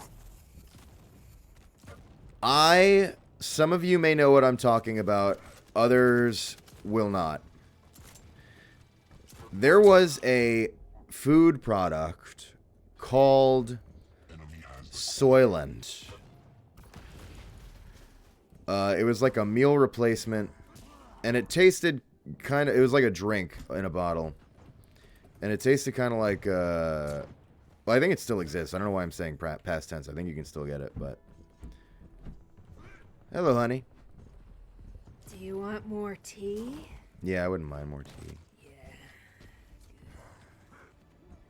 Good. That's real good. Well, don't fuck it up. No, why? How could you do? Wait, I have a cup. I have my piggy chalice. Piggy chalice, piggy chalice, piggy, piggy, piggy. Yeah. My little piggy. Haha. Yeah. Oink. Love you, baby. I love you, baby. I can't believe I jumped those rockets. That was so sick. My wife, ladies and gentlemen. My wife. She's great. Sorry, what was I talking about? I was thinking about how much I love my wife, and I completely lost my train of thought. Soylent, right. Yes. I think it tastes like Soylent. I'll just cap that off. I think Stroyant tastes like Soylent because it rhymes, and Soylent is also kind of like an efficient food that isn't necessarily for its flavor or whatever. Why did I throw that? Although it's not really that efficient, but whatever. You get the idea. Nutrient paste. Was Stroyant like energy drink green or red meat pulp? Oh, I don't remember. I don't know. I mean, he's got the pickups in Quake Champions. Isn't it like kind of gray in the tube? It probably does taste more like meat now that I think about it. Caught your stream last week and you mentioned Quake Live. Yeah, exactly. That's what I mean, because when I was talking about Doom 2016, I was like, I want to lean more towards free games with exceptions. That's an exception. I'll hit a week. I won't even wait for it to go on sale. I'll hit a week where I'm like, it's Quake Live week, and that's that. Just because I want to play Quake Live, it's very good. If a sale happens, that'd be cool, but I don't want to like tell people to buy a game or like pressure them into buying a game.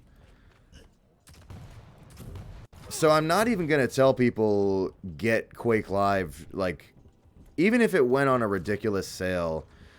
I just feel like even if it went on sale for a penny, I'd feel weird being like, acquire this because we're going to do Quake Live night in the future. Like, I don't know. I think that'll be for, you know, people who want to own Quake Live of their own volition, not related to my Fraggy Fridays, can jump in and as a result of having it. But I'll be, you know, like it or not, leaving out the people who don't own it. Which is unfortunate, but Quake Live is good, so I'm willing to sacrifice all of you.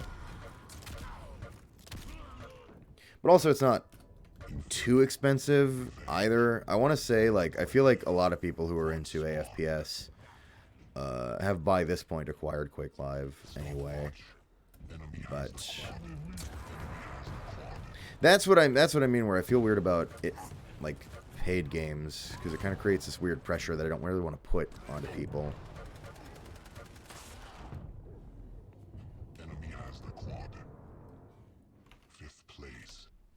It's a red meat too? Yeah, it's probably meat then.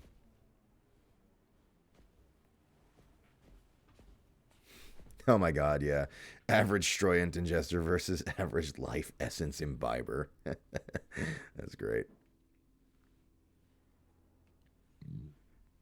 Half-Life mods. No, I didn't get into them. I've gotten into almost no mods, period. I'm very bad in that regard. Piggy chalice, Oh, it's the tea! Thank you, honey. You're welcome, baby. Little kissy for baby. Terrible news. What's that? We won't be babysitting Rennie tomorrow. That is terrible news. Baby. Why not? She just decided not to do the road. Why not? Baby, no. But Mom might come over on Sunday with Rennie. Maybe I'll clean the house tomorrow. Okay. I should. You're so domestic. I gotta take a look at my schedule and see what I need to do. Oh, didn't mean to get your slimy Yeah, little- don't. Hey, Ooh. stop that. All right, wire $69 to my PayPal and I'll Quit it. rip off his This is inappropriate. They'll see my shirt. Ugh. Your double layer of shirt. Hey, yeah. Is see, it triple? They'll Okay, see it's my double. shirts. Yeah, wow. Okay, bye, you slutty baby. Hey, Wheels here. Wait. Vote now. Wheel. Did that work? I'm testing new keybinds. I'm gonna assume it worked.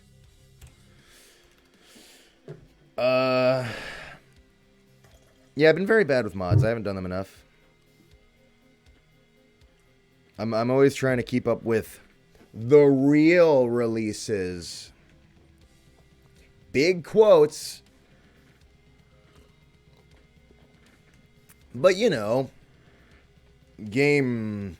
formal game release. You know what I mean? Your Hrots and your Ion Furies and your and your Hedons, all that stuff. Well, Hedon's a mod, but there's an important distinction there. Hedon's a mod that has a big dumb play game button on Steam. Ah. Wait. Amos67 says, "Ha! I'm the Ping Champion." Oh my god, fuck yeah. Rock on, brother. Brother.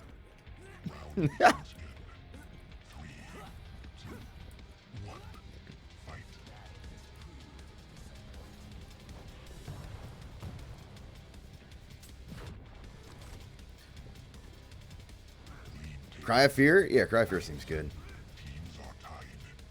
Oh, it was written by a teen, so it's not terribly nuanced story-wise. I thought I heard you talking some shit about Cry of Fear, but I couldn't remember what it was. Hey, Cry of Fear is the co-op one, right?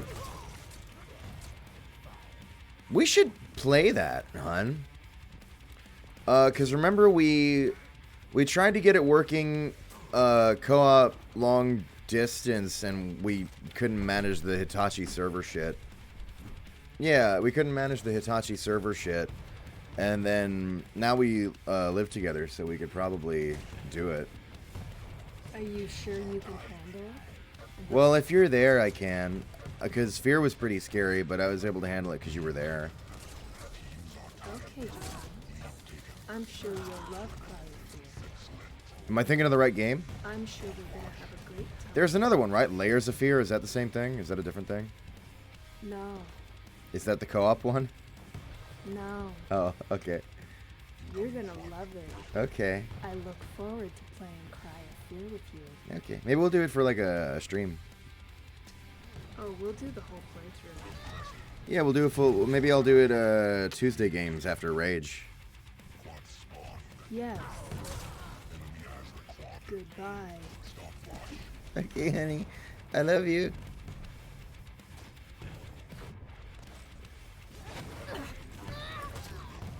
Party breaker. Enemy has the What? quad. What was, baby? Killing spree. Honey? Your team has the quad. Honey? Why would she weird like that? Why was she weird like that about that? Guys, chat?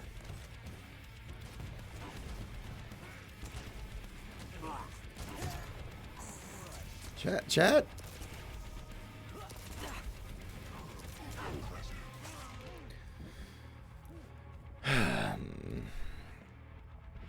Thanks for following Benny Kidman. I missed that a few minutes ago. Thank you. Have I ever seen Jacob's Ladder? No. Or any of the music videos for Tool? No. All I know about Tool is that one image of Home Improvement where Tim the Toolman Taylor's like, "Ugh!" and it's like in a swirling abyss, and in the background, Beard Man is saying, Tool's a pretty dope band, Tim." That's all I know about Tool.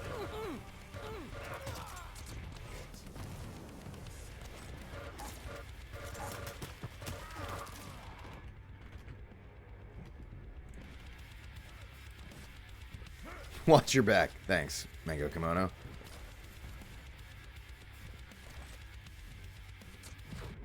Tool is basically your friend's older brother that smokes weed but as a band. That's great. Good for them. Man, that was brutal. That sort of like got fucking executed.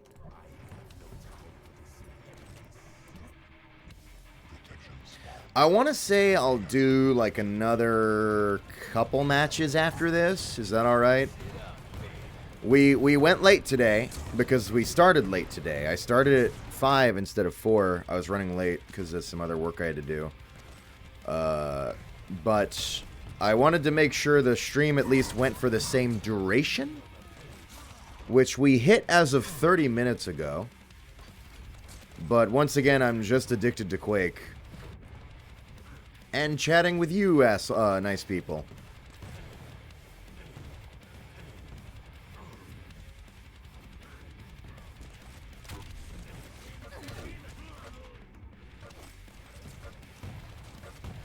Oh, it's Silent Hill inspired? Oh, God. I'm in for a fucking trip. Alright, here's something really funny that happened the other day. You can go look this up on Twitter if you want. Puppet Combo, notorious indie horror game dev, made a tweet that was like, alright, hypothetical scenario, everyone. Konami hands you the Silent Hill IP. You've got a team in Japan waiting for you. You're flying out to tomorrow to go tell them what the plan is to how to handle the Silent Hill. What do you got? Was basically the tweet. I replied, I'm so proud of being this funny. I replied with, I said, I delete all the files and throw the IP into a volcano, finally giving the fans what they really wanted all along. Peace. And somebody replied with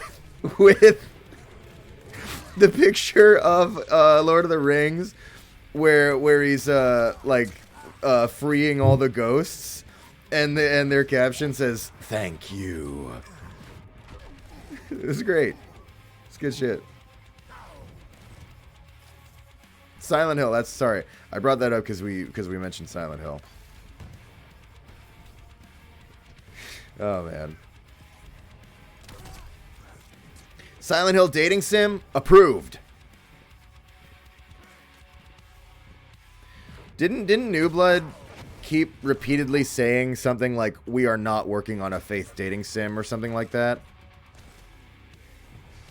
I don't remember. There was like a series of like tweets where they were just like repeatedly in this suspiciously specific denial of working on a dating sim.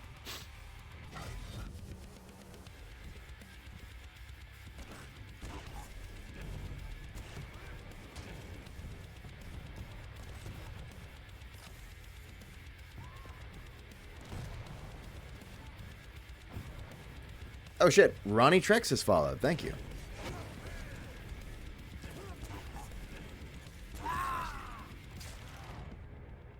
Ultra Kill dating sim? Ultra Kill already is a dating sim.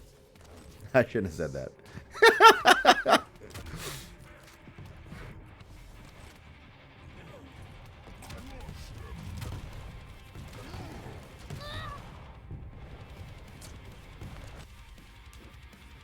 We all...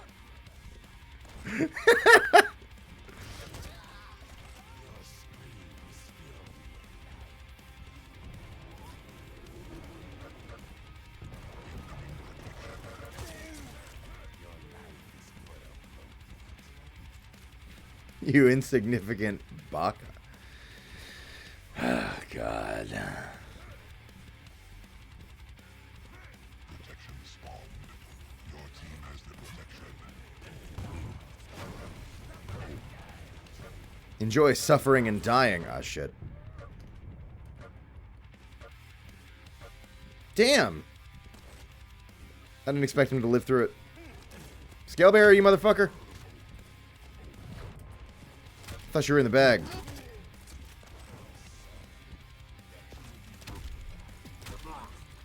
Aha. I run into Caleb on my way to school, dropping all my occult books.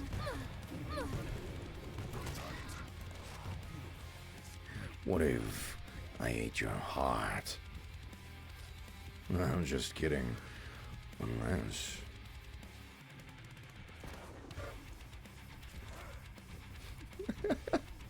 Hi, Gianni. Hi, Chad. Hi, Leonel. You're just in time to run. Madanax. Stop. I don't want... no, what have I started? What have I begun? Boomer Shooter dating sim? Tash, don't. I don't want you to find out about this because I'm afraid what you'll do with the knowledge. You have powers. Get out. You're not allowed to be here while we are talking about it. She's already threatening to do it. The postal dude appears. The unhealthy relationship has entered the chat.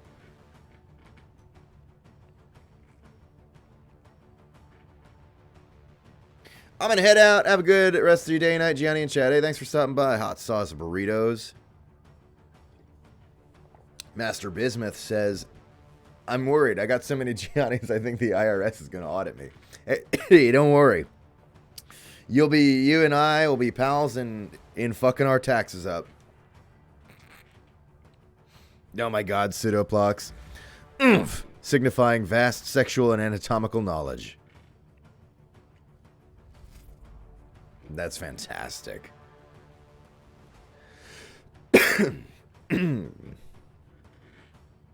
Jesus Christ. I'm glad I went late on the stream today for this.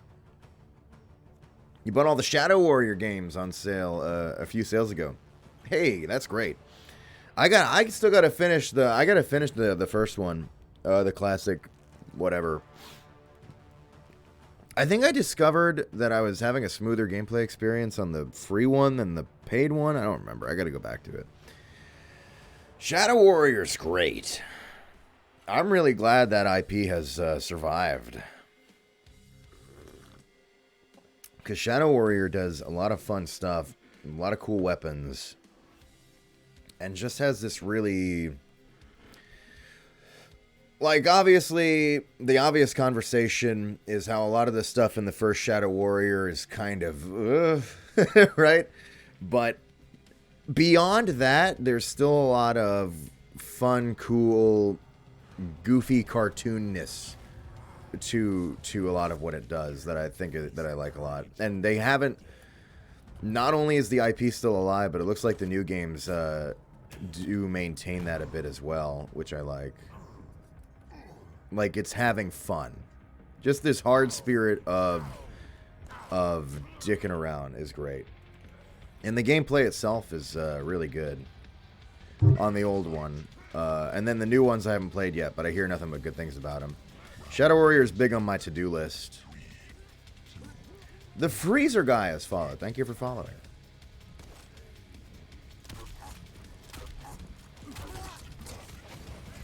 Why would I waste... Oh, he's standing in it a little bit. Yeah, he burned to death. I'll take that. I love the movie Big Trouble in Little China, but sometimes I kind of stop and think, is that all right? Yeah. Yeah, it's...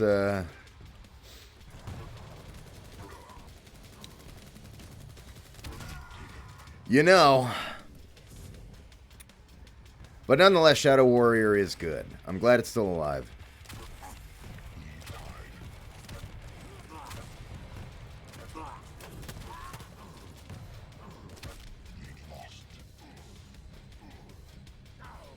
No.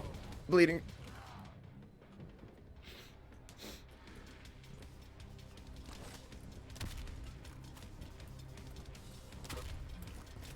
Wheel. Damn it.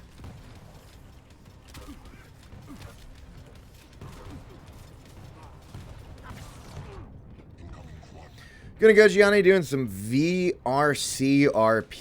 Nice hanging out. See you Tuesday. Thanks for stopping by, Meta. Man, I really, really, really thought that said VCR repair. I had to read that like 3 times. Oh man, what is going on with me? Shit, this guy's got me.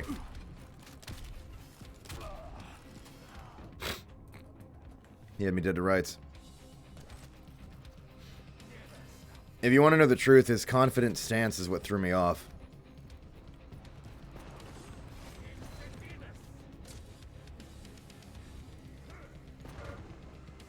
Right.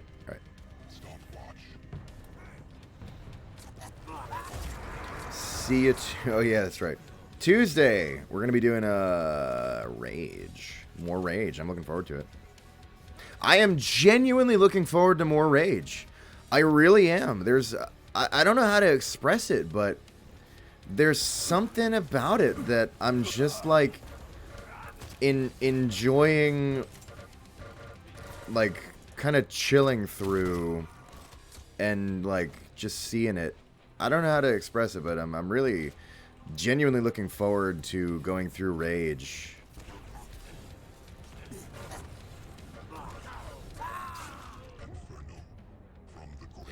Duke Nukem 3D, it's on Steam. Is the Duke Nukem 3D on Steam the best available way to play Duke 3D right now? I hear a lot of people, more versed in boomer shooters, talk shit about it because I'm only a bit into it. Going to do Iron Fury after that. Okay, so here's the deal. A lot of people will tell you to play eDuke 32, which I think is free. Well, okay, it's like a source port thing, but I don't remember if you need to have a copy of Duke. Like a bot, I don't know if it's like a situation where you need to have the original like Duke file, like WAD or whatever. It doesn't really have WADs. Anyway, to drop into eDuke to play eDuke 32. If you need like a legitimate copy of the game on your computer to drop the file in, I forget how that works. Or if eDuke 32 is straight up free Duke Nukem 3D. But either way, that's neither here nor there, to be honest. eDuke 32 is a lot of people's favored way for a lot of reasons about it just being like smoother experience on modern systems. The mouse stuff is kind of fucky on that version on the World Tour, whereas eDuke doesn't have that problem, and some like weird sound stuff that doesn't happen in eDuke. I would probably say eDuke is the way to go, but I don't share the same really intense hatred that a lot of people have for the idea of using World Tour. Because here's what World Tour does. World Tour has a new episode of the game that they made for World Tour. And it's a good episode.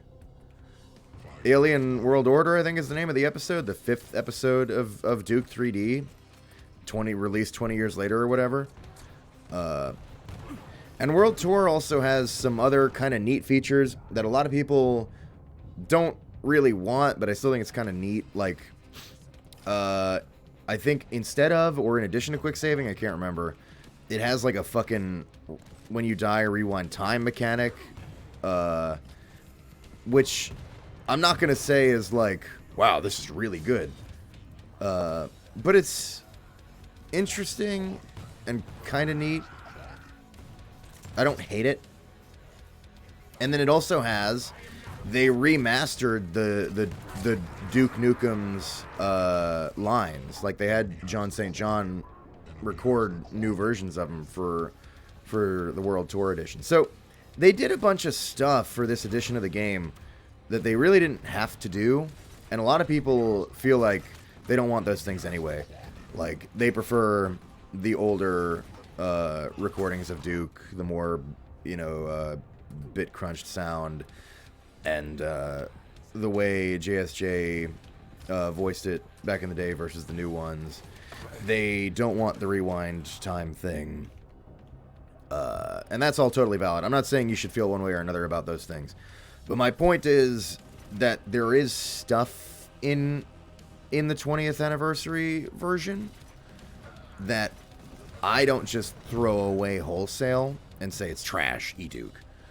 Especially on the subject of playing that new episode, which is the main reason I would tell you to consider World Tour. Because that episode, at least last I checked, they don't have working on E-Duke yet. So you will have to play World Tour, I believe, to play that episode anyway. It might be, what I did was both. I started with World Tour, then I found out about E-Duke like 2 episodes in, or an episode in, switched to E-Duke, and then did E-Duke to completion, and then switched back to World Tour for that final episode. But basically what I'm saying, any way you want to go with it is honestly fine. I don't think you can really make a super, super wrong choice. My personal opinion. Most of the guys will tell you just do E-Duke, and that's totally fine. That is totally fine. E-Duke's great, and I would not in any way recommend against it.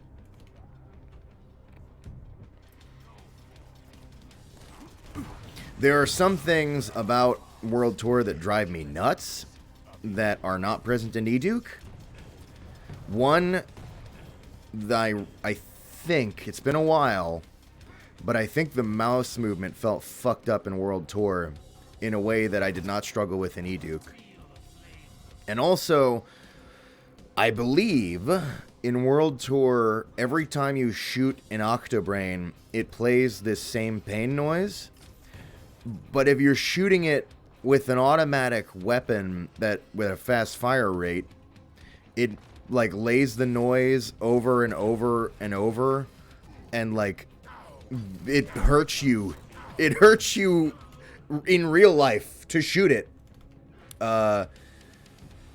That drove me nuts, and I think E-Duke didn't have that, or had like a different sound, or like I don't know. There was something with the sound. That sound in World Tour, I think. I forget the details, but some shit like that I think I didn't have in E-Duke that I did have in World Tour. So I'm not gonna sit here and tell you, oh, World Tour, fucking banger, it's perfect, but I personally don't hate it either. That's just me. I think you get what I'm getting at. Sorry, I talk in circles. I just ramble a lot. Enemy has the quad.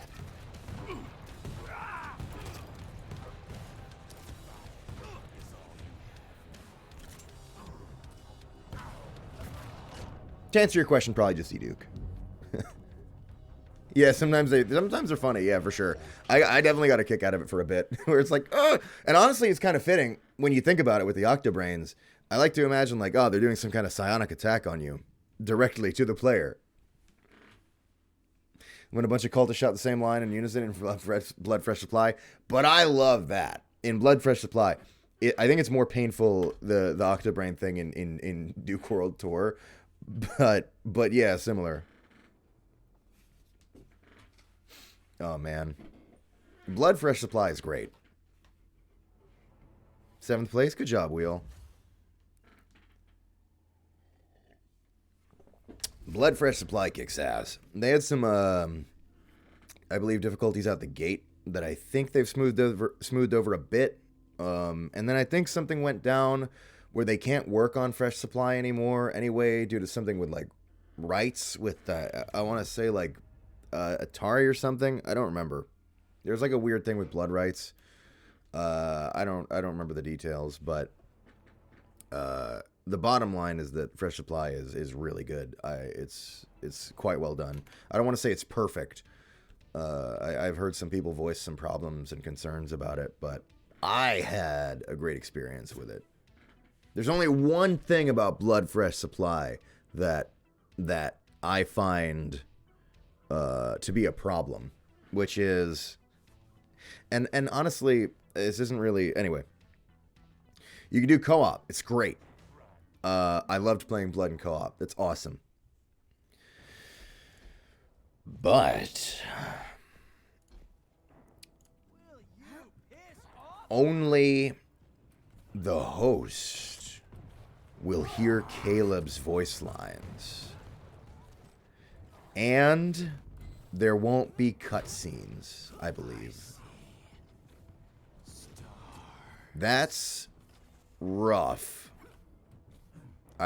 That is like bummer city, because that's some of your favorite shit about the game right there, right? Now, in our case, when I played it with friends, I was the host, so I was able to act as a conduit. I think Tash was there for this. I was able to act as a conduit, and whenever Caleb would say a line, I would just impersonate him and repeat it so they could at least get somewhat of the experience. But, you know, that's not going to be everybody's gameplay experience, I guess, so. It's like taking the best pieces out of a candy bar, yeah. It's still a fucking good candy bar, yeah. But those little nuggets, they're gone, yeah, for sure. It's like your favorite thing. Totally. But it's still very good. It's still very good.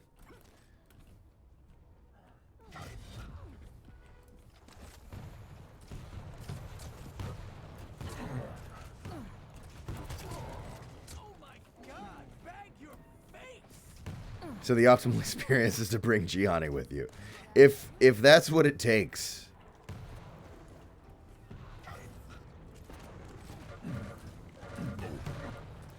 Oh, one more thing I do need to touch on, if I'm going to talk about Duke and World Tour and all that real quick, is a lot of people are really miffed with it. The real reason they're miffed with it, more than anything else, is because they took down the other versions. There was like a Megaton edition, which people really liked. They took down other versions, or just that version. I don't remember if that was the only one at that point. And to basically say, this is the Duke. Look at me. I am the Duke now. And made that like the sole option for Duke. And so a lot of people are like, well, fuck you to tell me I have to buy this one or go to hell. And also created this weird thing now where people who had Megaton like are grasping onto it very tightly. So that was like a whole aspect of it. I don't want to like just not mention that at all because it's a legitimate point of conversation for a lot of folks.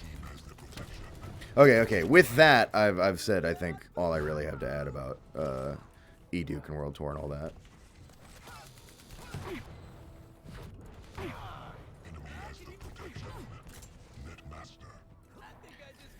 Any recent boomer shooter types that give like an old school heavy metal aesthetic, like Judas Priest or Iron Maiden album cover?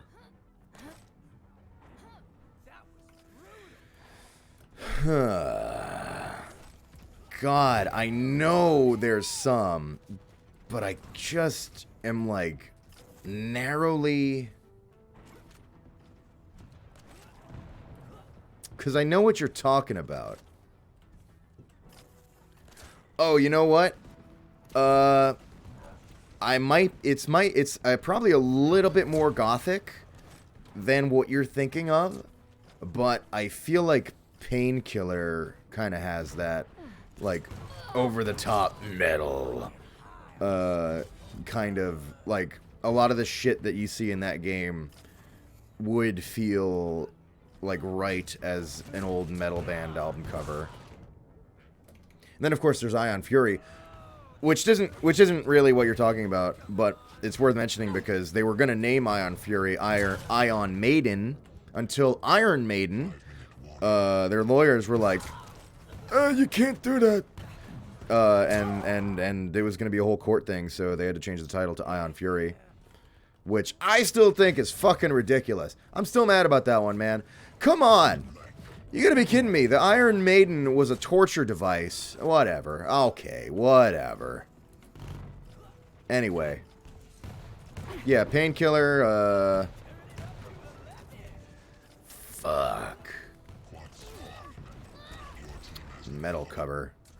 Aesthetic. I feel like there's some new ones coming out.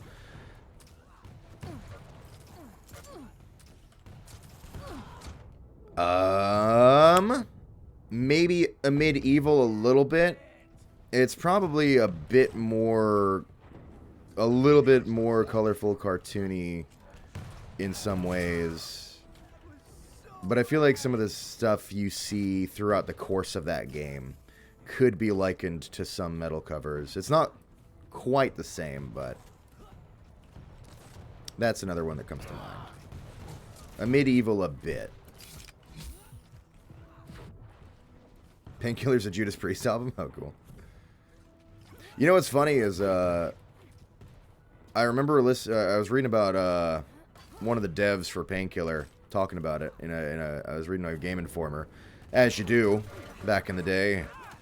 And they were like, they weren't like American or Canadian or English. They were from one of those those Nordic countries, the Jürgenbergen countries, like Sweden or whatever, or I don't remember. You know what I mean? Those metal countries. And they were like, yeah, man. I was like, oh, Painkiller, that is such a cool word. And then I found out that it's just some stupid pill. They were like, it was called Painkiller because it sounded like the most metal thing ever to them. And then only like later did they discover that it was just medicine. But honestly, that's kind of funny. And it reminds me of a lot of American naming conventions where it's like, you don't really think about it. But yeah, like a lot of classic American naming conventions are like, especially stuff that was named back in the day, it's always something like stupid and like chonky and industrial. Painkiller. I don't know. I love that story. It's like so relatable.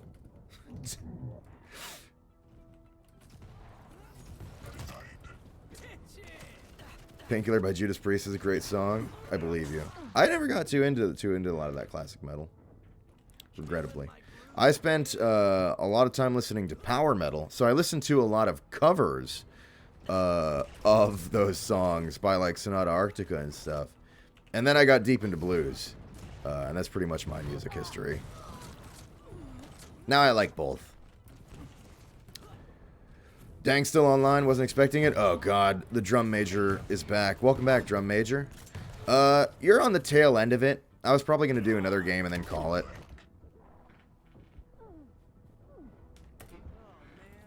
This was going to be my final game, but,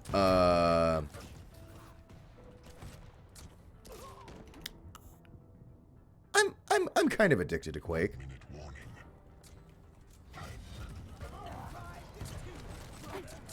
I mean, you wouldn't tell from how poorly I play it, but I just find it to be a very satisfying gameplay experience.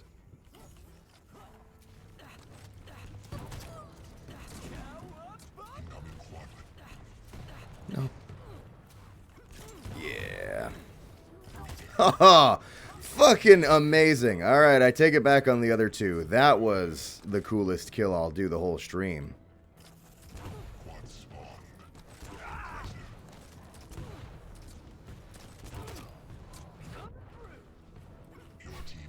Gotta play QC, it's fun, but you suck. Yeah, really, I hear you.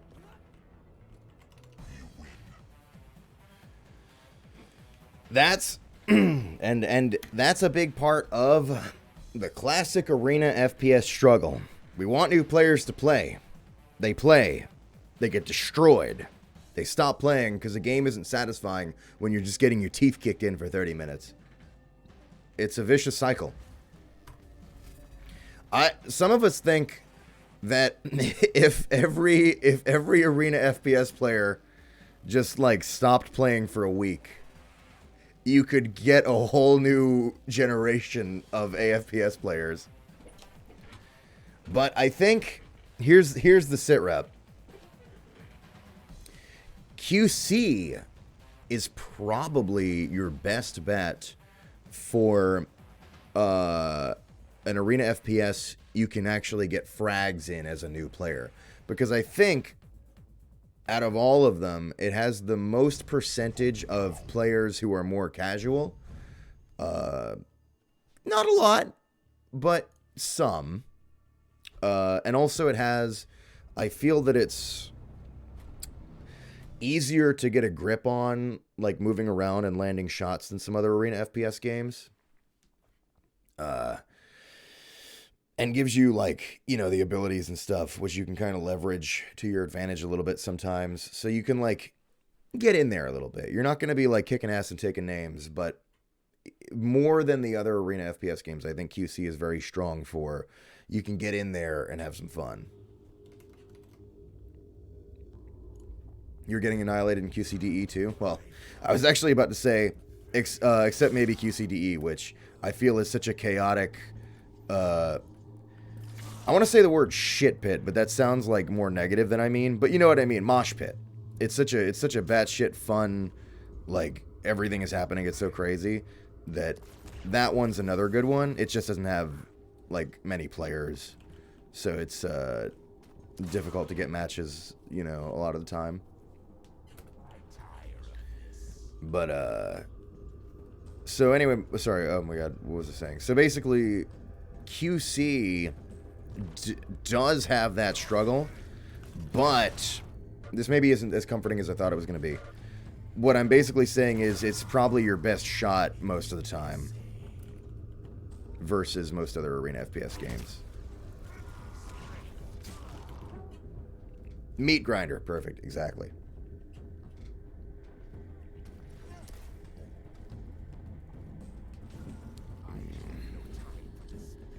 You hated OG Quake? What, multiplayer like Quake World or just a single player?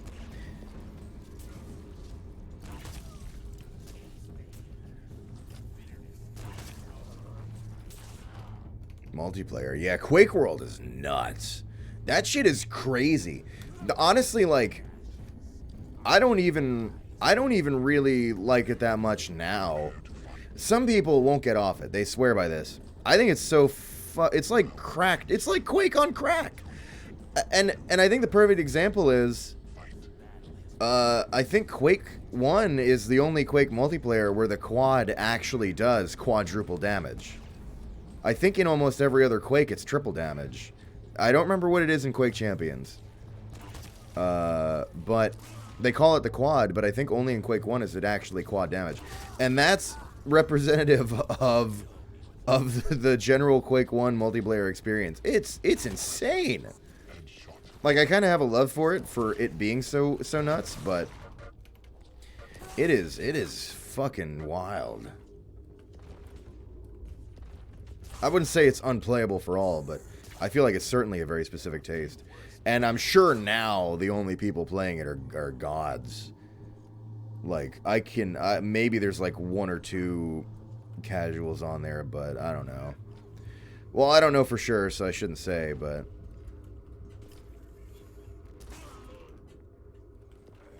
Instant death, yeah.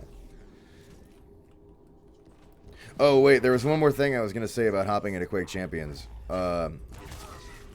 So, I stated that it's probably your best bet as a newer player.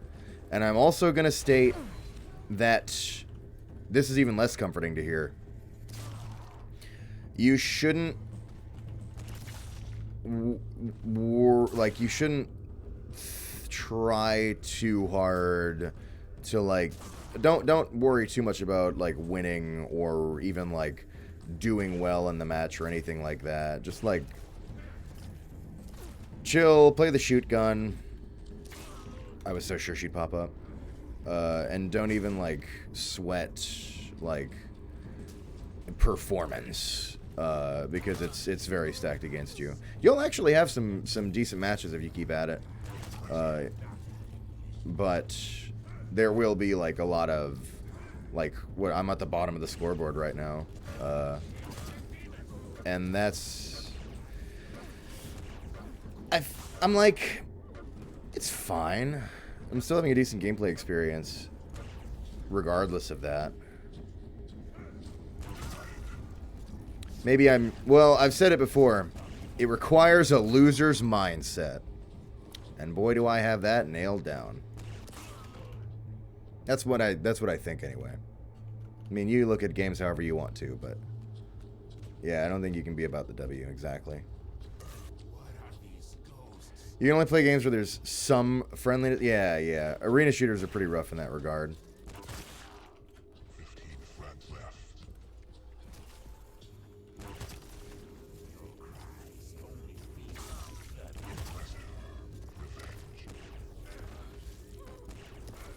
Don't worry, gang. Crab Champions is going to save Arena FPS. 10 frags left. Crab Champions. Okay, a lot of people don't know about this. Crab Champions is an upcoming game that is an Arena FPS. I think it has some, like, Horde stuff, too. But you play as crabs. Frags left. 1 frag left. You play as crabs with guns. 6th place. It's being made by the guy who made the Crab Rave video. His name is Noise Storm. Apparently, he's like a musician. I listened to some of his music. Pretty good, actually. Crab Champions. It's going to save the genre. I'm sure of it. You get it confused with another giant crab battle game? I think these crabs aren't giant. I don't know if I'm wrong about that. But I know what you're talking about. It feels like... I feel like there's even a third one or something. There's that big crab battle game that's on, like, Switch. Sorry, Crab Battle. And I feel like there's another fighting crab game. The OG Crab Rave was the Prodigy cover, too? I don't know. Maybe?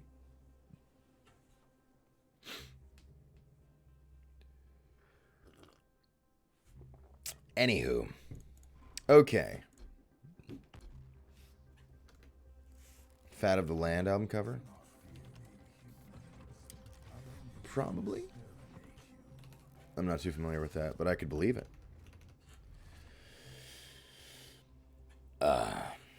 Love the clutch skin? Thank you. I gave him a little bow tie. I quite like his little bow tie. There's other stuff too. I like this one too. But I got this bow tie and I was like, yeah. Clutch has some fun ones.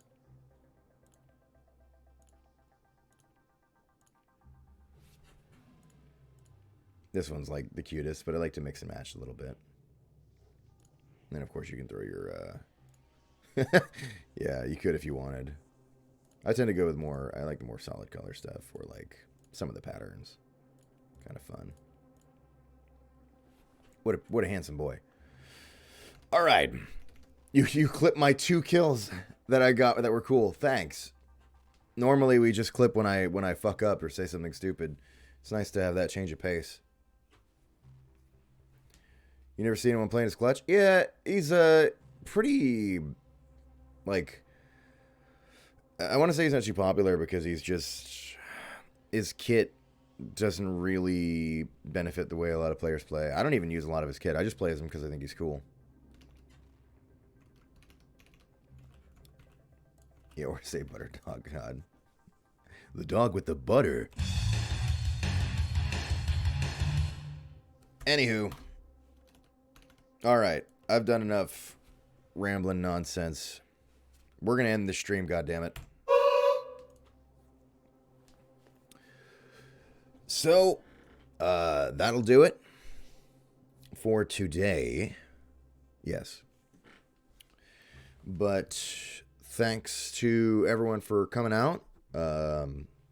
Thanks to the followers and the donations and the subscriptions, and to the drum major on Twitch who gave away, what was it, 35 subscriptions or something today? Fucking insane. God, Jesus Christ. Good Lord. Thank you. And then also says, gotta say, not only you're an awesome VA, but you're a very entertaining streamer. Glad you saw your announcement on Twitter. Thanks. It's an okay show. I don't shut up. Whether or not that's entertainment, I don't know. But it's a reality. So we've got that going for us. But yeah, that'll be today's stream. Sorry again, I was late. And kind of a little out of it and rambly, I think even more than usual. And also my voice was shot. So basically everything went wrong. I appreciate your patience with me today. And yeah, thanks a bunch. We'll be doing a stream Tuesday, 2 p.m. like we do every Tuesday at 2 p.m. Eastern, doing Rage. Possibly a Wednesday stream, although probably I'll just be guesting over on Tasha's on Wednesday for maybe Griftlands. And then next week it'll be Friday again, and we'll frag out. I don't know. Okay, anyway, I'm just fucking going off. I'm just saying words now. But yeah, thanks everyone. Have a good one. Take care. Oh, I almost forgot. I got to figure out who I'm gonna raid you folks to. We're gonna send you to.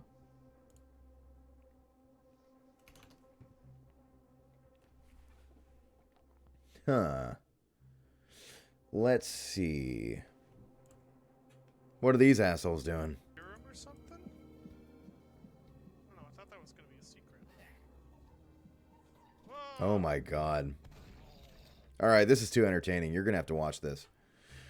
I'm gonna send you over to New Blood, who's doing assorted obscure Steam shooters, various games and demos. Miscellaneous. That's what I'm going to send you to. So, again, thank you everyone. Have a good evening. Appreciate it. And take care. Goodbye.